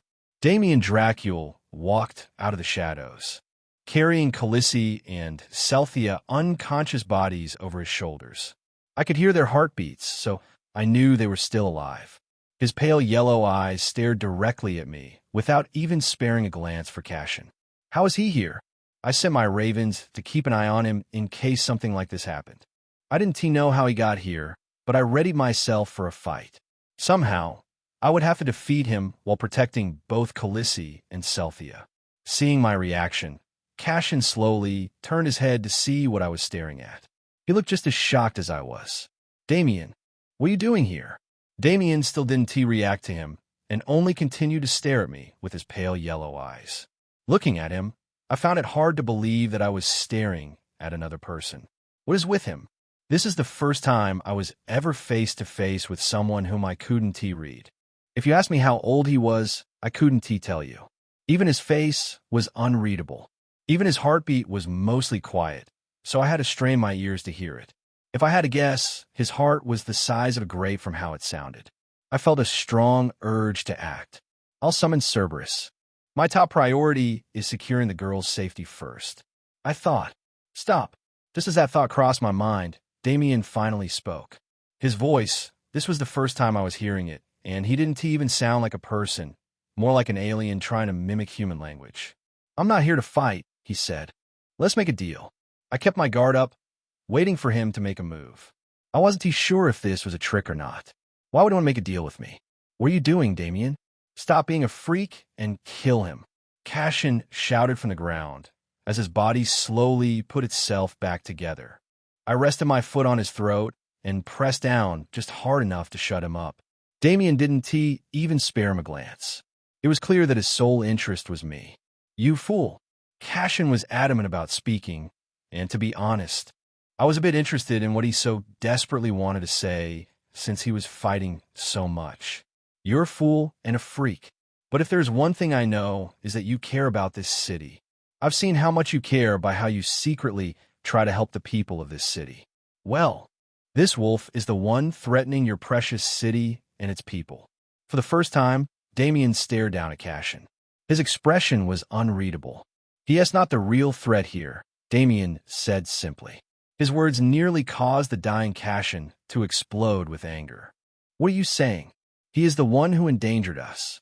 He killed our people. If he isn't the real threat, then who is?" Damien continued to look at him with an unreadable expression before turning his gaze to look directly at Selthia, who was still hanging unconscious over his right shoulder. I felt an uneasiness settle in the bottom of my stomach when I saw him look at her. For some reason, I hated it. It's her. She is the real threat. At that moment, Cassian and I were stunned. Both of us were wondering what he could mean. Seeing that both of us were confused, Damien began to explain. "Do you even know who she is, the woman you let into your pack? She is the Sea Witch's daughter." "The Sea Witch?" I stood expressionless, not understanding the importance of what Damien said, but Cassian seemed to grasp it well. "No, it can't be," Cassian said in disbelief. "What is one of Thalassa' daughters doing as part of a werewolf pack? That hardly matters. You remember what happened the last time we angered her? Yes, that mad woman almost killed us all. She was the one person the Jinn ever feared." I stared into Damien's eyes, and for the first time, I could see a hint of emotion within them. That emotion was unbridled fear. His pupils were shaking while the rest of his face remained blank. There are only a few unspoken rules in the supernatural world. One of the most important rule is to never anger the sea witch. Going against her daughter will surely anger her. Damien said, from what I gathered, this sea witch was Celthia's mother. Celthia had told me stories about her mother before, but I mostly thought she was exaggerating. Looking at Damien and Cassian's faces, I'm guessing it wasn't an exaggeration. So the sea which did sink cities, destroy islands, and even threaten continents. Only a monster like that could have Damien scared enough to offer a deal between us. But that also offered another problem. Should I be worried about this sea witch? If Celthia was her daughter, then... You mentioned something about a deal before, I said, returning my attention to Damien. Yes, I'm willing to make a deal with you, as long as it's within reason, he said. Hearing those words, I still wasn't sure if I could trust him or not. He was a man I couldn't read just from a glance, and this made me a bit hesitant about making some sort of agreement with him. But there was one thing I could do. I could judge his intentions just by his actions. Simply put, I needed to gauge his action to find out his intentions. With that in mind, I returned my attention back to Cassian. His body was slowly healing. In a matter of minutes, he would be fully healed. Thinking this, I didn't waste a second and tore through Cassian's chest cavity with just a single plunge of my claws. He didn't see it coming, as he was still processing the whole sea witch situation. His eyes widened in shock as he desperately clung to my arm. But there was nothing he could do. At this stage, taking his heart would be as easy as picking an apple from a tree. His grip was weak, not nearly as strong as it used to be. This is the end of the Valemont clan. If only Victor had heeded my warning that day. Cassian tried to speak, but his mouth just opened and closed without a sound escaping his lips. At that moment, all I could think about was what a 5,000-year-old vampire heart would taste like, and before I knew it, I had already plucked it out. Chapter 235. An agreement. Damien didn't react, even as I raised Cassian's heart like a trophy. His actions showed he didn't care about Cassian. Based on what Cassian said and what I'm observing now, it seemed Damien was acting solely to protect his city. I've been trying to find out what weak link he had since he didn't have any living family members or any friends. Turns out it was this city all along. This city was all he cared about. Tell me about this deal you want to propose, I said. I'll offer you the chance to take Cassian's place as one of the heads of this city. Become a leader of Purgatory? That is an interesting offer. I bet the reason he was making this offer was so he could keep an eye on me. All of this just because Celthia's mother happens to be some powerful entity. I'll have to find out more about this sea witch from Celthia, and I bet that Damien will also be doing his own investigation about us. I also want the Valemont mansion and also the vampires who are under their command. I want everything they own to be now mine. Damien stared at me with the same unreadable expression. That is fine by me. But Cassian had a wife. I'm sure she'll protest, but I'll leave that to you. Damien then strode towards me. As for what I want from you, I want you to cease your attack on this city. I also want you to properly handle the sea witch's daughter. Do whatever it takes to not get her mother involved. I didn't even know that Celthia's mother had such an influence, but Damien didn't know that. Since Celthia was with me, he must be assumed that I had the sea witch on my side too. Damien then held out his hand for a handshake. Deal? I reached out and shook his hand. Deal, I said with a smile on my face. I held his grip firmly in my hands, trying to get a measure of his strength. I put quite a bit of force behind my hold, but he didn't react. I then pulled him closer, so the two of us were just inches apart. I needed to be close enough to hear his heartbeat. Answer this truthfully. Did you use your hypnosis on them? I asked, my eyes glowing dangerously orange as I tried to dissect the truth from him. Damien continued to stare at me with his usual blank expression. Don't worry, they are fine. I only knocked them unconscious. The demon is impossible to mind control because of Lucifer's influence. And for whatever reason, it was impossible for me to mind control the sea witch's daughter. Hearing that, I felt a bit relieved. It seemed it was impossible for him to mind control people whom I had turned. Damien then proceeded to lift Celthea and Khaleesi off his shoulders and handed them to me. I'll be taking my leave. I'll be informing the Queen Witches of the deal we've made today. What if they object? Damien stared at me blankly. They can't. With those words, a thick white fog suddenly began to form around us. The fog covered Damien's figure, making him disappear for just a second before he suddenly emerged from the fog, but this time as a bat with bulging red eyes. He flew up into the air and soon disappeared into the night sky. That vampire is quite the strange one. Isn't? Suddenly Khaleesi spoke up as I held her up in my arms. I knew she wasn't unconscious. You were listening in all along, weren't you? Maybe. But this is quite the turn. Isn't it? Who would be thought that the siren would have a mother powerful enough to shake that oddball vampire? Khaleesi chuckled. Do you know anything about her? Actually, I don't. It's quite a shock, though I did hear something about a supposed threat that lived at the bottom of the ocean. But it wasn't a siren. It was some sort of monster, supposedly. The intel was old, so we weren't sure if this monster was still alive. I didn't have a clue about this monster she was speaking of, but I couldn't worry about it for now. I still have the remaining vampires that came with Cassian to worry about. As if knowing exactly what I was thinking, a smile bloomed on Khaleesi's face. I'll need you to stay here and protect Celthea, I quickly said. Wah, that's not fair. There are a lot of EXP out there. You just want to hog it all to yourself. She was exactly right. I didn't like the idea of sharing my kills, especially since I was trying to evolve. I'm not planning to kill all of them, only the weak ones. I'll recruit the stronger vampires into my pack after I break them. Vampires are stubborn creatures, and I am a werewolf. Most wouldn't like the idea of joining my pack. Khaleesi pouted. No fair. I patted her on the head. Don't worry, I'll make it up to you. You dare make such a promise to a demon. Foolish choice. I'll make you pay 10 times over. Just you wait. She smirked. She took a few glances at me, looking at me from head to toe. She finally realized that I was still holding her and that I wasn't wearing any clothes. Transforming into a wolf always left me naked since my clothes were always destroyed. It was a bit of a nuisance, but I didn't mind it much. Fine, go ahead. Maybe I should made such a promise. But I didn't have time to dwell on it. I could still hear signs of struggle between the members of my pack and the vampires of the Valemont clan. My body started to heat as my temperature rose to its peak.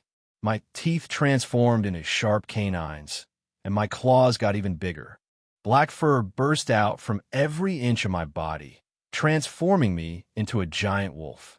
I raised my nose, taking in the scent of blood all around me, and suddenly I felt stronger. Enjoy your hunt.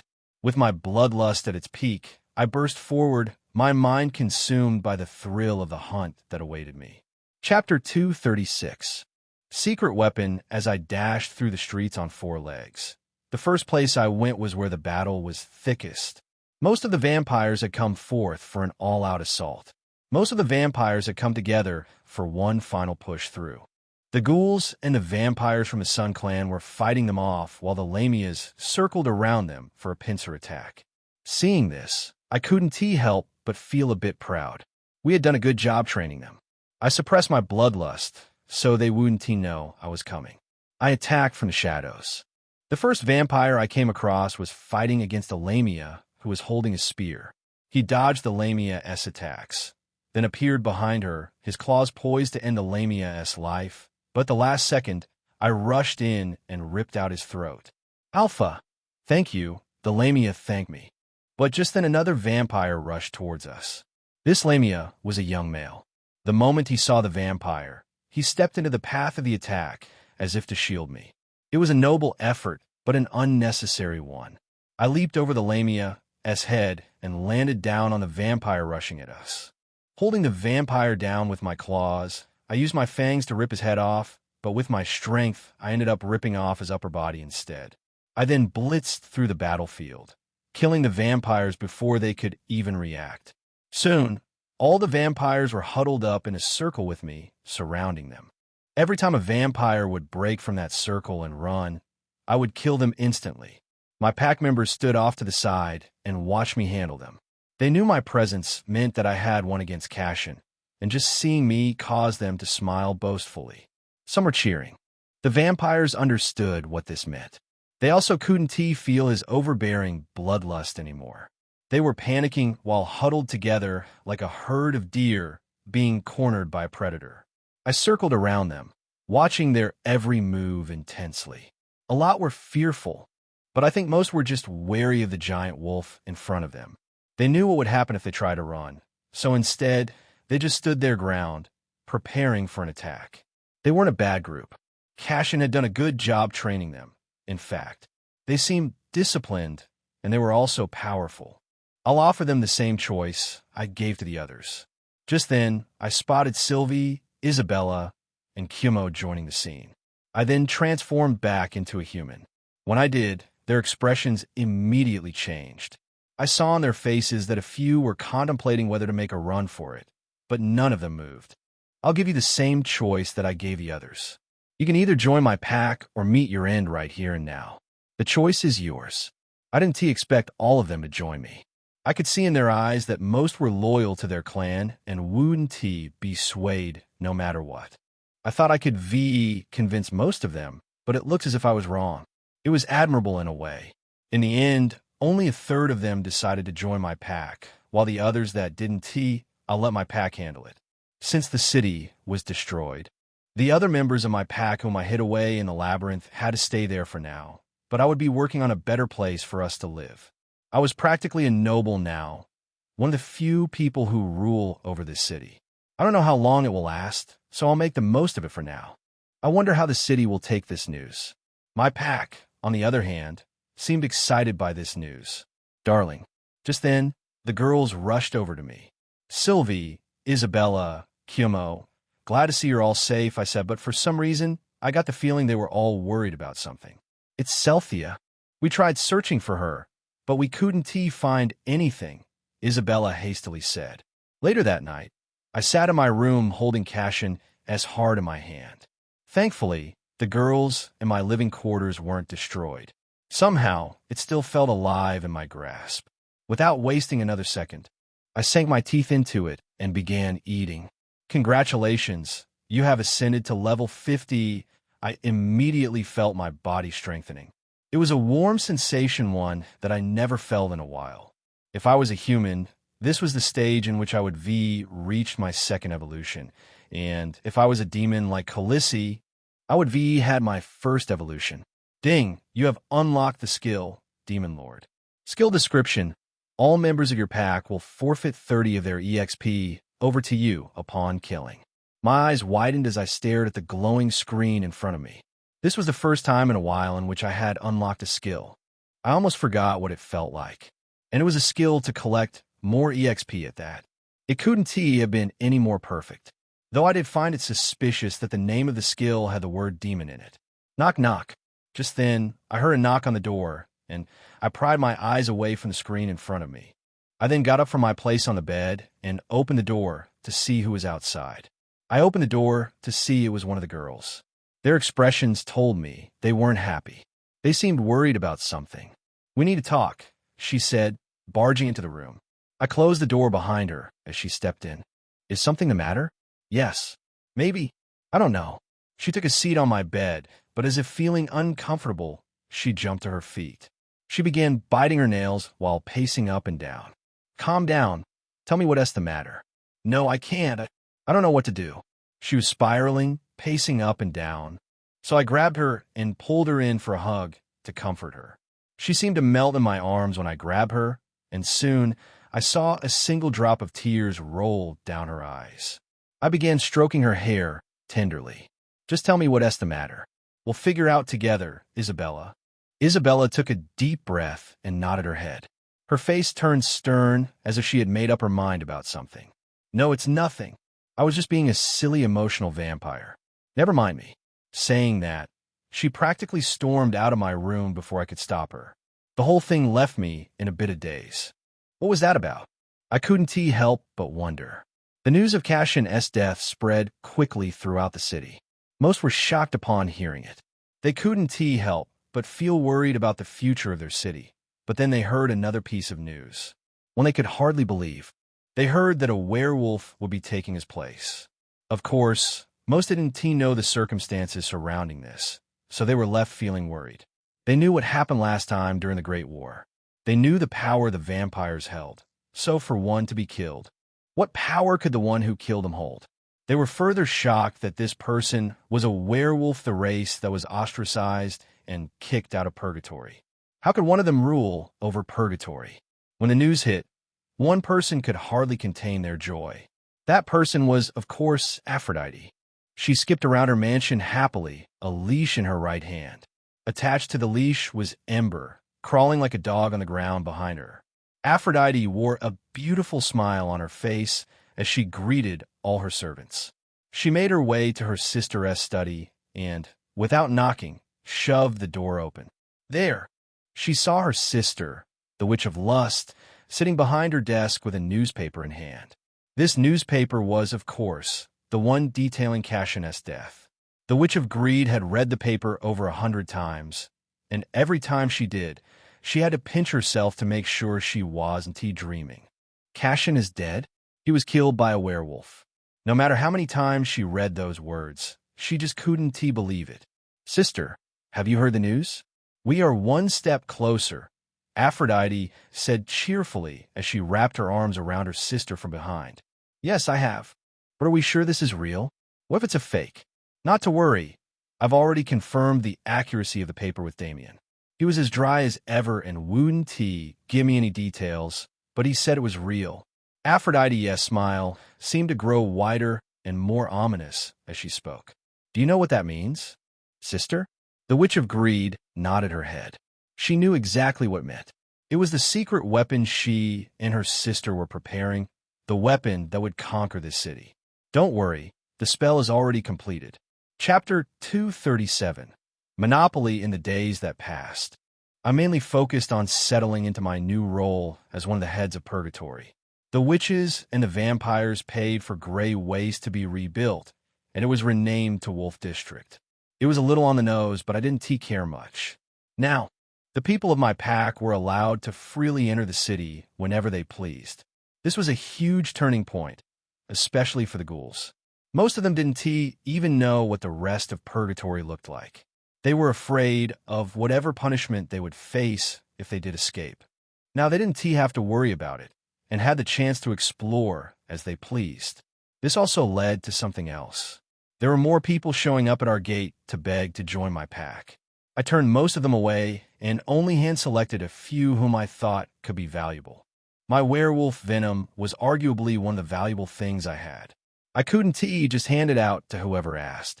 Though I could made the choice to recruit them as part of my pack, then kill them later when they served their purpose. I couldn't feel comfortable killing a member of my pack unless it was absolutely necessary.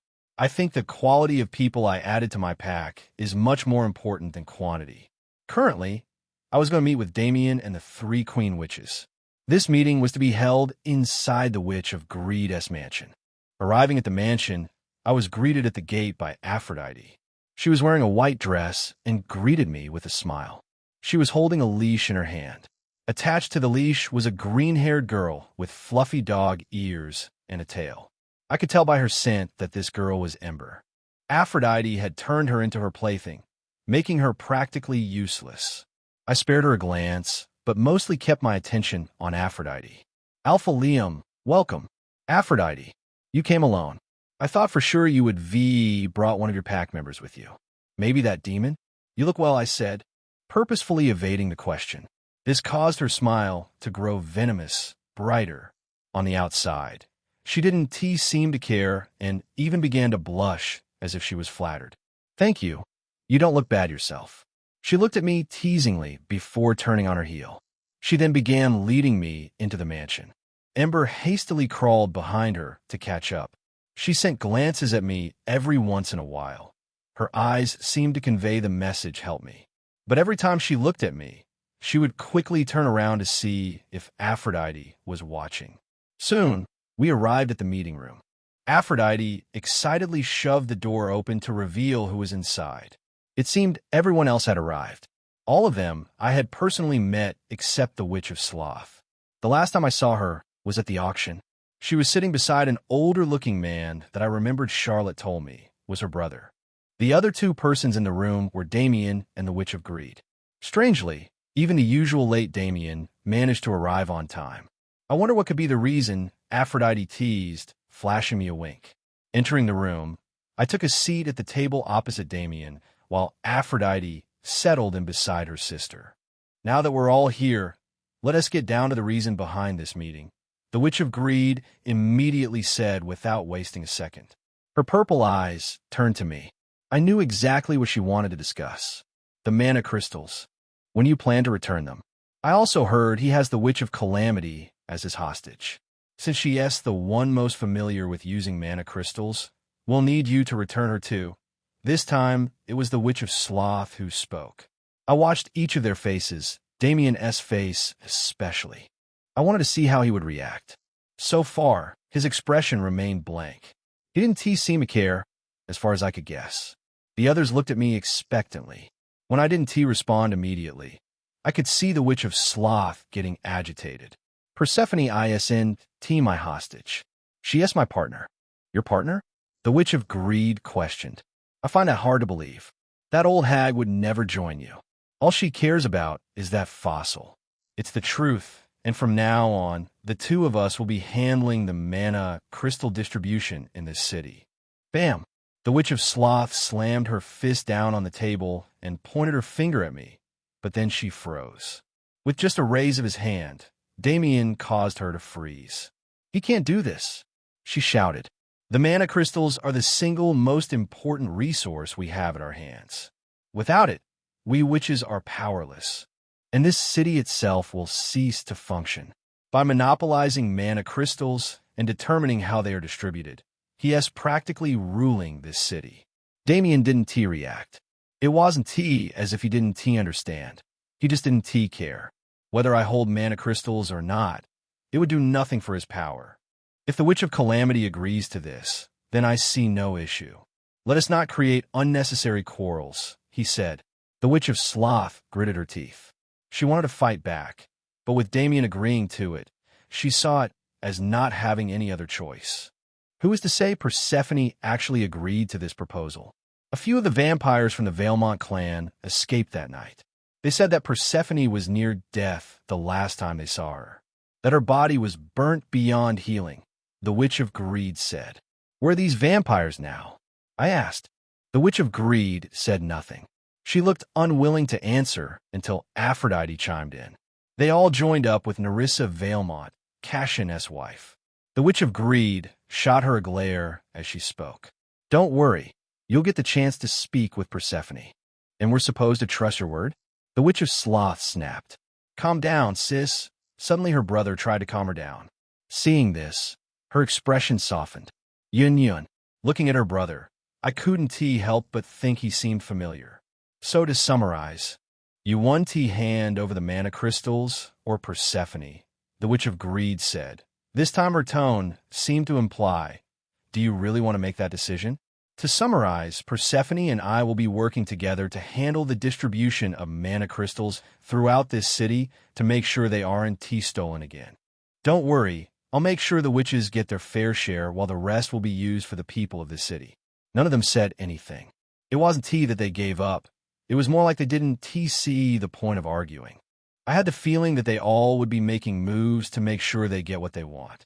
Having nothing else to discuss, the Witch of Sloth was the first to get up to leave, but I stopped her before she could. Come on, Yun. She grabbed her brother by his hand, almost dragging him off his seat. Though if you feel the amount of mana crystals you were given isn't enough, I will be happy to trade with my own crystals in the future, I said, causing her to immediately freeze. Their eyes narrowed at me. You mean the mana you got from Starlit City? The one you took from that demon. You wish to trade them for what exactly?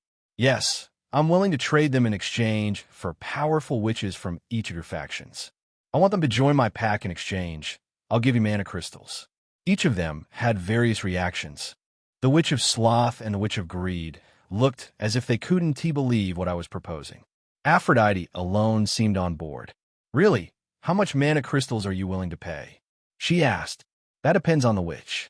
The more powerful of a witch you have to offer, the more mana crystals I'll pay. Witches were a valuable group. They could build and construct intricate buildings within just a few hours. With their magic, we could run a civilization without having electricity. The more witches you have, the bigger the settlement you're able to create. Aphrodite smiled and tugged on the leash in her hand. How much are you willing to pay for Ember here? The two of you are quite acquainted after all. I looked down at Ember, and I could see her pleading eyes and expression. Nothing. With the state she is in, she is practically useless. Just then, as I spoke, the Witch of Sloth exited the room with her brother. I took that as her answer. Apart from Ember, Aphrodite didn't offer anyone else, and the Witch of Greed seemed disinterested. So with that, the meeting came to an end, and we all went our separate ways. Walking back home, I got the feeling that I was being followed by someone. I had an inkling of who it was. So on my way back, I ducked into an alleyway, and of course, she followed me. I could feel the bloodlust coming from her as she stared at me. "Kitsune, I thought you died. It was all your fault," she shouted, her claws out and her tail upwards. From her posture, I could tell she was here to talk. You were to be blamed for everything. Chapter 238. The Kitsune. The sun hung lazily in the sky as it was still the afternoon. The street outside the alleyway still had people going about their business. The Kitsune stood blocking the alleyway, her claws out and a look that said she was hellbent on fighting. She must be figured out that I set her and the others up in a trap. Well, at least this way, I wouldn't have to go looking for her. "Kitsune, I'm glad to see you're alive. I heard about what happened. It was you. You're to blame for everything," she shouted. She looked like a wild animal, as if she was on the verge of turning into an evil spirit. She got down to mimic a four-legged creature, her three tails flowing gracefully behind her. With a burst of power, she exploded towards me with movements that reminded me of Sylvie. When she was close enough, she leaped into the air with her claws raised high. Yes, she is definitely like a feral animal. I adjusted myself the moment she swung at me and then caught her on top of my shoulder. "Unhand me," she screamed as I held her over my shoulders like a sack of flour. She immediately began kicking and thrashing, but I held her firm. The Kitsune wasn't in her strongest form, but she wasn't the weakest either. Give her a few more years, and she would be a force to be reckoned with. "I'm taking you back with me." "No, let go of me." The thing I liked about Purgatory is that no one pays any mind to a man carrying a girl who was screaming and thrashing around. After a while, when she realized there was no hope of escaping, she finally stopped resisting. "If you plan on killing me, just get it over with. I intended to die by your hands anyway. What you're doing now is even worse." What she said caught my attention, and I couldn't help but ask, "Why would you want to be killed by my hands?" "Because it's honorable. I failed in my mission of protecting those people. Someone like you would never understand." "Honorable, you say? Look around. Right now, you're in the midst of getting kidnapped, and no one is even batting an eye. A Kitsune is supposed to be loved and cherished wherever they go, but here, you're neither loved nor wanted. I'm the only one who used you. Those people were too. None of them cared about you. They just wanted to use you to fight back against the vampires." She couldn't deny what I said was true. There's no place for me. I've searched for centuries, but I can't find it. This place was my last hope. Her voice dropped as she spoke. She was wasted here. A loyal Kitsune that would protect the place she called her home, to the cost of her own life. Yet no one was able to see her true value. I continued to walk with her over my shoulders until I arrived at Wolf District. The gate was immediately opened upon my arrival. The settlement was already back to the way it was before the battle with Cashin. It was as lively as ever, children and a few people talking on the streets. The moment they saw us, they began to gather around us. Of course, I had told them how they should treat the Kitsune. I told them that she would be their guardian, so they should treat her as if she was a deity. I even got a small shrine built for them to give their offerings to her. Having a Kitsune who grows stronger as the years progress protecting my pack isn't a bad idea. The people immediately brought forth their gifts and offerings. Her eyes widened when she saw them. "What is all this?" I set her down on her feet. "You said you didn't have a home. Allow me to offer you one. Be the protector of my pack and people." At least here, you will be needed and wanted. Wait, but I... Just as she was about to speak, a group of kids rushed up to her. Their names were Kiki, Lizzie, Kara, Andy, and Tommy. I made an effort to know the names of everyone in my pack, even the children. Kiki and Lizzie were Lamias. Kara was a vampire, while Andy and Tommy were ghouls. Their ages ranged from 5 to 8 years old. For the children, I only turned them once they reached 5 years old. I didn't know what effect my venom might have on them, and I didn't want to risk it. Kitsune, our alpha, told us you were a powerful spirit that came to protect us from bad people, they said as they surrounded her. Whoa, she has a tail, just like Sylvie, except she has 3, the 2 boys in the group shouted excitedly. The Kitsune looked at the children surrounding her, seeming a little bewildered. But when she saw their happy faces, a small smile bloomed on her face. They all surrounded her and began chatting up a storm. I took a step back to give them some space. Some of the younger girls even began braiding her hair and tail. It wasn't how I expected them to treat someone whom I told them to consider as a deity, but the Kitsune didn't seem to mind, so I let it be. Miss Kitsune, we prepared a surprise for you. Kara, the little girl who was a vampire, said as she pulled the Kitsune by the hand. Everyone excitedly followed along as they brought her to the small shrine we built. It wasn't anything majestic, since it would only be used during our time here in Purgatory. I will build her a proper one when we get back to Ryman. The shrine had various statues of her, and there was even an altar there to sleep on and receive her offerings. There was even a fire pit in front of the altar. It will be used to keep her warm. Miss Kitsune, do you like it? Kara asked excitedly. The Kitsune stared at the altar and at all the people around her, and suddenly, I could see tears welling up in her eyes. Miss Kitsune, what's wrong? The kids asked with a worried look when they saw the Kitsune's tears. They were afraid that they might have done something and looked to me in panic. Alpha, she asked, crying. Just then, the Kitsune reached out and patted their heads. It's nothing to worry about, young ones. I'm just really happy. Thank you all, she said as she wiped the tears from her reddened face. My entire pack gathered together to celebrate the Kitsune joining us. Looks like it worked, Kumo said as she handed me a cup containing wine. You managed to recruit that old hag as a part of your pack. It's a good choice. When she unlocks more tails, she'll grow even stronger. It's all thanks to you. You told me how to win her over, I said before taking a sip of my wine. By the way, where's Sylvie and Isabella? I haven't seen them. Oh, Sylvie is being chased around somewhere by the younger kids. They're playing some sort of game, while Isabella has been quite moody lately. I offered her a cup of wine, but she acted even more strangely. She almost slapped it out of my hand. Even her mother is acting strangely. Kaguya? It was normal for Isabella to be overly emotional at times, but for Kaguya, it was strange. Now that I think about it, I haven't seen her in a while. Is she avoiding me? I still remember that night when she came to me crying. It seemed something was bothering her then, but she didn't tell me what it was. Just then, the Kitsune managed to escape the crowd gathering around her. She transformed into an orange, 3-tailed fox and ran towards me. She then leaped on top of my shoulder. Seeing this, Kumo frowned. Don't get ahead of yourself, Fox, she hummed before departing. It looked as if she wanted to give us some space. I reached out and began petting the fox that was on my shoulder. So what do you say? Do you accept joining my pack?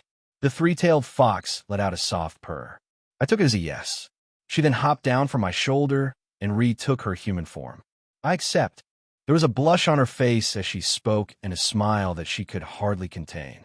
She then bowed her head. Thank you for giving me this role. I'll do my best to live up to your expectations. I raised her head and approached her. She was quite short. She stood about 5'5", so in front of me, she looked like a fox in front of a wolf. I'm sure you will, I said before pulling her in by the waist and biting into her neck. Her skin was soft, so my fangs pierced through her neck easily. A soft moan escaped her as she threw back her head and grabbed onto my hair. I also saw that her legs were shaking. With that, my pack had gotten stronger. Chapter 239. Test. After I turned the Kitsune, I went to find one of the only persons who wasn't in attendance. The street was dark and empty since everyone was back at the shrine celebrating. The moonlight acted as the only light source illuminating the path ahead. Alpha! Suddenly, I heard a voice calling from behind me, so I turned around. It was Andy, one of the children from before. He had a cheeky smile on his face as he walked over to me. "Where are you going?" Of course, I knew this troublemaker. Andy was a ghoul. His parents were killed by vampires before I even came to this city. Because of that, he was a bit of a troublemaker. He had been brought to me more than a few times for causing trouble. I punished him by making him clean the building where I lived, which I called my room and the girls' rooms. But every time he got out of one punishment, he would soon be brought back to me. After a while, I finally realized that he was getting in trouble on purpose all so he could have a reason to meet with me. Alpha! His eyes were shining brightly even in the darkness. Seeing this, I already knew what he wanted to ask me. "I want to become one of your generals." I knew this was coming, and just like all the other times, I would give him the same answer. "When you're old enough." I found his question admirable, and I wish that there were more people in my pack just like him. I've been considering giving the children a bit of training so they could at least protect themselves, but I just didn't have the time. If only I had a right-hand man that could see to their training. But I didn't, so it would have to wait for now. Even at my words, Andy didn't lose the glimmer in his eyes. In fact, he seemed even more determined. "Oh wait, take a look at this." Saying that, Andy got down into a squatting position. He clenched his fist tightly, and the veins in his head began to bulge. I stood watching with a blank expression as he strained himself. Soon, his skin began to take on a greenish hue. This continued until it morphed into a brighter shade of green. Then suddenly, lizard-like scales began appearing on his forehead. His teeth became frightfully jagged, and his nails grew longer, but not long enough or sharp enough to become claws. He could only keep this up for a few seconds before he was forced to stop. His legs trembled, and he plopped to the ground, breathing heavily. After I turned him, his special organ became his skin. He was able to grow lizard-like scales. But these scales weren't nearly developed, and his transformation took a lot of energy. "You see, Alpha, I'm getting better. Soon I'll be able to turn into a giant reptile monster like Godzilla and protect the pack." He shouted excitedly. "It will take a while until I'm strong enough, but I'll prove to you that I'm worthy enough to become one of your generals." Before that, he could only turn his skin slightly green with scales barely visible to the eyes. He had come a long way just by training himself. I reached out and patted him on the head. "Keep up the good work. If you continue to progress like this, I see you become one of my generals in no time." He smiled happily and nodded his head. "Thank you, Alpha." He didn't have any parents, so me being his Alpha was the closest person to him. "So where are you going, Alpha?" he asked excitedly. His expression dropped a little. It looked as if he wanted to ask something but was holding himself back. "Would you like to come with me?" Suddenly, a smile bloomed on his face. "Really?" "Sure, come along." Andy nodded his head excitedly and walked closely beside me. As we walked, I suddenly felt something on my hand. I glanced down to see he was holding my hand while smiling happily. After a while, we arrived outside of a large white building. There were a few guards standing outside. They were witches. They bowed their heads as I walked past them and entered the building. "Whoa, what is this place?" Andy asked in amazement. "It's a laboratory. This is where all the mana crystals come from," I explained. There are different squared machinery lined up next to each other and several people in lab coats going about their business. They bowed their heads and said polite greetings as I walked past. Soon, we arrived at an elevator, and with just a scan of my key card, I activated the elevator and pressed the button for the lowest floor. The elevator vibrated softly and emitted a soft buzz before moving downwards. After a short while, we finally arrived at the lowest level. The setup to this laboratory was similar to the one we infiltrated before. We stood in a room with a glass panel. Below was the dragon fossil I saw before. Persephone had used transportation magic to get here into my settlement. Andy looked at the giant skull with childlike curiosity on his face. Persephone was in the room with the dragon, dressed in what looked like a hazmat suit. Around her were small mana crystals that sprouted from the ground like weeds. She held a bucket in her hand as she picked them up. There were several others around her doing the same thing. What kind of creature is that? Andy asked with an expression that held both fear and excitement. That's a dragon. It's like the Godzilla you were just speaking about. A dragon, he muttered, somehow seeming more amazed. The two of us watched until the group finally left the room. A short while after, Persephone arrived at where we were. Alpha, you're here, she said with a slight nod, but then her eyes turned to Andy. Who is this? This is Andy, I explained briefly. How are things coming along? I found Persephone burnt to a crisp after the battle with Cassion. She begged me to save her, so I did. When I turned her, it healed all her previous wounds. She was a valuable addition to my pack. I counted myself lucky to have found her in time. If I intended to build a city that is run by mana crystals, just like Purgatory, I would need people experienced in using these mana crystals. That was Persephone's purpose. She was responsible for a lot of the inventions made with mana crystals. It's slow. What you asked me to do is a hard task. I tried for centuries, but I ended up having to give up. What I asked her to do was to run some tests on the fossil to find out more about the dragons.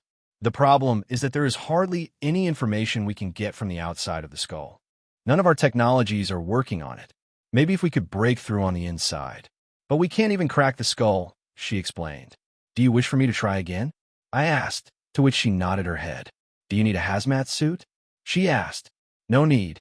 I left and went down to the room where the skull was located.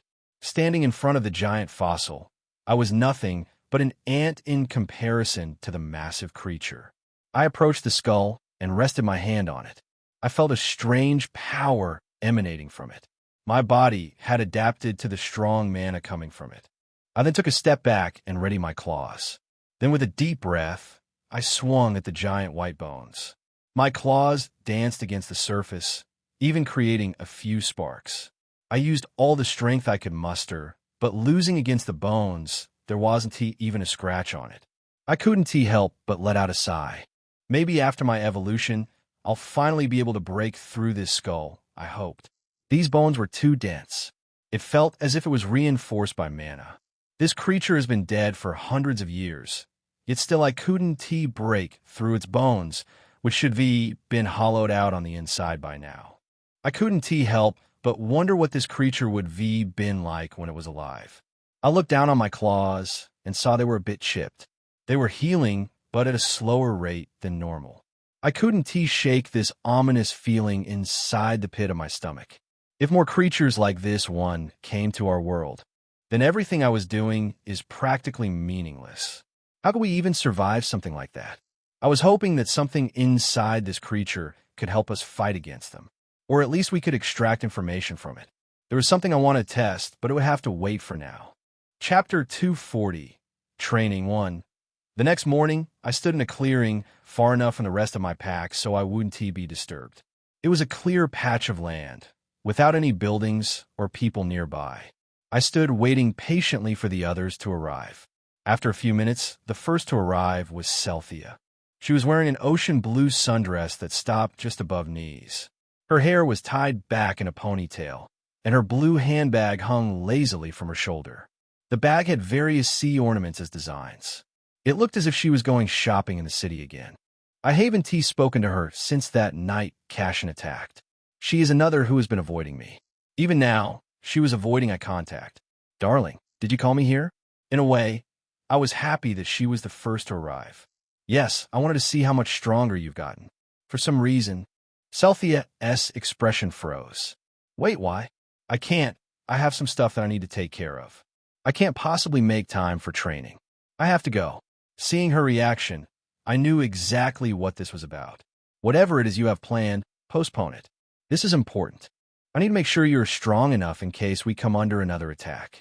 Yes, darling, but She tried to speak but then bit her lip. Okay, fine. I'll train with you, she said, and immediately her clothes began to change. They took the form of knight armor, except it was made of a material that resembled water. She also had a lance in her hand. Huh, what happened to your trident? I asked. It's too dangerous to train with. If you're worried about hurting me, then you shouldn't. I won't be holding back in this fight either. You could get hurt. She turned her head away and muttered something under her breath. I would care. As long as I don't hurt you. Looking at her, I knew she wasn't just being stubborn. She meant it. This made things trickier. I would have to try something else. How about this? If you manage to land a single attack on me, then I'll allow you to leave, and I'll also grant you any one wish. She stared at me blankly. You already do. You grant everything we ask for. You're doting, and you don't even realize it. I am. This was T working. I could always compel her to fight, but I doubt if I did that, she would learn anything. I'll try a different approach. This city is dangerous, Celthea. Remember your promise? You said you wanted to be by my side to help me, but how can I allow you to stay by my side if you're not strong enough? Her eyes widened, and she looked a bit panicked. Wait, what are you saying? If you can't prove to me that you're strong enough to stay here, then I'll have to send you back to Ryman. No, wait, you can't. I won T.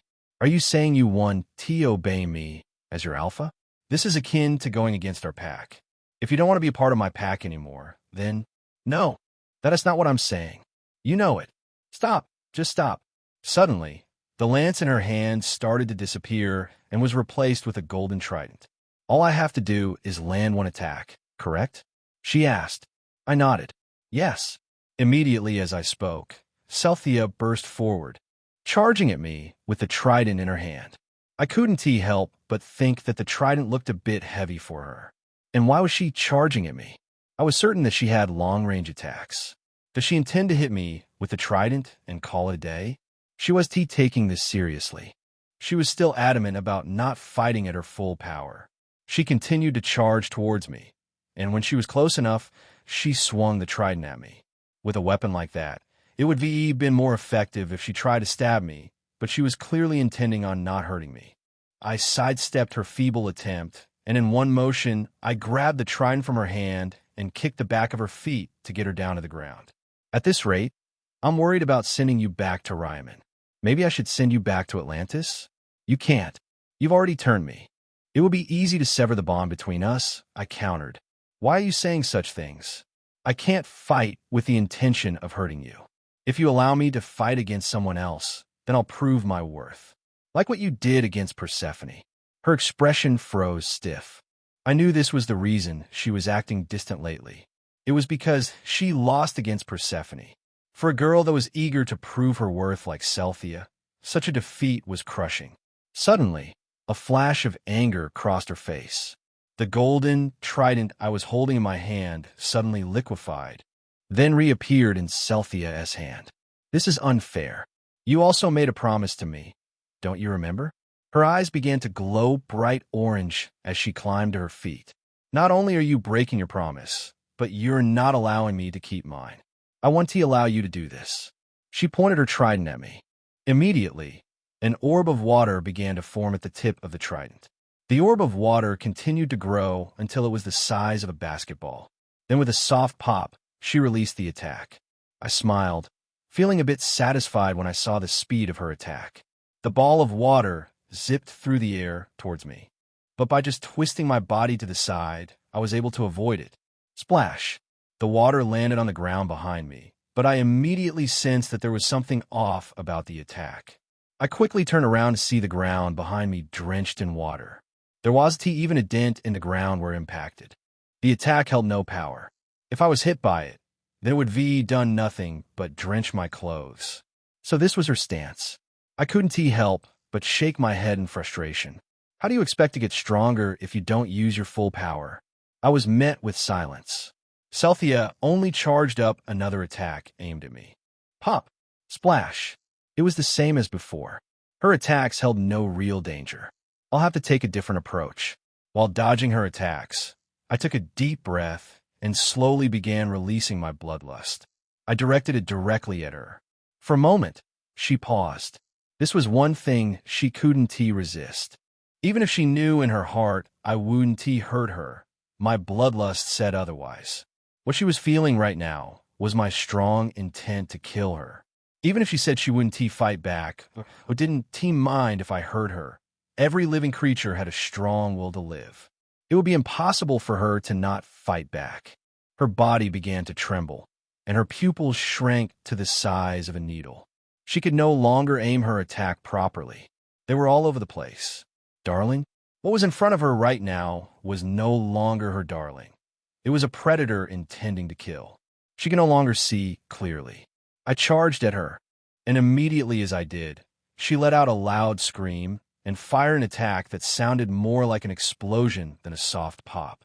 This time, the attack was aimed directly at me, and the speed at which it approached was 3 times faster than the rest of her attacks.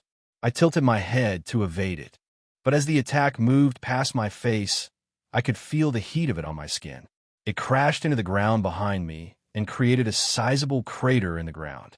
Seeing that the attack had missed, she frantically began firing more of the same powerful attacks.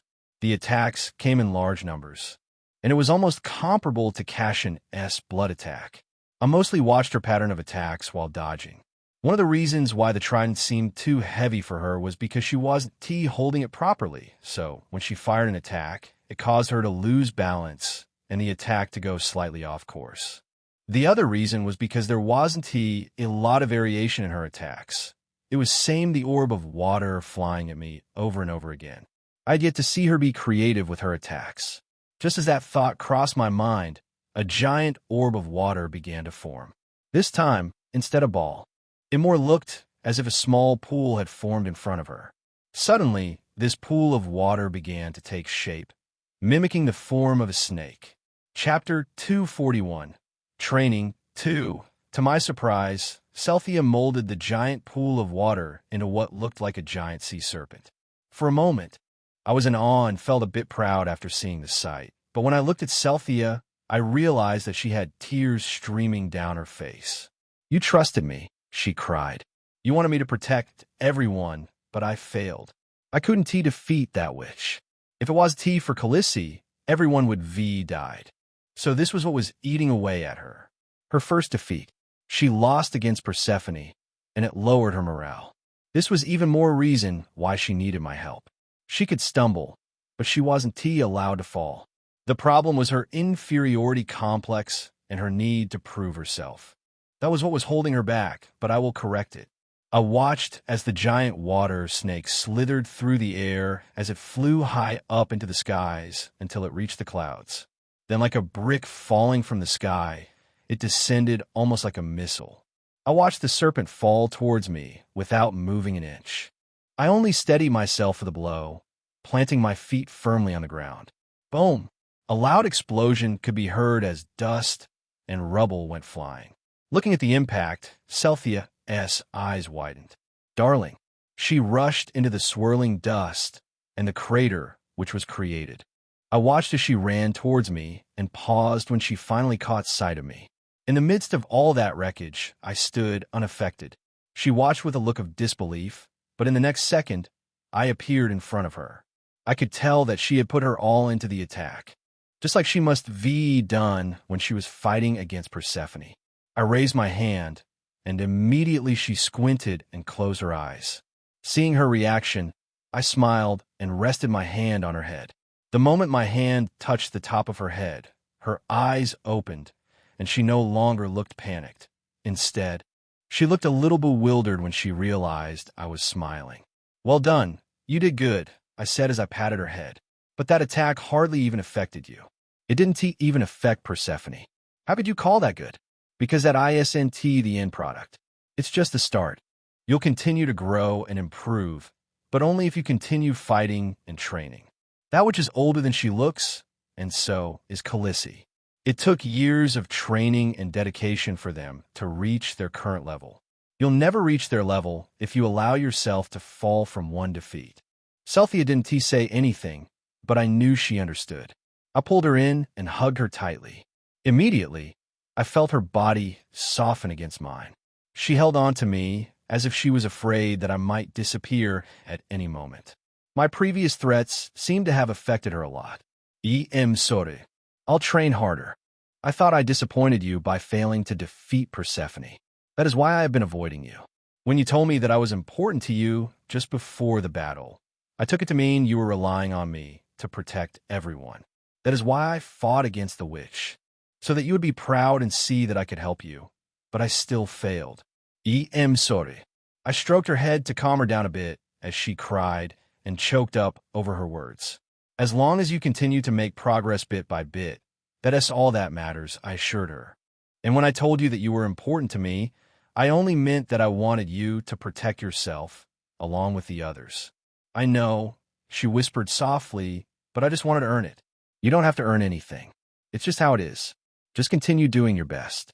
Her hands clenched tightly around me as she nodded her head. Thank you.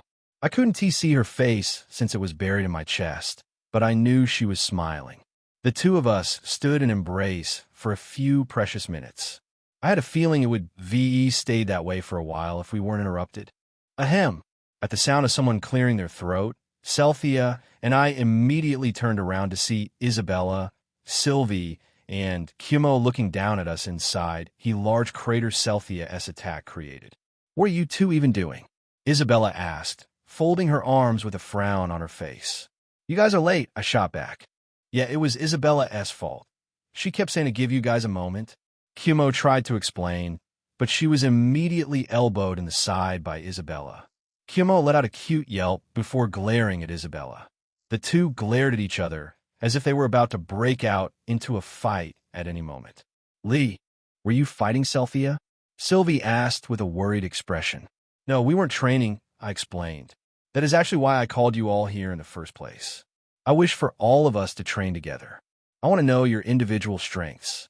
It will help us fight alongside each other better, as we will learn how to best complement each other as strength. Suddenly, a smile bloomed on Sylvia's face. A wrestling match, she shouted before jumping down into the crater where Cynthia and I stood. She was clearly thinking of this as a game. The two of us had wrestled a lot before, so I understood why. It's not exactly wrestling. It's more like actual fighting, but not exactly. Sylvie tilted her head and looked a little confused. Why would Sylvie fight Lee? I guess the concept of fighting me was incomprehensible to her. At least with wrestling. She understood it was a game. Tell you what, Sylvie, if you manage to land a powerful attack against me, then I'll get you anything you want. Sylvie's eyes sparkled, and her tail danced happily behind her. At least this trick still worked against someone. Isabella rolled her eyes, but Kumo, at least, seemed just as excited as Sylvie, if not more. While Cynthia, who still stood in my embrace, tried to mask the smile on her face. With the deal that I would get them anything they want if they managed to land a powerful attack against me, I began my training with the girls. Chapter 242. Mariah Valemont. Back at the Valemont mansion, a blonde-haired woman sat on her bed with her legs crossed. Moments ago, she was about to go to bed, but heard a knock on the door. In front of her was her subordinate, which was a kappa. A kappa is a type of water spirit with green, scaly skin, webbed hands and legs, and a bird-like beak. It also had a green, turtle-like shell on its back. This strange creature bowed before the blonde woman. Boss, I'm sorry to interrupt you, but we have a visitor. These two vampires said they wanted to speak with you, and that it was urgent. Hearing those words, the blonde-haired woman looked up at the two vampires standing behind the kappa. These two vampires once served her husband, so they should have been groveling at her feet, just like the kappa, but instead, they stood tall with their heads raised. The first thing that came to mind was that they must have been recruited by a noble vampire, but then she realized that the noble vampires were all dead. They were all turned into ghouls. Together, all the noble vampires had thousands of regular vampires under their control, but for some reason, all those vampires seemed to have disappeared. She expected them to join the Dracula clan, but most of them didn't. This fact caused an unsettling feeling to settle within her stomach. Something wasn't right. She could feel it, but she pushed that aside for now and instead focused on the vampires in front of her. The two of you used to be a part of our family, did you not? She asked. The two vampires didn't hesitate before answering. Yes, we were, but now we're a part of the Lycan Pack. The woman felt her face twitch when she heard them. A vampire say they are a part of a werewolf pack. We have a message for you. The vampires continued. For me? Our alpha has defeated your husband. Because of that, he has claim to everything Cassian Valemont once owned, which includes his mansion or any properties that once belonged to the Valemont clan. As the vampires spoke, the blonde-haired woman could feel herself getting visibly angrier by the second. Our Alpha also claims all the vampires of the Valemont clan and even the clothes that were once on Cassian's back. And lastly, our Alpha claims his wife. The moment the last word left the vampire's mouth, his head was already in the air, decapitated from the rest of his body. The vampire standing beside him didn't even see it happen. He watched his friend's headless body fall to the ground while spurting blood. He quickly turned his attention back to the woman, but there she was, sitting on the bed with her legs crossed. It looked as if she hadn't moved an inch. But how could this be? The vampire's eyes emitted a bright orange glow as he stared at the woman. This, of course, caught the woman's attention. She had never seen a vampire with eyes that weren't red. Mariah Valemont, if you refuse to cooperate, our Alpha will have no choice but to retaliate. Mariah didn't even pay attention to the vampire's threat. She was too absorbed in his orange eyes. She was so absorbed that she began walking towards him. The vampire stood guard, ready to attack or defend at any moment. Mariah grabbed his chin and stared into his eyes. "Tell me about your leader." Her eyes glowed bright red as she spoke. She was trying to compel him. Noble vampires had the ability to compel lesser vampires to do their bidding. The vampire stared into Mariah's eyes, but all he could think about was how beautiful she was. Even though he knew she was dangerous, he couldn't stop certain thoughts from entering his mind. But that was just because of how attractive she was. He didn't feel compelled to tell her anything. Looking at the lewd gaze of the vampire in front of her, Mariah couldn't help but feel a bit annoyed. Why isn't my compulsion working? Did that werewolf do something to prevent it? Mariah had heard a lot about this werewolf, mainly that he was the one who killed her husband. She didn't believe it at first. She merely thought that it was a trick orchestrated by Damien Dracul. She suspected that he was the one who killed her husband and made it look as if it was the werewolf. But the more she heard about this werewolf, the more her opinion began to change. Mariah didn't care much about her husband's death. The two were estranged for years. Neither did she care about her sons who had died. All that mattered to her was her reputation and her place in this city.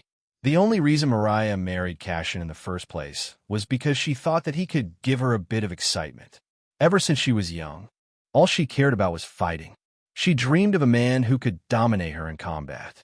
It was a secret fantasy of hers. That is the only reason why she married the great Cassian Valemont. But he turned out to be a very boring man.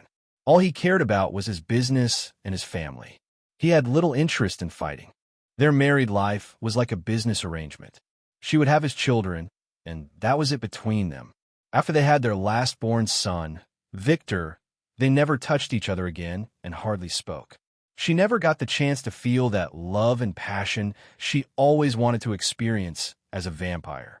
All her sexual experience amounted to lying in a dark room with her legs opened, and a minute or two later, she would hear the cold, emotionless voice say it's done.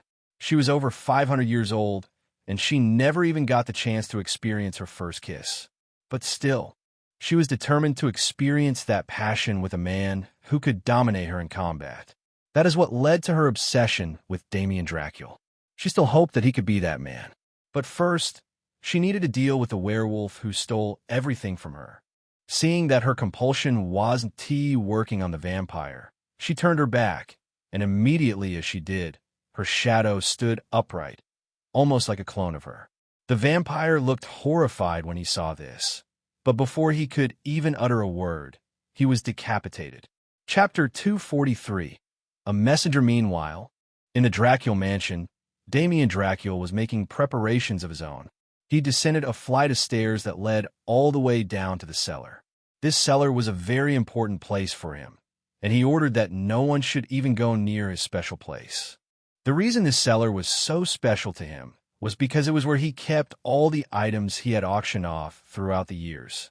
When it came to his collections, he was like a little boy protecting his toys.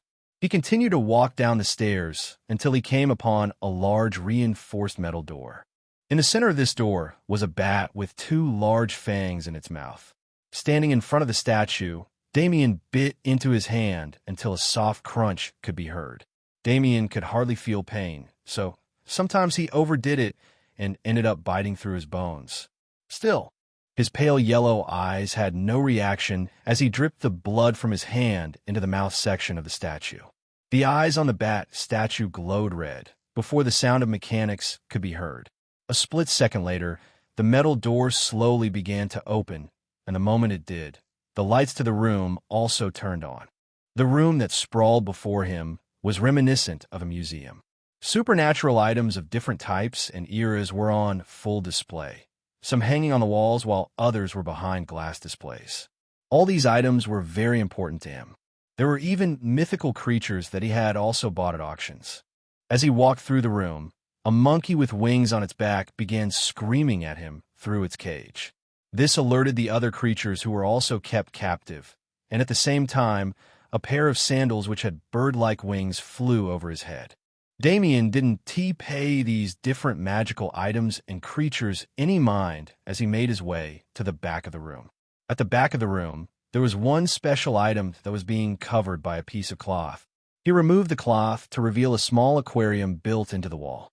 Inside the aquarium was a creature with the lower body of a fish and the upper body of a human woman.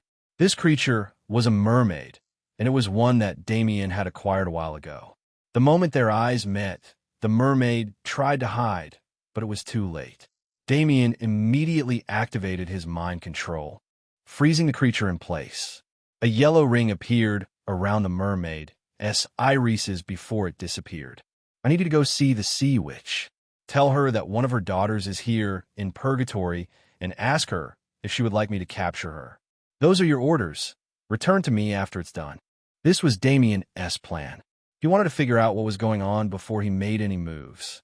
Getting involved with the sea witch's daughter without knowing what was going on was too risky. He planned to use this mermaid as a messenger. So, I'll need you to tell me a bit more about your mother, I said, as Celthea and I settled into my room. She sat snugly on my bed with me sitting next to her, but the moment I asked about her mother, her expression changed. Seeing the way Damien reacted, I was eager to figure out more about this sea witch. Okay, I'll tell you all you need to know. My mother has been around for centuries, so it makes sense that they would know her. There are a few times in history where my mother has been angry enough to come to the human world. Whenever she did, it would always lead to mass destruction. If you're lucky, maybe a city or two would be sunk. If you're not so lucky, then an entire continent would be lost. Would coming after one of her runaway daughters be counted as a good reason for her to come to the surface? I asked, to which Celthea shook her head adamantly. No, it wouldn't. At most, she would send one of my sisters after me. You don't have to worry, darling. If anything happens, I'll handle it. I smiled and patted her on the head to assure her. If it comes down to it, I'll help you face her, but I'll need to know a bit more about her power. Well, my mother is the only person apart from me that owns a trident. It's her main weapon, she said. Your trident is a result of your sea goddess bloodline. Could your mother possess the same bloodline as you? I'm not sure. I don't talk to my mother much unless she is hungry or needs something, but the last time my sister came, she said she wanted me to return home within a year. It's for the ceremony our mother has been grooming us for. A ceremony? Celthea shifted uncomfortably in her seat. It looked as if she didn't like talking about her mother. Yes, it's to decide who will take over as the leader of Atlantis. What are the chances that the leader will be the daughter that just so happened to awaken the same bloodline as her? I asked.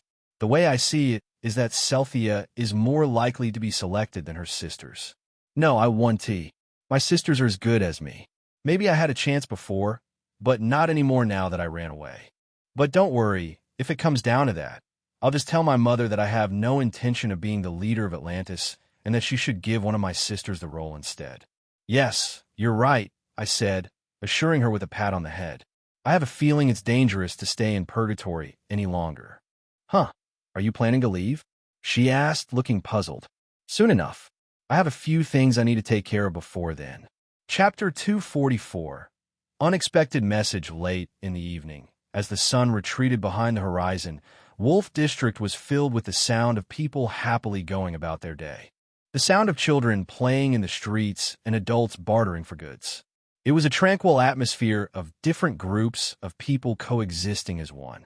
But further away from this peaceful bliss a battle ensued, one that caused the surroundings to shake from the force of the powers being used. Not bad.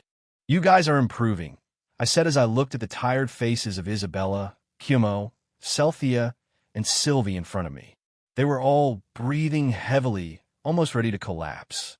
All right, let us go again. What? You can't be serious. We've been at it for the whole day, Isabella quickly protested. Looking at her, she was sweating a lot, and her face was paler than usual. I even saw her puking a few times, which was strange for vampires. Feel free to take a break if you need to. The others and I will continue, I said, but for some reason she didn't seem pleased by that. Maybe she thought they would think less of her or she would look weak. Sylvie, you should take a break with her. You also seem tired, Celthia suddenly spoke up. Sylvie isn't tired. She wants to train with Lee. Sylvie quickly refused and instead prepared to attack while the others were still tired. The speed at which she moved towards me was impressive. Her claws moved just inches away from my face. Her fighting style could easily overwhelm an opponent. While my attention was on Sylvie, Kumo fired a few of her webs, which were nearly invisible to the naked eye, but had the tensile strength of steel. To stop her webs, I had to focus on my senses, but that was difficult to do with Celthia pointing her trident at me. They had improved quite a lot with this small amount of training. I was impressed, but I would never give them the win. Every time they even came close to winning, I would start getting a bit more serious, forcing them to up their game. Boom! Celthia released a powerful water cannon towards me, while Kumo used her webs to lock me in place, and Sylvie leaped back to escape the blast. It was after she leaped back that I realized that she had managed to scratch me, infecting me with her venom. I felt my vision double immediately, and my strength dropped significantly, but it only lasted for a few seconds. Sylvie had accidentally scratched me with her claws countless times, so I had gotten used to her venom. Without wasting another second, I focused my attention on Celthia's attack. Boom! My fist impacted on the blast, releasing all the energy that was stored up, creating a loud explosion. The area was then engulfed in steam due to the force of the punch. I then used the lack of visibility to sneak up on the girls and incapacitate them one by one. Sylvie was the only one who was able to sense me due to her high sense of smell, but a tickle to her side was all it took to get her down to her knees, though Celthia and Kumo weren't so lucky. I went a bit harder on them. The only person I didn't touch was Isabella, and when the steam cleared, she was the only one left standing upright, while the other girls were incapacitated. She instinctively clutched her stomach when she saw that everyone else had fallen. Alpha Liam. Just then, Kaguya showed up and bowed before me. What is it, Kaguya? There is something you must see. It's those messengers you sent to Kashin's wife. I listened to Kaguya's heartbeat as she spoke. It seemed unsteady. Her eyes also darted back and forth between me and her daughter. Ahem, they are at the gate. I'll show you to them. I nodded and walked beside Kaguya as we headed for the gate, leaving the others behind. We'll continue your training after I return, I shouted as I left. Kaguya and I walked in mostly silence, but her eyes would waver over to me every once in a while as if she wanted to say something. My daughter can be very stubborn at times, can't she? She finally said. Yes, it's one of her most charming features. Kaguya smiled warmly. She is lucky you're so patient. After a few minutes, we finally arrived at the gate to see a group of guards surrounding something. My nose caught onto the scent, so I immediately knew it was rotten flesh, most likely belonging to a corpse. My hunch was immediately proven correct when I came upon the remains of the two vampires I sent out. They were both decapitated, the heads lying on their chests. I'm sorry, Alpha, these men failed, but if you send me, one of the guards at the gate hastily offered himself to go, but I stopped him with a wave of my hand. I was certain that he would meet the same fate. Let me go instead, Kaguya said, offering up herself. You know Kashin's wife. Do you think you have the power to beat her? My question was met with silence, which gave me the answer I needed. I then knelt down to take as closer look at the corpses as there was something I noticed. His lips are black. It looks as if someone smeared charcoal on them to get it that way. I also noticed that his cheeks was puffed out as if someone had stuffed something inside. Following my hunch, I lifted up the head and opened its mouth. "What is that?" Kagaya asked as the mouth was opened wide enough for her to see what was on the inside. Without wasting another second, I hastily pulled out whatever it was that was stuffed in the vampire-esque mouth. To my surprise, it seemed to be a piece of paper. It has a message written on it. Chapter 245. An invitation. I uncrumpled the piece of paper, ignoring the saliva that had dampened it. Written in cursive, there was a message on the paper, a message that seemed to be written using red lipstick. "Let us talk face to face. You know where to find me. Hugs and kisses." Reading the message, I had a feeling she had no intention of talking. If she did, then she wouldn't have killed the members of my pack. This was meant as provocation. She wanted me angry, so I would storm into her mansion where she would be waiting for me. It was something I would do if my opponent was a werewolf, a race known for their hot temper and anger issues. "What will you do?" Kagaya asked. "I'll give in to her request this time and go meet her. May I ask, what is the point of even going after her? The properties that the Valemont clan owns are of no consequence, right?" Kagaya asked, seeming a bit hesitant about the question. A lot of vampires are still on her side, plus she herself could prove to be valuable. I answered. Kagaya still didn't seem to be convinced by my argument. "Yes, but what about the vampires who were once under the rule of the noble vampires? You asked us to capture them after you killed all the noble vampires. The entire pack did a citywide sweep. Even the Valkyries got involved. There should be hundreds, no, thousands of vampires under your control. So where are they?" I smiled and patted her on the head. "It's all taken care of. No need to worry your head." With that answer, she didn't push any further. "Tell the girls I'll continue their training later. I need to head out now." "Yes, Alpha," Kagaya bowed. At this hour, the sun had already retreated from the sky, so the only source of light was the street lamps illuminating the streets. The city has changed a lot in the last few weeks. For one, the lack of vampire presence was notable. Even witches were now under a tight leash now that they didn't have full reign of the mana crystals. A lot of them even joined my pack, likely as spies, but my venom quickly turned them over to my side permanent. Walking through the streets, I drew a lot of attention, but no one got close. Soon, I arrived at a very familiar mansion. The same mansion where I killed Alucard. As I entered the estate, I could see several red, glowing eyes staring at me through the darkness. These were the vampires who were still loyal to the Valemont clan. They didn't seem to have any intention of attacking, but I didn't want to take the chance. 120 heartbeats should be easy enough, with the vampires watching my every move. I suddenly disappeared out of view and appeared behind my first target. Without giving him the chance to react, my claws ripped through his back, holding his heart in front of his chest.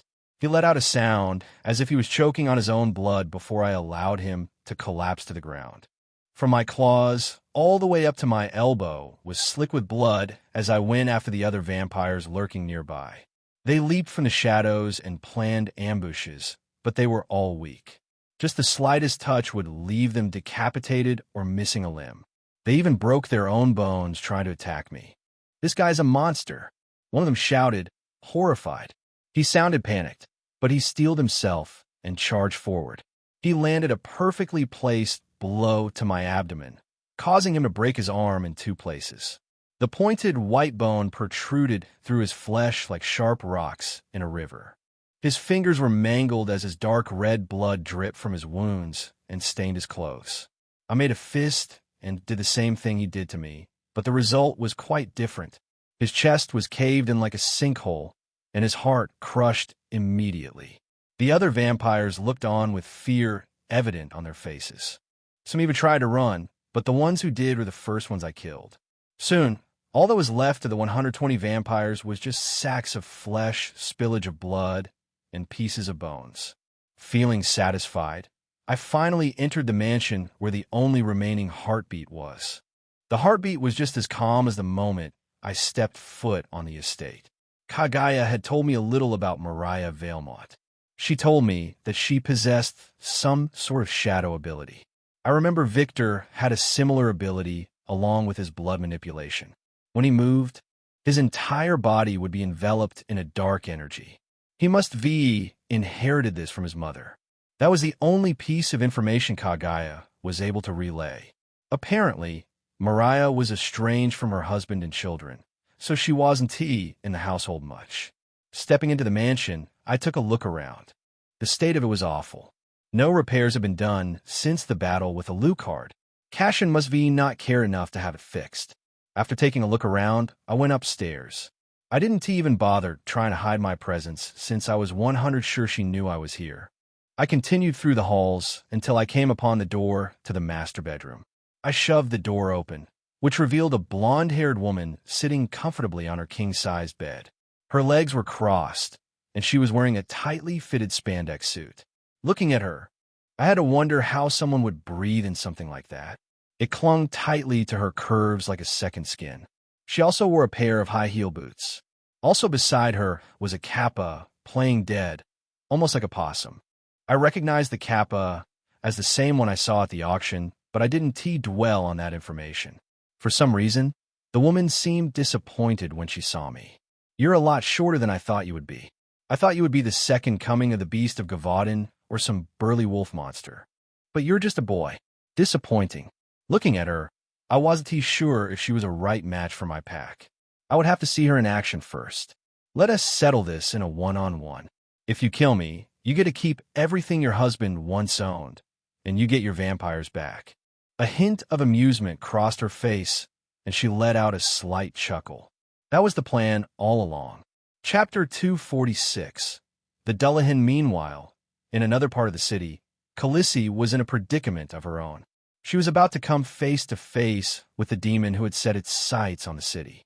Right at the edge of Purgatory, there was a bluish, slightly transparent barrier, one that surrounded the entire city. Though it was difficult to see what was outside the barrier, Khaleesi could very well sense it. It was a demon, and from the presence that this demon emitted, she knew it wasn't any demon she had met before. "Just who are you?" She wondered again. She wondered tirelessly. This was one of the few times in her entire existence that she had felt nervous. She hoped that it was a demon weak enough where she could defeat it without hassle. But she was more worried about the possibility that it wasn't a weak demon. If the wrong demon happened upon this place, then it would mean the end for everyone in the city. With that possibility, she clutched her staff tightly in her hand and pointed it towards the barrier. "I wonder how that idiot is getting on without me." Suddenly, a thought flashed through her mind along with the image of a certain person. But as these thoughts reared, a small smile began to form on her lips. She had been keeping guard of the barrier for a few days now, and those thoughts were the only thing that kept her going, or else she would retreated long ago. She would broken down the barrier and escaped the city without anyone being the wiser. As those thoughts continued to play out in her mind, she suddenly felt something. She suddenly felt as if the presence was closer than before, as if it was right outside the barrier in front of her. Realizing this, a purplish energy began swirling around the tip of her staff as she hastily tried to create a defense. If the demon was going to get through the barrier, they would need to break through with a powerful magic blast or brute force. Khaleesi prepared in advance to defend from such an attack, but her expectations were soon destroyed. What is this? What she saw first was the head of a black horse. The horse moved through the barrier seamlessly as if it was a ghost. Mounted on the back of the beast was a headless horseman. The horseman was dressed as a knight with a golden cloak dancing in the wind behind him. The armor wasn't new. It seemed quite worn and had spots of dried blood covering the chest area and sleeves. Where its head was supposed to be lay only a stump that emitted black smoke. Its only weapon seemed to be a whip made of human spines. The bone at the end was pointed and curved. It looked almost exactly like the stinger of a scorpion. The horse, on the other hand, had a gray mane and red, lifeless eyes. Black smoke oozed from its hooves. You're a Dullahan. You're one of Death's. Why would you be here?" Khaleesi muttered in disbelief. Seeing the creature in front of her, an ominous feeling rose from the pit of her stomach. She never thought that she would encounter a creature that belonged to Death himself. "What do you want?" All sorts of questions raged in her mind, but she knew no matter how much she guessed, she would never find the answer. This demon had come to this city for a very specific reason, and if it was for the person she wished to protect, then Shi Wuan-Ti let it have him. She tightened her grip on her staff, pouring her magical energy through the weapon and aiming it at the Dullahan. I want T let you pass. That was always the plan. Mariah chuckled, and suddenly her shadow peeled itself off the ground and stood directly in front of me. This should be enough. The shadow glided across the floor, then stuck out its hands, which took the shape of a spike. Sensing the danger, I leaned back to evade the blow, while at the same time, I grabbed at the shadow. My hands passed through it as if it was a ghost. So it can switch between a solid and ghost-like state, I'm used. The shadow continued to throw attacks at me, stretching its body and twisting itself into odd shapes to mimic a whip. If I attacked, it would become ghost-like, causing my attacks to pass through it. Mariah remained seated, her legs crossed as she chuckled softly. She seemed satisfied by her creation. The shadow seemed on guard for my attack, so the only way I was going to defeat it was with my speed. It would solidify itself every time it came in for an attack. So all I needed to do was counter before it went back to its ghost-like state. Mariah's shadow stretched its arms and swung it like a whip. The moment her attack was going to make contact, that is when I struck. I grabbed her hand and pulled her towards me. At that moment, I also realized something. As long as I remained in constant contact with her, then she couldn't revert back to her ghostly state. Just a single tug of her arms was all it took to send her flying through the air towards me. I readied my claws when I saw the speed at which she was approaching. The impact was soundless as her speeding body came in contact with my claws. I buried it deep inside its chest and slammed it down onto the ground, breaking through the floor in the process. Crew. The shadow let out a loud scream in its final moments. A second later, it poofed into smoke. I glanced up at Mariah to see that there was a small smile on her face. Not only that, but she was standing up. Not bad, she said, and immediately as she spoke, several shadows began surrounding her, and just as before, these shadows began peeling themselves off the ground. Can you face all of us? Chapter 247. Shadow attack. All 10 of Mariah's shadows attacked me at once. These shadows were in another league from Celthea and the others. Their teamwork was flawless. They moved as if they were a part of a hive mind. Mariah flickered in and out of view as she teleported around me. So far, she hadn't attacked. Only watched my battle with her shadows like a hawk. One by one, I dispatched her shadows just like I did with the first. And just when I was beginning to wonder again when she was going to attack, she struck. Mariah appeared behind me, just as all her shadows attacked at once. My instincts were telling me to focus on Mariah. A lump had settled in the back of my throat. Following my instincts, I left myself unguarded against the shadows' attacks. Their hands, which transformed into spears, managed to pierce into my skin, but I bore the pain as I tried to fend against Mariah. She appeared behind me and had a sinister smile on her face. She made a stabbing motion with her palm straight. Her nails were awfully long and pointed, and she aimed directly for my neck. I leaned back to evade the attack, but her nails managed to pierce my shoulder instead. I immediately followed up with a counterattack, but in an instant, she was already gone, disappearing in a puff of black smoke and reappearing at the other end of the room. I was covered in small scratches all over, but most of them began to heal. The only wound that wouldn't heal was the one from Mariah. Instead, it burned as if someone had set fire to it. The wound itself had turned pitch black, and there was even a drop of blood, except the veins surrounding it were also black in color. Will you look at that? Mariah chuckled and licked her lips from across the room. You're still standing after that? You're more sturdy than I thought. What did you do to me? She didn't offer an answer, only continued to chuckle to herself. I was just starting to realize just how powerful her vampire ability was.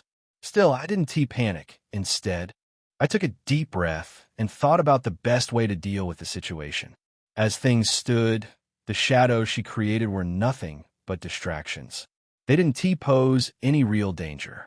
All the wounds they could inflict were surface level, and I could easily heal from them. It wouldn't be difficult to ignore them and only think of them as mosquitoes, but why do that when I have shadows of my own? I summoned exactly 10 shadow hounds. None of them was actually Cerberus, since he was preoccupied with a little errand of mine. The shadow hounds growled and bared their fangs like hungry wolves as they sized up Mariah's shadows surrounding us. Mariah's shadows, on the other hand, seemed to switch objective from me. You're a lot more crafty than I thought. Who knew you had an ability similar to mine? Let us see whose is stronger. The moment that question was posed, her eyes seemed to sparkle. Sounds like an excellent idea. But she paused with her finger on her soft lips as she gave an innocent smile. Even with them out of the way, do you think you'll be able to keep up with me? Before she could even finish the sentence, I struck. In her eyes, 1 minute I was on the other side of the room, but in the next, I was an arm's stretch away from her. She tried to teleport immediately, but before the black smoke could even form around her, my claws tore through her abdomen. She managed to disappear just in time before I could cause serious damage. For a moment, I thought she was retreating, but instead, where she reappeared was right behind me. I caught her scent immediately and ducked below sharp nails which jabbed at the back of my neck. I countered her swing with one of my own, this time from down below, targeting her legs. But just as my claws grazed her thigh, she was gone. This time, she appeared a few feet away from me. Looking at her, I immediately noticed that the injuries to her thigh and abdomen still hadn't healed, and she was breathing heavily. Her fatigue must be been caused by her teleporting back and forth.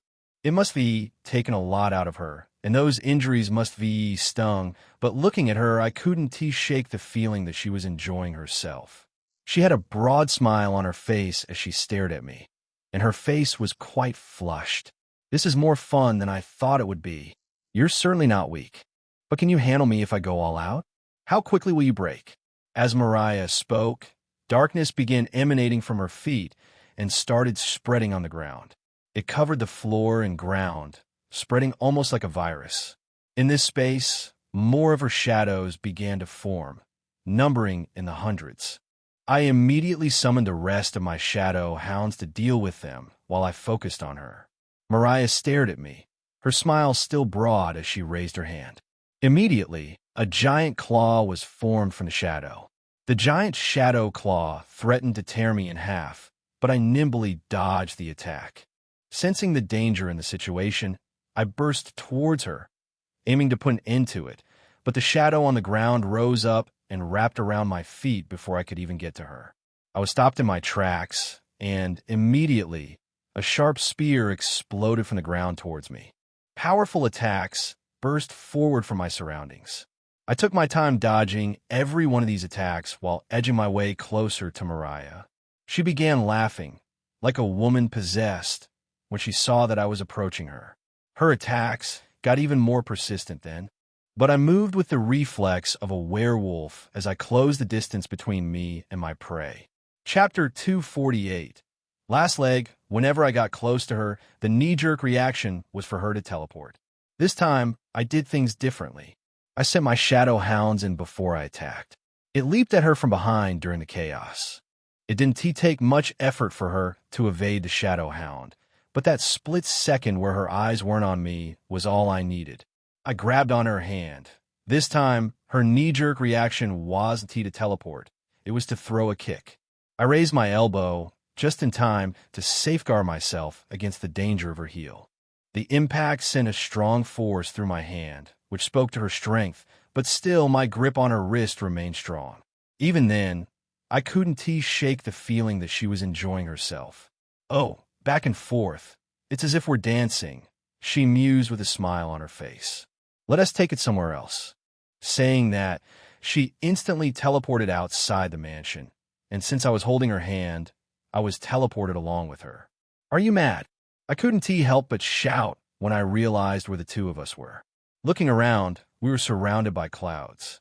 Isn't it beautiful? She closed her eyes and opened her arms wide as the two of us plummeted towards the city down below. Still, falling from such a height wasn't enough to kill us, and even if our bodies were destroyed, Both of us had strong healing traits.